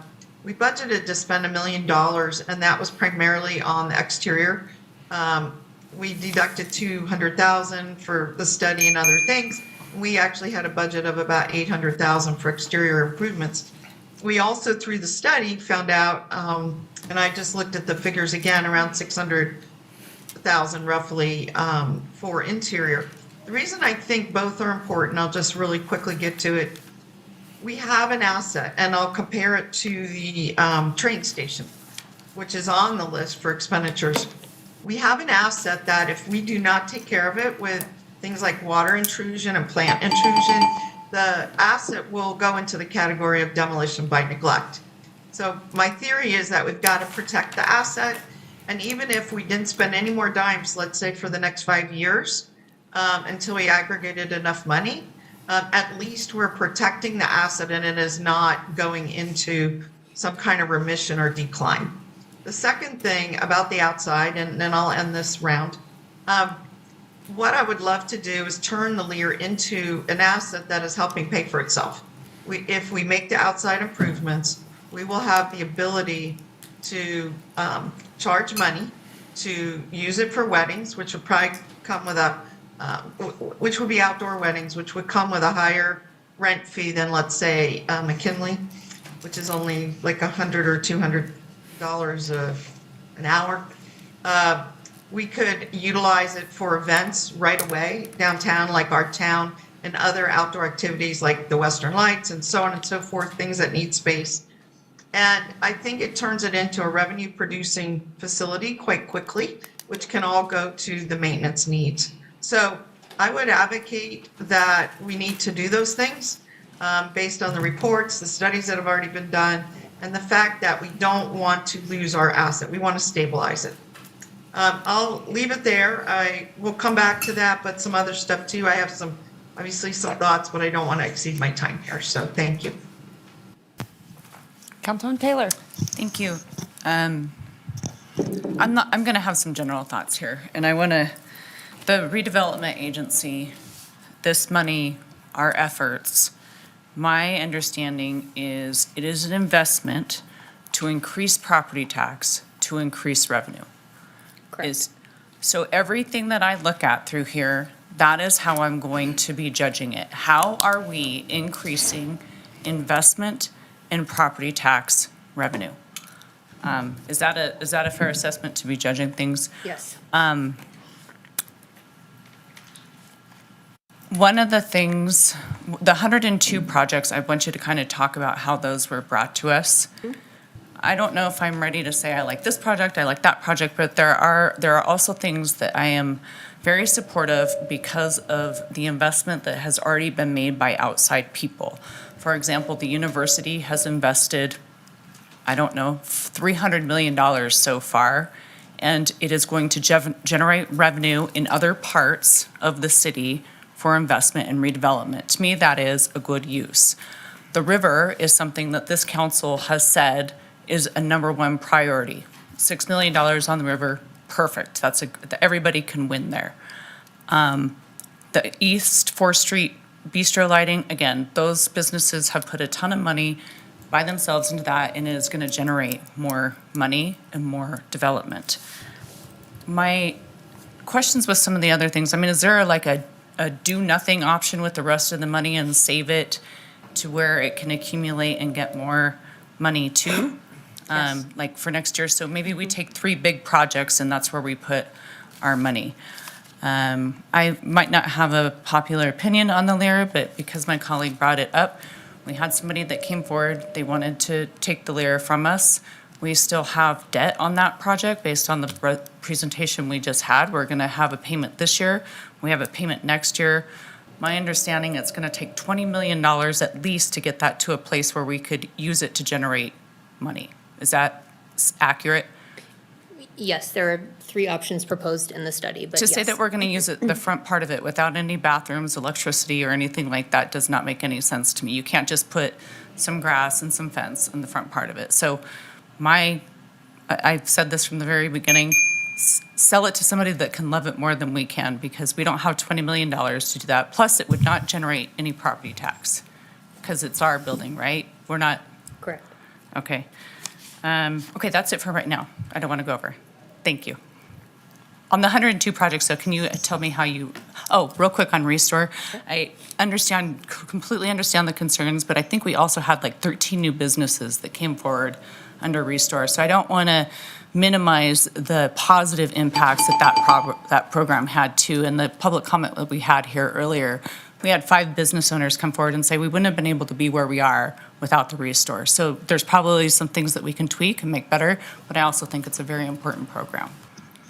So if I may, Madam Mayor, in order to answer the questions, working in reverse order as it relates to Restore, your concerns were well heard through the ARPA round of giving funds to people who didn't open. That was a dramatic shift that we made with the execution of the RDA funds. And so funds are not released until You there's a corrected it, certificate of, correct, right? it's been Yeah. corrected Okay, with good. this last round. So funds are not released unless there's a certificate of occupancy, which means the business has to open. Yeah. We also ensured that it is a full reimbursement component, so no funds are expended. If you don't open, you don't get any money. Okay. So those are big shifts, because we heard the Good, concerns, yeah, and we yeah. felt that that was very important. It was problematic, and you shifted fast, so that was good. Yeah, we shifted Yeah. because we took that feedback, and that's part of what we really try in the RDA space, is to be very nimble. So we take your feedback and we run with it. So those shifts were made because we heard that that was very important. We also have stronger contracts with each of the businesses that are coming in, and so that is a difference also from the ARPA rounds. We had our external lawyer looked at everything and created really good contracts for us. So there's some big shifts that we made based off the feedback from you, so thank you for giving us that feedback. Going backwards to the next question of is there a do-nothing option? Yes, you don't have to expend any funds at all. You can continue to keep those in your reserves if you would like. One thing that this board has made very loud and clear to me is you are not interested in taking on debt to do projects at this time, and you want us to be moving in a pay-as-you-go position.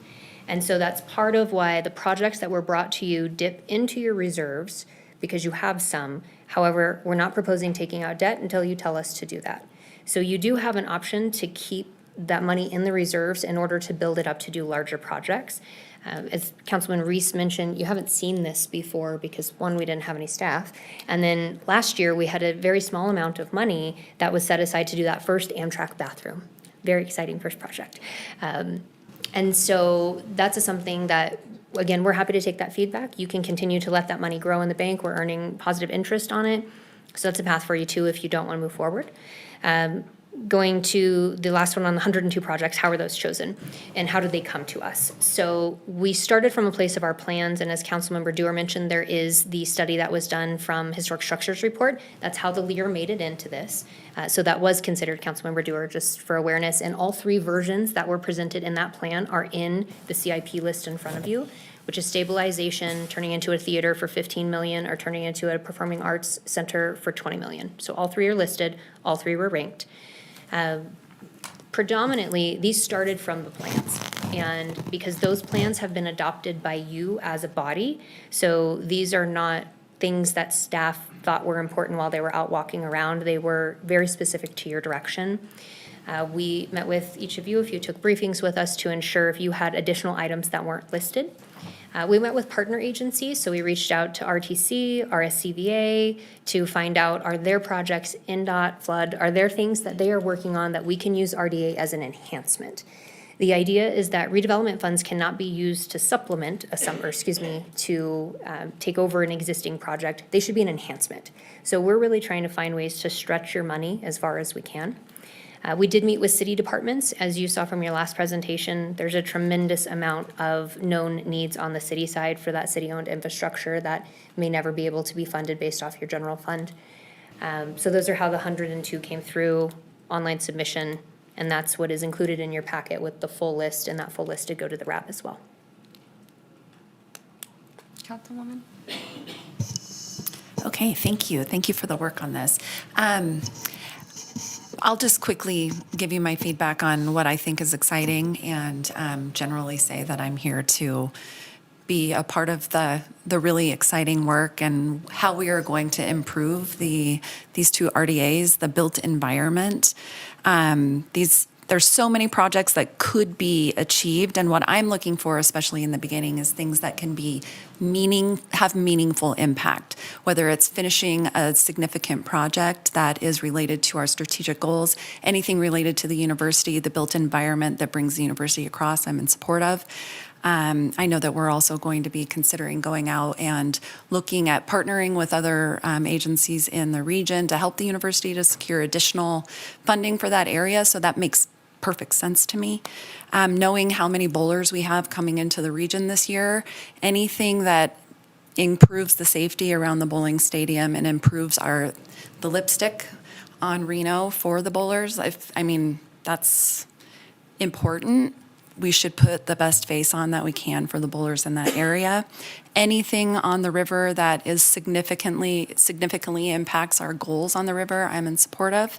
But most importantly, I think that any of the onesie-twosie things that are going to get us into the weeds, that are just kind of like decor, it's an improvement, it's meaningful, it might be something that is helpful, but it isn't meaningful enough or more meaningful than maybe rolling that money into a future year.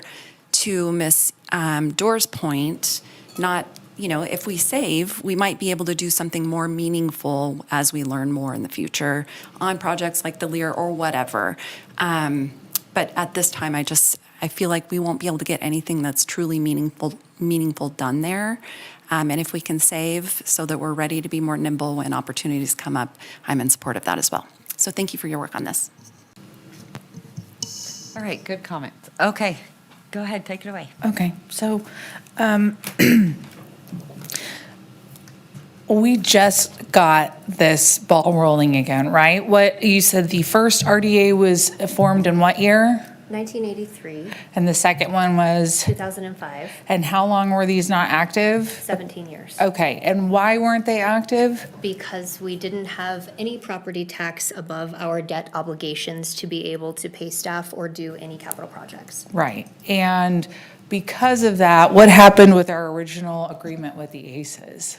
We were forced into a renegotiating position in which the general fund backed the increment that did not materialize due to the recession. Yeah, and we're currently facing some difficult times with our budget because of what's happening just, statewide, countrywide.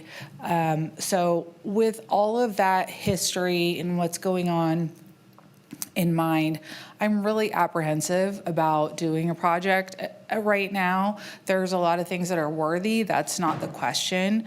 My concern is kind of getting over our skis. I think I'd rather wait a little bit, accrue that interest. I think you said it was like $700,000 a year, and then we can do more meaningful work on the projects. You know, if it takes a larger amount of money, we can do that larger amount versus, you know, just a portion of a lot of smaller projects. And maybe there's some that are not a lot of money that we could do, but the bulk of what we have in our reserves, I think we should save it and kind of build it up. Just because I think we should be prepared for rainy days. The history of this is there's been a long time without any money in here, so I think we should just kind of see how it goes for a while, accumulate funds. We got some things that might like really need maintenance. As much as I want to do new things too, but I think we should be a little bit cautious before we take on a bunch of other projects. And I don't, again, this is not to say anything about the projects. I think they're all probably worthy of it, but we just need to be realistic about the history of these two RDAs. And also, to Councilmember Taylor's point, like the whole point of this is kind of to get a better return on your investment. And I want to make sure that when we do something that we are making an improvement that benefits our tax base. And I don't know how many projects that we've done that we are seeing improved tax revenue from, you know, past projects. But I just want to make sure that we get a great return on our investment when we do this. So I will have some more stuff if we do another round. All right. Just one more thing. Sorry, I forgot to mention my support for the bistro lighting on 4th Street. The light will make it so much more magical down there. So it will, the feeling of safety and just being able to really feel confident in the environment, but also feel relaxed would be a huge improvement. I think that would bring a lot more people to the area and activate that space. So just wanted to make sure that was on the record. All right, Councilman. Thank you so much. Just great conversations with my colleagues, many of which I agree with the comments. What I will say is the redevelopment agencies, about 6 years ago, we started to know that this event horizon would happen, right? The city manager's office began preparing for the time at which the tide would turn and the redevelopment agencies would do what they were intended to do. And so the idea that we would do nothing, that is anathema to what the redevelopment agency is doing and can do. And so I'm not in favor of that. What I want to ask about is with regard to slide 18, which is the RDA recommendations from the RAB. I just want to give some thoughts to it. First, I still don't know if I know the answer to this question. If we leave reserves and pay admin, how much can we spend in RDA 1? $3 million. Okay. You have $3 million if you pay people to do the work. You have $3 million that you can spend. Does that include leaving money in reserve?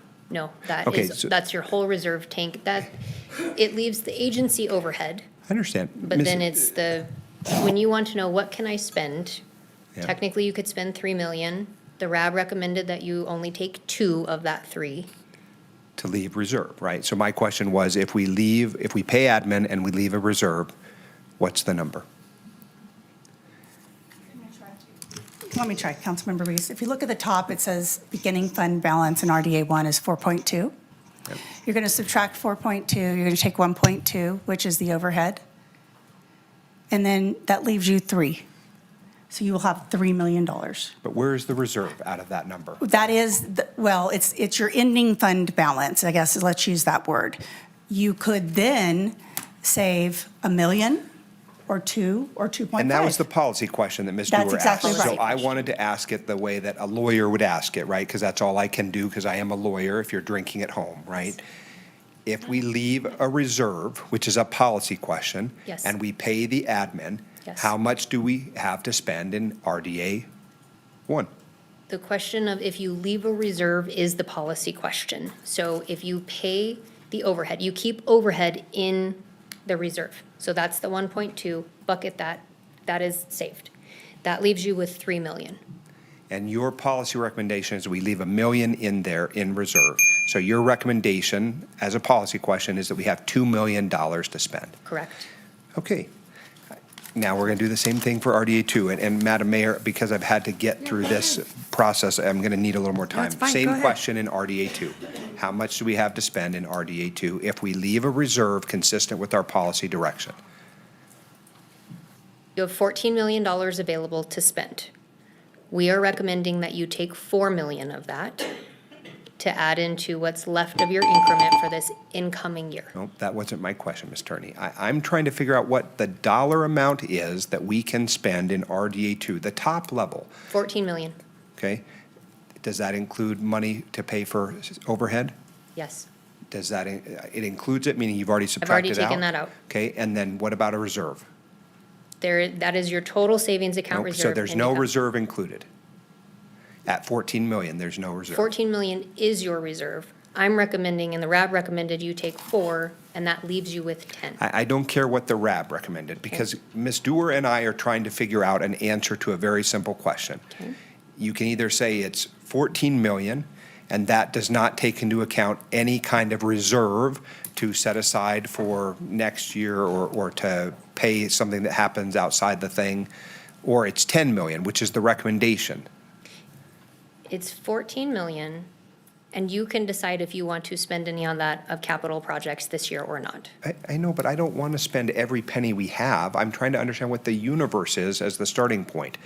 So it must be that it's the 14 million, 14 is your starting point. okay? And does that include overhead costs already taken out? Yes. Okay? Is there anything that's held in reserve if I spent every dollar of the 14 million and you also spent every dollar of the administrative costs? Would it leave us at zero? It would leave you 0. Okay, so we still need to have the policy question about how much we would have in a reserve. Correct. And are they recommending $4 million be held back? And that's how you got to the $10 million for CIP spends in this year? They are recommending 4 million gets spent. So you now have 2 buckets of 10. The reason why is because they both equal 10. And that is because you have 6 million left in increment. So that's next year's revenue. You have 14 in your savings account. Take 4. That gets you to 10 to go spend in capital projects, and then 10 left in your reserves. That's your ending fund balance for future years. And Ms. Dewar will probably want to have a round of questions related to this, because this is why we're having a hard time arriving at a decision, because I don't know how much money we really have to spend. And I still don't know. You have after this 14 long. million to spend. Well, we don't have 14 million if your policy choice is to have something in reserve to buffer against economic calamity or rainy day fund.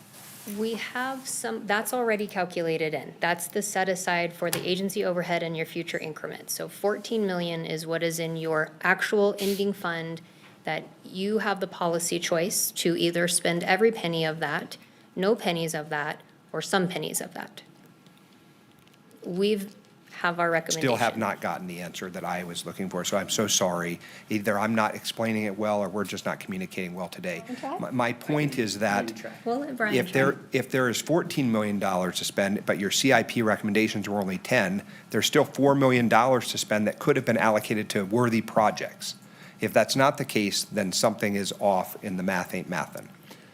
Brian McCardle for the record. Let me try to summarize this. So we have 2 accounts in RDA. We have an admin account that deals with the annual increment that comes in. That's our budget for the year that we come in. Then we have a savings account that's held in reserve. It's called the reserve fund. So currently, if we propose sort of a budget, let me go back to this slide. This is what we're going to receive in revenue this year, $18 million from all the funding sources. The treasurer from assessments sends us money from RDA 1, sends us 11 million from RDA 2. We get parking gallery revenues. This is what we will make in revenue this year, $18 million. We also have a savings account. That savings account has a lot of money in it as we go. So I'll say that right now, if you were to look at our savings account, in RDA 1 there'd be 4.2 million, and in RDA 2 there'd be 22 million. So we have our revenue that's coming in for the year. And then we have our savings account balance. So beginning fund balance as of July 1, 4 million and 22 million.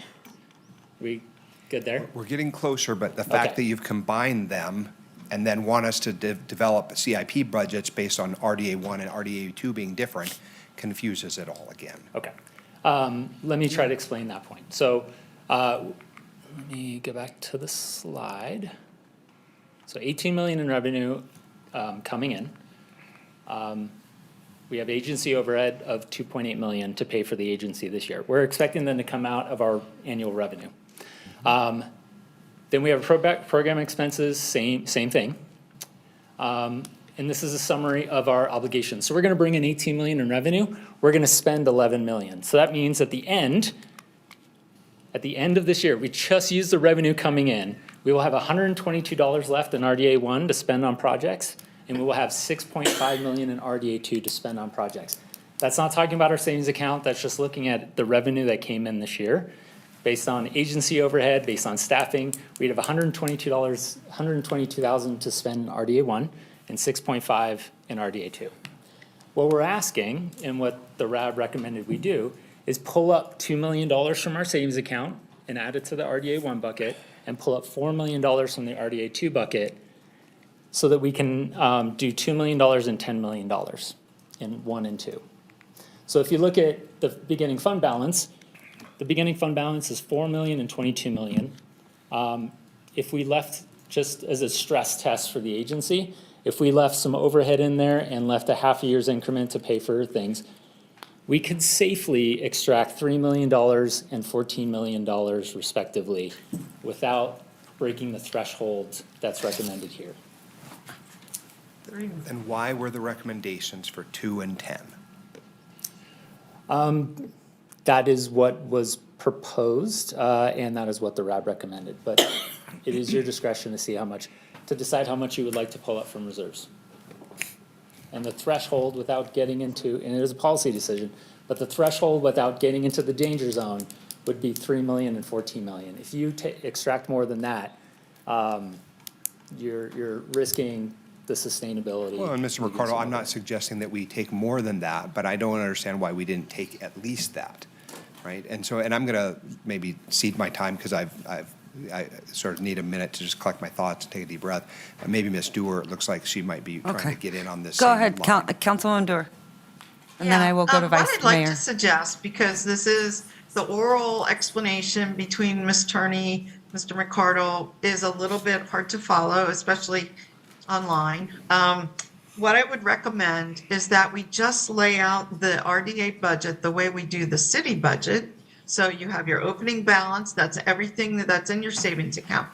Then you come in with your reserve revenue. You've estimated revenue, and then you allocate it for RDA 1 and RDA 2. You do 2 separate budgets, so they're not mixed like this, which gets to be very hard to understand to try to get to Mr. Reese's point of how much do we have in each.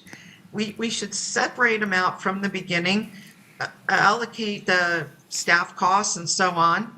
And then at the end of the day, at the bottom of the chart, you have, here's how much is left, and we can allocate it between reserves, between capital, and reserves is really a savings account. So it would be very simple to understand without a lot of explanation, because this is how all of our budgets have been laid out.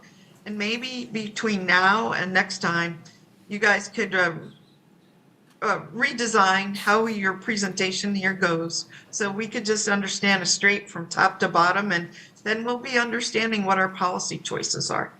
That's just my recommendation for the next time we talk about this. I did want to just go talk a little bit generally about the projects for a minute. I'm going to start with RDA 2. There are a lot of good projects on here. I could get behind almost every one, but I do have a question. We have, you all know how much I love parks, and we have 300,000 listed for play elements for Broadhead and John Champion. And that is not adding to our value of the land. It's not providing economic development. It's mostly for people who live here. It's not generally luring people to our town or increasing economic development, but it's a good thing to do. but I just wanted to challenge a little bit our assumption that every project that we discuss has to be about what it's adding today to the bottom line. And I'll go back to the Lear for a minute, not only for a sec. One of our goals, and I've seen this in the programming, is you want to activate the space. Well, just to use the Lear, it is sitting there. It is not activated. In fact, it could be considered blight. And in fact, it's drawing down, it's bringing down the surrounding property values. If we put some money into the exterior, what we're going to do is be able to activate it. We are going to improve the property values for the nearby properties, which will increase our tax base. And it will address blight, because right now I don't believe anybody would say it's anything but blight with no landscaping and a falling down construction fence. There's also an element here, just like we're concerned about parks, number 4 here on RDA 2, we do have to concern ourselves with historic preservation. And that is one reason on the chart for here, we had, or maybe it was over on RDA 1, maybe you could shift to that one, we had the train station. It's a historic feature, it's very important. Maybe you could change the slide to RDA 1 so we can just see that. And I just want to mention those values are important too. Activation, reducing blight, improving property values, and historic preservation. All of those are also hit in number 6 here, historic rail depot improvements. We're talking about bathrooms. Okay, in and of itself, a bathroom is not going to make the building useful, but it's an important step in ADA. So I just want to make sure that when we're speaking about these things, we're applying the same criteria to all. And so I'll just leave that there, but I want to speak about criteria because there was an earlier conversation about restore itself. And one of the things I think could help, you've already begun down this path, is to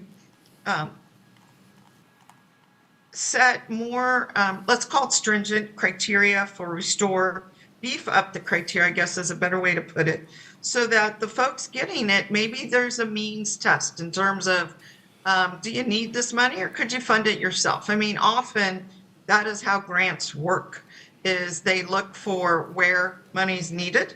And I understand that restore will help increase potentially walk through traffic or economic development, but we have to make sure, to the mayor's point, that we're not hurting ourselves at the same time. As we increase the storefronts, are we then upping the rents? And it's really a net zero because we haven't brought more people in. We've made it more expensive to be downtown, not less. So if we can beef up the criteria, these programs could be really, really good, I think.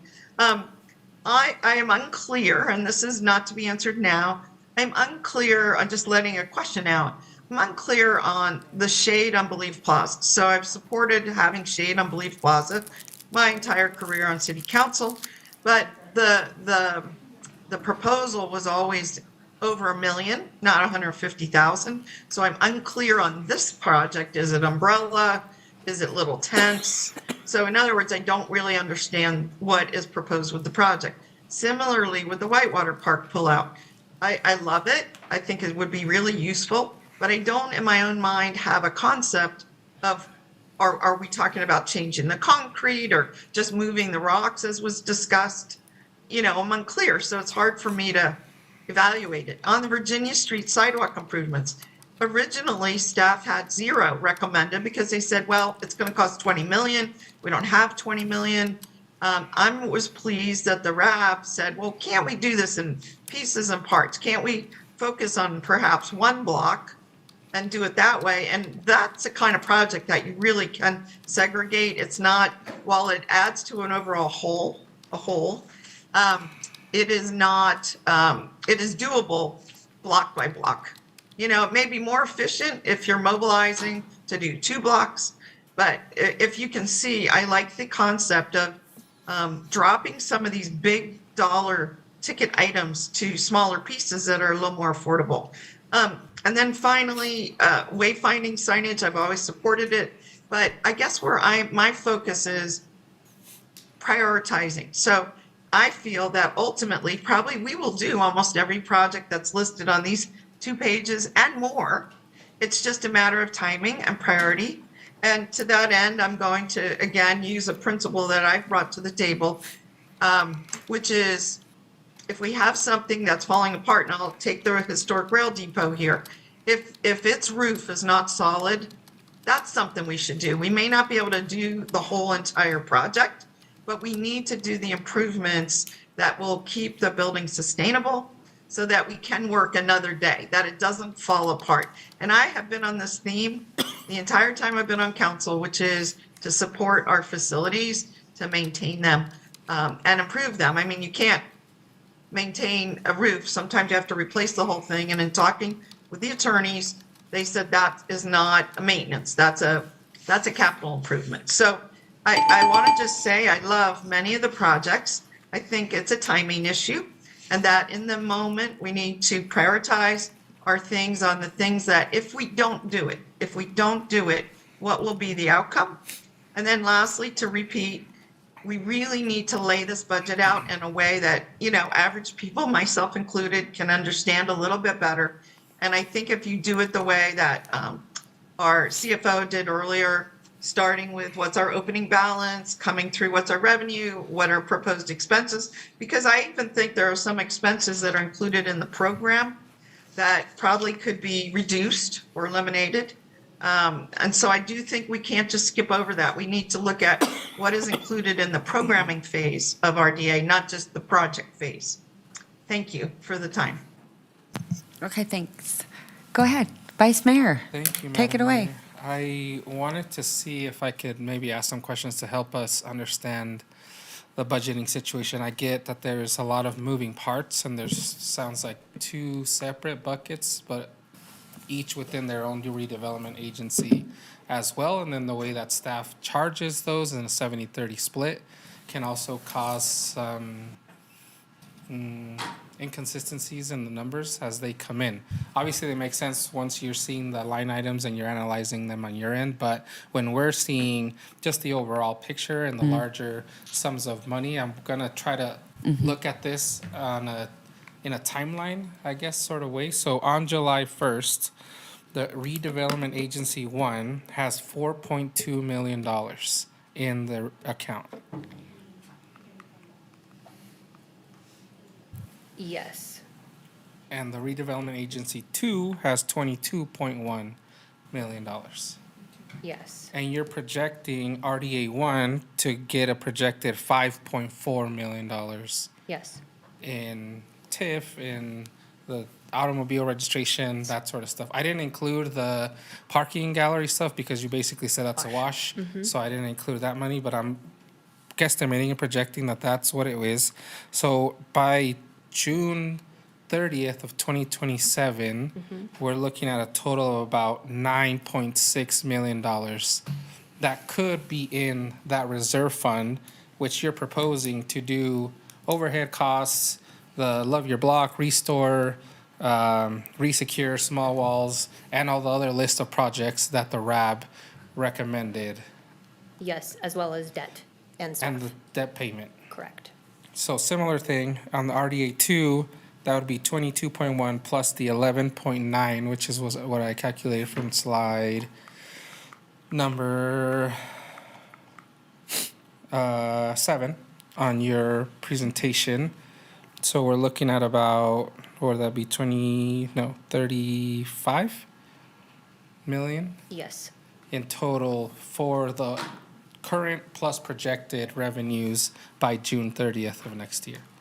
So if that 34. Yes. that gives us, hopefully, Councilmember Reese and Dewar, a total amount of what we're looking at in the large bucket of what we can invest either in our reserve funds and save that money, or spend save the 18-month overhead for staff, or support any of the projects that either staff or the RAB are recommending. I don't have any further comments besides trying Miguel, good job. to create a better timeline for all of us I to love it. understand what the larger bucket is. And it just seems like there was a lot of moving parts to it, and it took all my mental capacity to get to that point. I think you did a good job. So hopefully that helps Are you- us all better are you good at understand numbers? where I we're think- at, I bet you if- are. If it does. I am, but I also like words, and I like mixing all of it, so No, I hopefully like how that, you broke it down. No, it was good. helps us better understand where we're at. And obviously, this doesn't include, I think, all of the other expenses that are being projected, and I think that's where staff is coming and are asking for our policy decisions to decide how much we want to save in revenue in reserves versus how much we want to spend on these individual projects. So. But you are very quiet, and you just outlined it very, very well. I thought you did a great job. Good job. And Okay. Mayor, if I can, we will redo the budget presentation and send it out in an RDA memo so that you have a little bit better clarity of the money. Okay, Councilwoman Ebert, go ahead. Yeah, I just wanted to say great job, Councilmember Martinez. Just kind of explaining that better.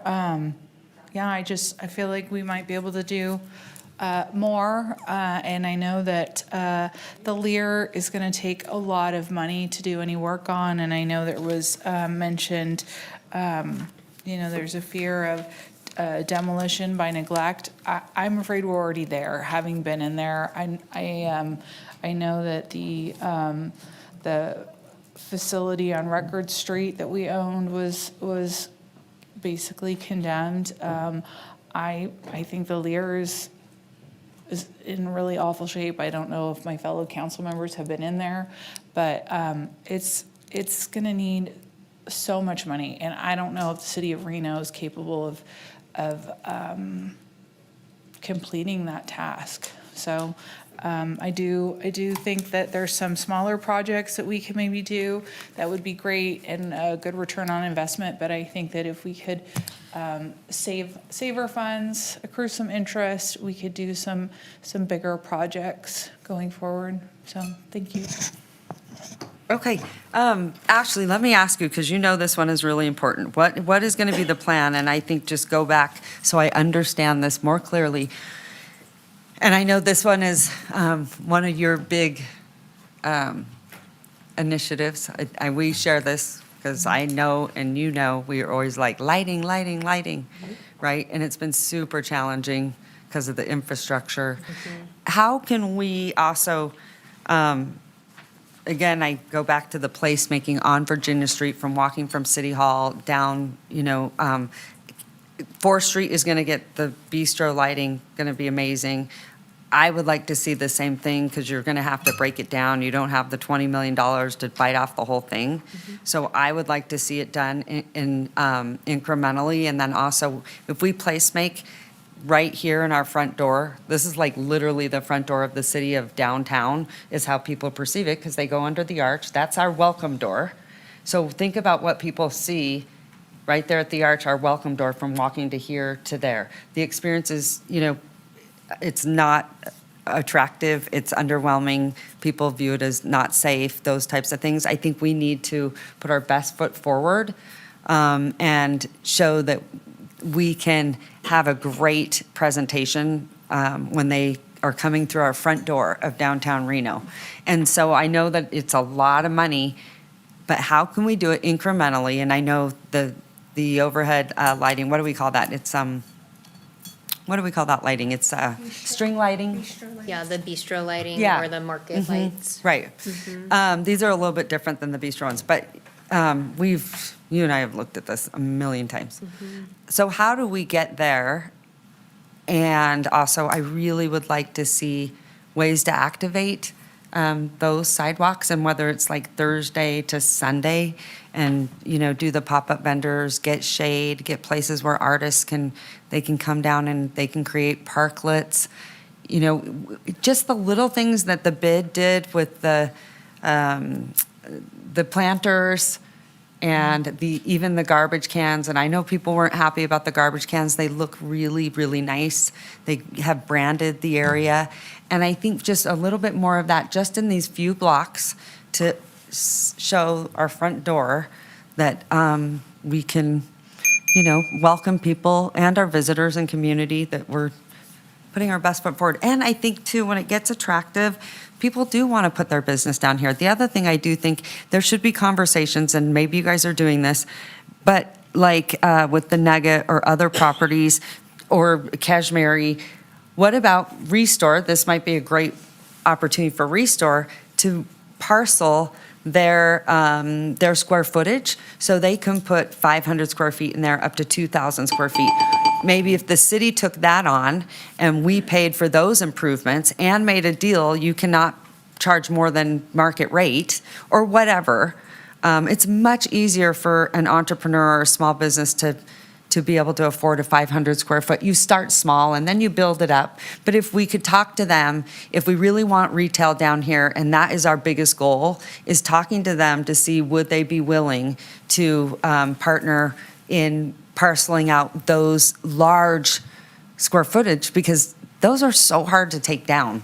But I would love to see us put a really good forward face on right down here, especially because it is the front door of downtown.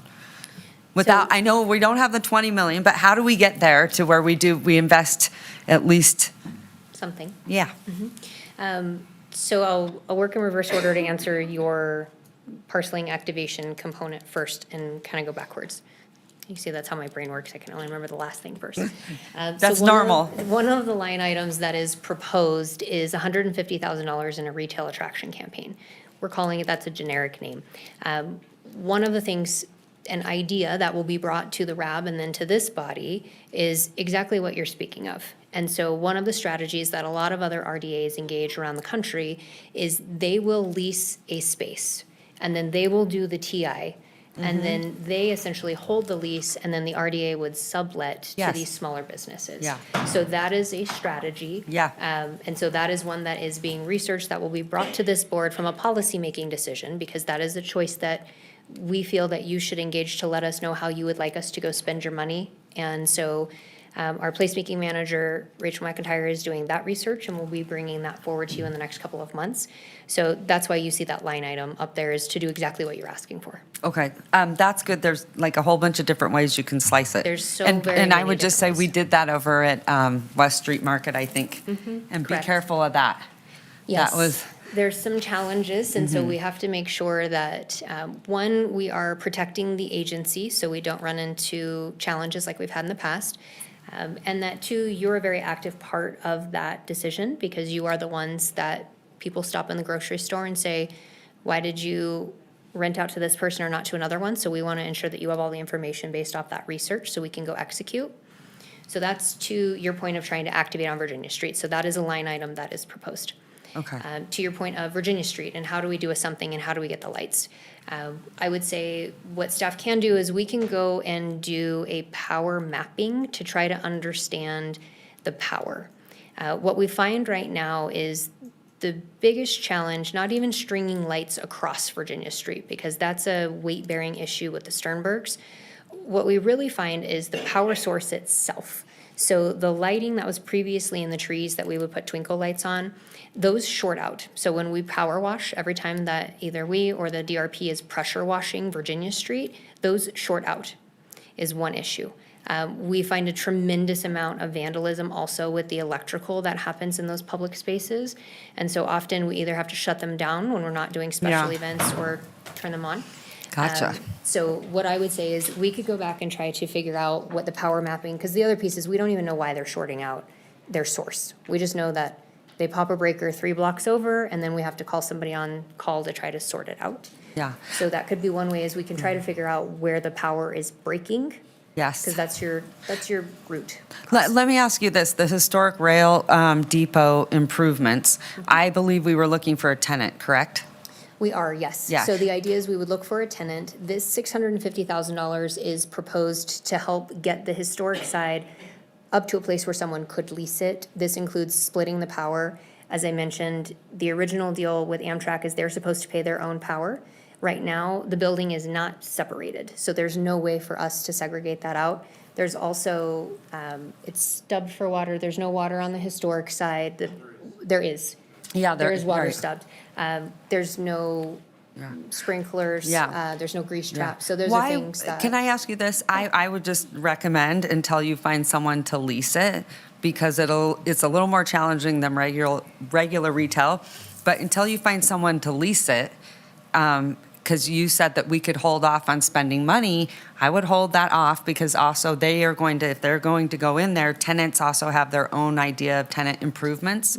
I would be very careful. I don't think it's money you need to spend right now, but it's there in case we find someone that wants to lease it. Because otherwise, I see that all the time where landlords improve their properties. And also, if you rent to like franchises or certain things, they have certain requirements for lighting or certain things that you might have improved, and they end up ripping them out. So I'm just a big believer that hold on to your TI money and let them figure it out, so it marries what their requirements are, or their vision, or just certain things. It can save you a lot of money. But I'm glad that, we're looking at that. That's a very, very cool space. Okay. Staff is happy to run an RFP for that if that's the Okay. direction of the body. Well, and that's another thing, because, Councilwoman Taylor brought it up. I would agree. We really have to get out there, and I've had people come to me with the Lear. You've had that woman come to you.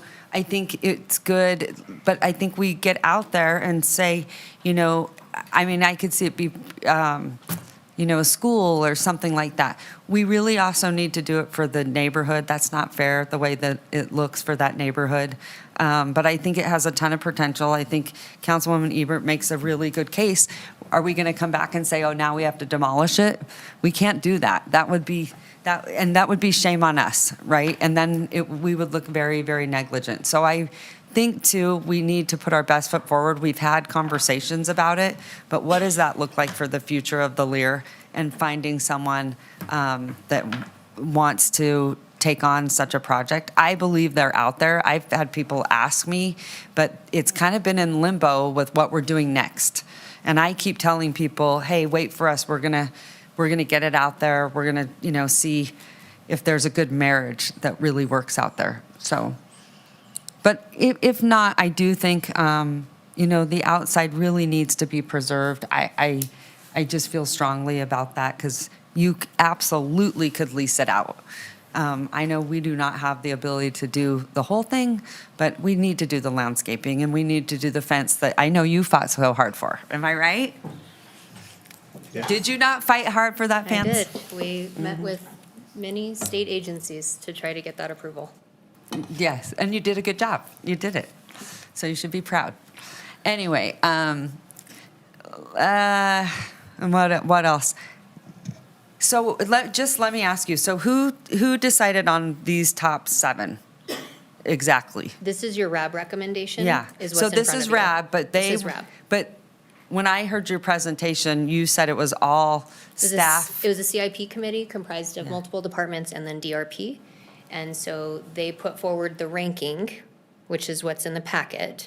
And based off of the recommendation of 2 million coming from your reserves, your current savings account, because you don't have any Yeah. new increment, they recommended these projects be funded out of that available funding. Okay.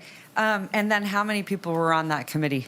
6, So you had 6 people internally. How many people did you have from the BID?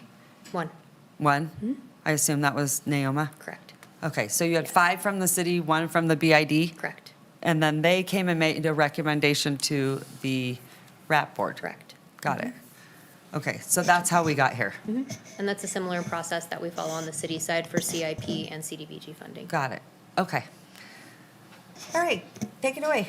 Okay, I feel like I haven't yet even got to the heart or the meat of it, but I'm going to operate under these assumptions. I'm going to say there's $3 million in RDA 1 and there's $20 million in RDA 2.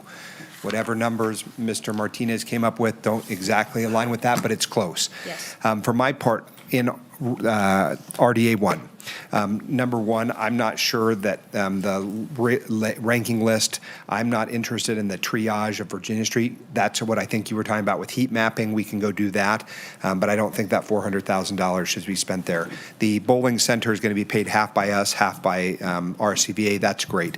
3, 4, and 5, that's $380,000. I'm not sure any of those do a lot for me personally, but I'm somewhat agnostic. What are important to me are the historic Royal Depot improvements. I think it should be made into a vanilla shell that is able to be leased. It's hard for someone to come in and say, I have a business idea, but let me wait 6 months while you go out and do the vanilla improvements to it. So I'm there. And then I think we should fully fund whatever is necessary on the Lear. The Lear is an important part of our historic resources, as is the home, or as the Rail Depot, and both of them should be fully funded. I know that that might exceed the $2 million recommendation, but that's sort of a conversation that we've got to have at this body. It should be made that it is essentially weatherproof, right? Whether that's the roof. I asked Dr. Barber about some of the costs there, but we should commit fully to it. If it's $1.5 million, it means we have to move some stuff around, or we dip into the $3 million that I said was there, right? Which may exceed the $2 million recommendation. But at the end of the day, those are my priorities in RDA 2 or RDA 1. RDA 2. University Village pedestrian improvements absolutely should be done and fully funded. I do not agree with the RAB's recommendation not to fully fund it. I'm not sure they understand that we can't go out and do an assessment. We own those sidewalks. The university has invested like it's not, I think it might be $400 or $500 million. And I think there's a broader vision for that area. That is, I think, ultimately will be the larger entrance to campus. It will be Evans Avenue and all of that area there. I think it goes all the way up to the VA at the top of the university, where we have the opportunity to have a new VA. People will enter and exit through that part. That area has got to be done. And I think there's other things that are going to come on the heels of that, whether that's an additional purchase by the university, or that's different kinds of land use applications that are coming down the pike. RTC, I think, has a big investment there that they have started to talk about at our board level. We've been talking about Evans Avenue and how it might be a broader way to engage the university and the city and knit them that much more closely together. Absolutely my top priority there. I am all on board with River Path Phase 1, River Path Phase 2 design. Yes, I don't think we have to design 3. I think what we're going to find when we get into constructing Phase 1 and designing Phase 2 is that the lessons we learn from designing and building the other 2 phases will inform the 3rd phase, which means we have time to do it. I would extend, I would also not pay for the elements at Broadhead or John Champion Park. I think those are part of the future river design, which may change what we do with them, right? And so it doesn't make sense for us to go out and design those areas, but also add some workout exercise equipment to them. So it doesn't make much sense to me. Of course, East 4th Street bistro lighting is an absolute must. I would take this number and I would, whatever I've said we would save, which I think is just the design 3 phase for the river, I would put that into expanding the district activation pilot program, which I think has been wildly successful. That's how we got Western Lights. It's, I think, how we could make some effort at supporting dancing in the streets, but more importantly, the other activations. I think those are part of it. So I would take the money that you could save from the John Champion Park not doing it and the Broadhead Park elements and the not doing Phase 3 of the design, and I would put it into that. That would still leave you $10 million in that account for some future things, right? So we can only do so much, right? Capacity is what it is. And so, again, today was not our opportunity to, raise hand and say. I'm sort of expressing to the body where I think these numbers shake out for me. And the last thing I want to leave with, because I know we're coming to an end for this discussion point, is this is exciting, awesome stuff. We all have the ability to be cheering from the rooftops. I know that we're putting you through some paces today because we've got to understand the budget. We've got to understand the different elements of it. Each of these things has very specific things that I learned today about which phases were which and where they went from to what phase. But man, this is exciting. And you kind of have to juxtapose it against what we talked about in the morning. In the general fund, we got some issues, right? We're balancing our budget, but no money. Right? In the RDA budget, we have money and money to spend, and I think we have to really wear our different hats in those, but having them on the same day means we get 2, kudos. A, we balance the budget today, and B, we can do some really cool stuff in the redevelopment agency. We got to go out and do it, and we are going to do that together, but man, I'm excited. This is exciting work. And Ms. Turney, you're doing fantastic work in the agency. You and Mr. McCardle, your whole team, Rachel, all just killing it out there. And so please understand that while we are passionate and have lots of opinions, none of that's a reflection that we don't think you're doing a good job. I think you're doing exceptional work. Man, just killing it. Don't let us get in your way. Okay? Thank you so much. Appreciate the support. Our team is the lifeblood of what we're doing, and we do appreciate the leadership from this board. We know that what we are putting forward to you is very dense and it's very different. And there are multiple phases, and when we bring this back, I can help highlight of where you have check-in points from a policy decision point. Because it may be a decision point from a policy standpoint, you may think 18 months of overhead is too much. So that's a policy choice. Keeping half a year of increment so we don't run into a resettlement agreement situation, that's a policy choice. Deciding to either spend all, none, or some of your reserves after those first two policy choices, that's your third policy choice. So I would say because this feels new and it feels different, it is nuanced, but it's because you do really have to wear your policy-making hat in a much higher level when it comes to the RDA components. So that way we can move fast and execute for you. But those policy choices have lasting implications. So we're happy to spend all the time necessary, and I'm grateful for the team who helps to support me to get you guys what you need. Well, and Ms. Turney, I think my point, and you've made the point back to us, is that we have an excellent opportunity. It's very exciting. It's kind of the area where we have some ability to make meaningful change. The other thing I'll say to my colleagues is it begets the question of we have got to extend the life of the redevelopment agencies, because it is only just now doing what it was supposed to have done all those years that it lay dormant. So all the things that we thought it would do when it was first hatched, and it's been extended, both of them at various times, our absolute priority when we go out to our legislative priorities must be extend the life of these redevelopment agencies, because that is the tool that will allow us to drive those issues and create the conditions under which more investment. I was told that some of the applications are being withdrawn from the redevelopment agency board because there's not enough runway to get the but-for tests and all that. It's got to be extended. And if you do that, then you're having a larger conversation about the policy choices you make over a broader period of time, right? And how much you should have in reserves. It impacts how long the thing survives. So we got to extend it. One of the Thank you, line Councilmember items Reese. for you, I'm sorry. Yeah, if you can Vice Mayor. wrap it up. I know Nope, we're a you little keep over going. time. Nope. Councilmember Taylor, I think you have your light on. We'll go to you I do. I'll next. be very, very quick. And I'm going back to being very disciplined with this money and what we're supposed to be doing with it. I'm not going to say everything that I can and can't support, but I'll give you the highlights. I want us to partner with agencies wherever possible, RSCVA, RTC, other agencies, to make sure if we're doing a street project that they're not going to be coming through and ripping up that street. I know Carrie is very good with that. If they are going to be going through and doing a project, we want to get the lighting, we want to get the sidewalks, we want to get the ADA.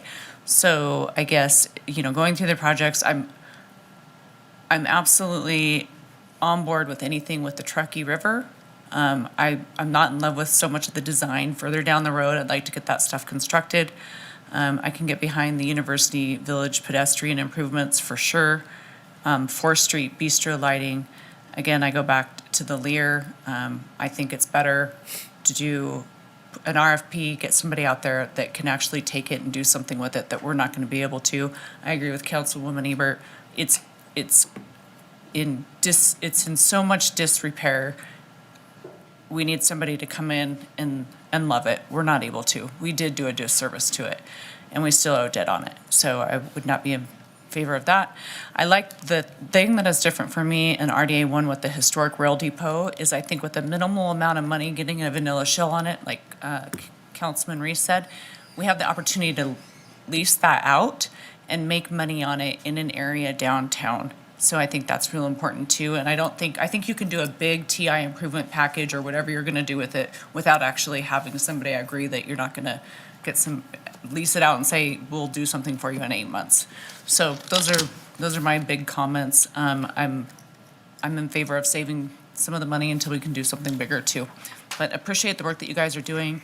Again, this is really exciting stuff. And the activation piece is so important. And I know we have to be a little bit careful where we're putting activation dollars. I think we're pushing as far as we can in that limit space, so I'm very excited. And I just think the small businesses around here are really seeing the benefit. I mean, this stuff takes time, you know, and it's good. It's all good stuff. Thanks. Thank you, Councilmember Taylor. Do you have anything, Councilmember Ebert? Yeah, let's go to you next. Yeah, I just wanted to comment on a statement made about extending the RDAs. I think that's a whole separate discussion we need to have. I know the reason why we have funding in here is because it's kept out of the regular property taxes. It's allocated, to the RDA. So when the RDA expires, all that revenue goes, into the general pot for property taxes, which funds our general fund. So I think we need to have maybe a broader discussion about what the financial implications would be of not renewing the RDA versus renewing it, especially with the GSR project going in, what kind of impact that would have on our taxes. And I'm not saying that it wouldn't still be beneficial, but I think we need to have that kind of analysis before we make a decision like that. So just wanted to get that on the record. Thank you, Councilmember Dewar. I see your hand up. Yep, thank you. Just for my closing comment, I just wanted to say that I have to say I agree with 95% of what Councilmember Reese offered. I didn't take the time in my comments today to go through every project, but I think the ones that he had suggested waiting on is valid. Waiting on the park, waiting on the shade. In other words, there are some things that are urgent to do, and then there are some things that are nice to do. The other thing I wanted to mention is whether it's the depot, the Lear, or another historic building, I think we all have to understand the role of historic preservation. It is a tourism boost in every town that is undertaken to restore or prioritize their buildings, their older buildings. And again, this is not just about the Lear, but all older buildings. The second thing is that they give the whole community character. Where do we want to go? Places that have historic districts, whether it's in New Mexico or Oregon or wherever, these are draws for a whole different segment of our population. And I just wanted to also say that in the part of the budget that is more programmatic, we only have about 25,000 and 100,000 focused on code. And we had huge conversations about how important code compliance was for blight. And I think if there's an opportunity to increase that number, it's something we might want to consider in terms of just making sure that people clean up their property, properly fence their property, that they do their part while we're trying to do our part. And I just really appreciate the conversation today. I thought everybody's ideas were really interesting and helpful. And I hope that, I think someone said earlier about these choices, and we always use the word Hunger Games. This is not about this. To me, this is about understanding what our colleagues think is important and finding a road to compromise, whether I might love a particular project or not love it or think it's timely to do right this minute. I recognize that I don't have all the answers and that my colleagues have really important points of view. And I take those very seriously, what they think is important. And I hope they'll consider what I think is important as well. And then finally, I will add a note on the Lear. I mean, listening today, it sounds like, the Lear is falling down, but that is not what the structural report said. It was more about being in fair condition, and it will fall down if we don't take the needed steps. But we're not at that point. We're not at a demo point, for gosh sakes, and we need to take care of all of our assets. So I just bear it in mind that historic preservation is important, activation is important, improving overall property values is important. I think all of these projects should be looked at through those lenses as well. So anyway, I want to thank my colleagues. Great conversation today. Thank you, Ashley and the other staff for what you brought to us today. I hope you'll go back and kind of rejigger things and figure out how we can, I guess, get our hands on the budget as Councilmember Martinez started doing for us, but I like to see it in writing, not just oral presentation. So thanks everyone for today. Thank you, Councilmember Dewar. It looks like we're gonna wrap up the conversation on this item here. I don't see anybody else's lights on, so we'll close agenda item B1 on the redevelopment agency board and move on. Is Mr. Klein online by any chance? No, so we'll go ahead and not address his item and move on to any board member comments from anybody on the agency. Is there anything? Yeah, Councilmember. Is this for council and RDA, or are we just in RDA? Just right RDA right now, Okay. and then we'll move on to the council. Okay, thank Do you have anything on that? We're good? Councilmember Dewar? I think she's good there, okay? With Yeah, that- no final comment. No, I made my final comment. Thank you. Okay, thank you. With that, we'll close the item and move on to any final public comment on the redevelopment agency board. Do you have any public comment, Madam Clerk? Vice Chair, we do not have any closing public comment on the RDA.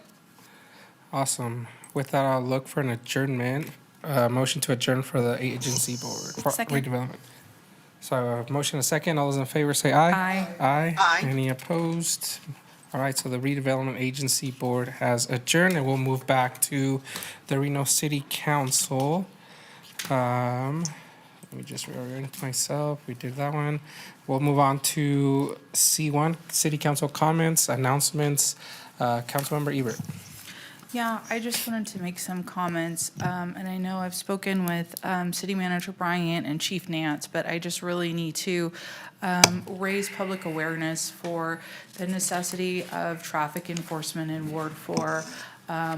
This Saturday, I was personally almost run off the road by somebody tailgating and then attempting to intentionally sideswipe me in my van with my kids with me.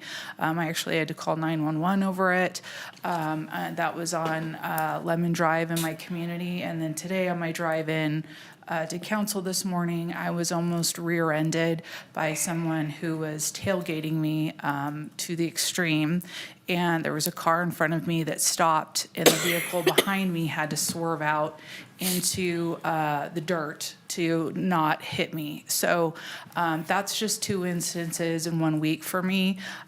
There's an overwhelming amount of feedback from the residents in Ward 4 that there are people just driving recklessly because there is a perception that we will not have traffic enforcement out there. So I know we like to keep all of our areas safe and secure, and I just want to make sure that I'm raising awareness to the necessity for having traffic enforcement on a regular rotation in Ward 4 as well, to change some of these behaviors that are happening out in the North Valleys that are extremely dangerous. And we have a lot of accidents that cause fatalities just because of the factor of speed. So just want to let the rest of council know this is something that I'm really struggling with on a personal level and also my community members. So just want to say that publicly. Thank you.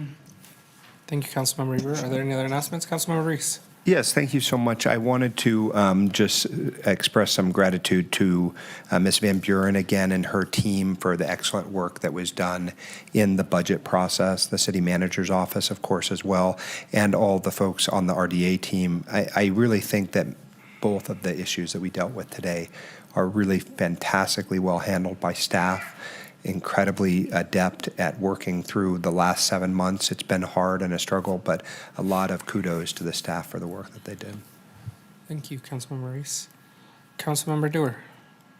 Yeah, thank you so much. I just, as a follow-up to our meetings, I know that Ms. Van Buren said we're going to have a meeting in March and April, but those are primarily to review our financial conditions.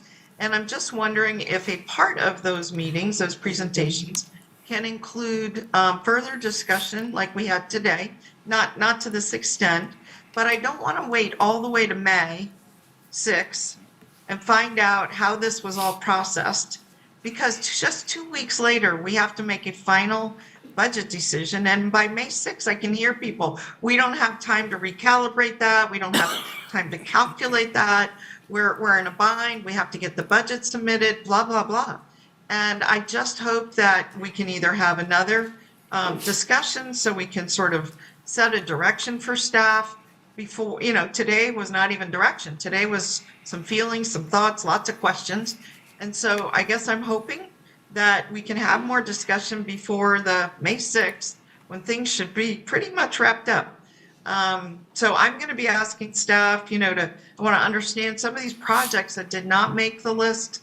Maybe I missed something. I want to understand them a little bit better. It's going to take a little bit more time to process. I want to look at the budget that they send us. And does that open up, for example, in RDA 2, does it open up the opportunity to take on some things that we thought we could not afford, or we didn't have the budget? So I hope, I see Jackie's not here at this moment, but perhaps, you can get that message to her and see what we can do to take another crack at this. Thank you. I will make sure that message gets to her, Councilmember Dewar. Okay, thanks. Thank you, Councilmember Dewar. I just have a couple of things. The first one is that the Washoe County School District is hosting a meeting tonight at Pine Middle School at 5:30. If anybody in the community is over near Corbett, Donner Springs, or Smithridge Elementary School, they're going to be discussing the conceptual plans for the new elementary school that's going on there at the Pine Middle School campus. This is ending in like 1 minute, just an announcement. And then Just want to chat with you for a moment if I the could. next Are you in a rush? She's Deadline? Councilmember Dewar, you're unmuted. Sorry. All good. Just want to bring it to your attention. Okay, we're good to go. And then the second thing was, I know Dancing in the Streets was mentioned earlier today. They're going to have a fundraiser for anybody who wants to support this Friday from 6 to 11 p.m. at the Reno Public Market. So if you want to stop by and help them raise some funds to ensure that Dancing in the Streets continues to be a free event for our community, that's going to be this Friday from 6 to 11 at the Reno Public Market. And then the other thing I just wanted to highlight for the council, there was, I don't know exactly why the meeting was canceled, but I know last time our partners with Dispatch and Hexagon were here, there was a lot of consternation about the movement or the advancements of the consolidation or regionalization efforts of Dispatch, and that meeting was canceled yesterday. Haven't gotten notice of when it will get put on the radar or on the agenda again, but I just wanted to bring that to everybody's attention because I know everybody's had sort of strong opinions of that, and that meeting that was scheduled for yesterday was canceled. Hopefully there's a new one coming on and we can get some more updates from our partners to make sure that we're staying on track in regionalizing our dispatch efforts there. That's all I had in terms of updates from my end, so we'll look to motion to adjourn. Or, sorry, final public comments. I almost skipped that. Thank you, Madam Clerk. Thank you, Is there Mr. any Vice Chair. Final public comment. We don't have any public comment registered. There's no hands raised in Zoom, but we did receive 3 letters that were either general in nature, just received after 4 p.m. yesterday. Those have been distributed to the Reno City Council and are part of the record. So now we are ready for item E, a motion to adjourn. Can I get a motion? Second. We have a motion, a second. All those in favor say aye. Aye. Aye. Awesome. Thank you so much. We're adjourned.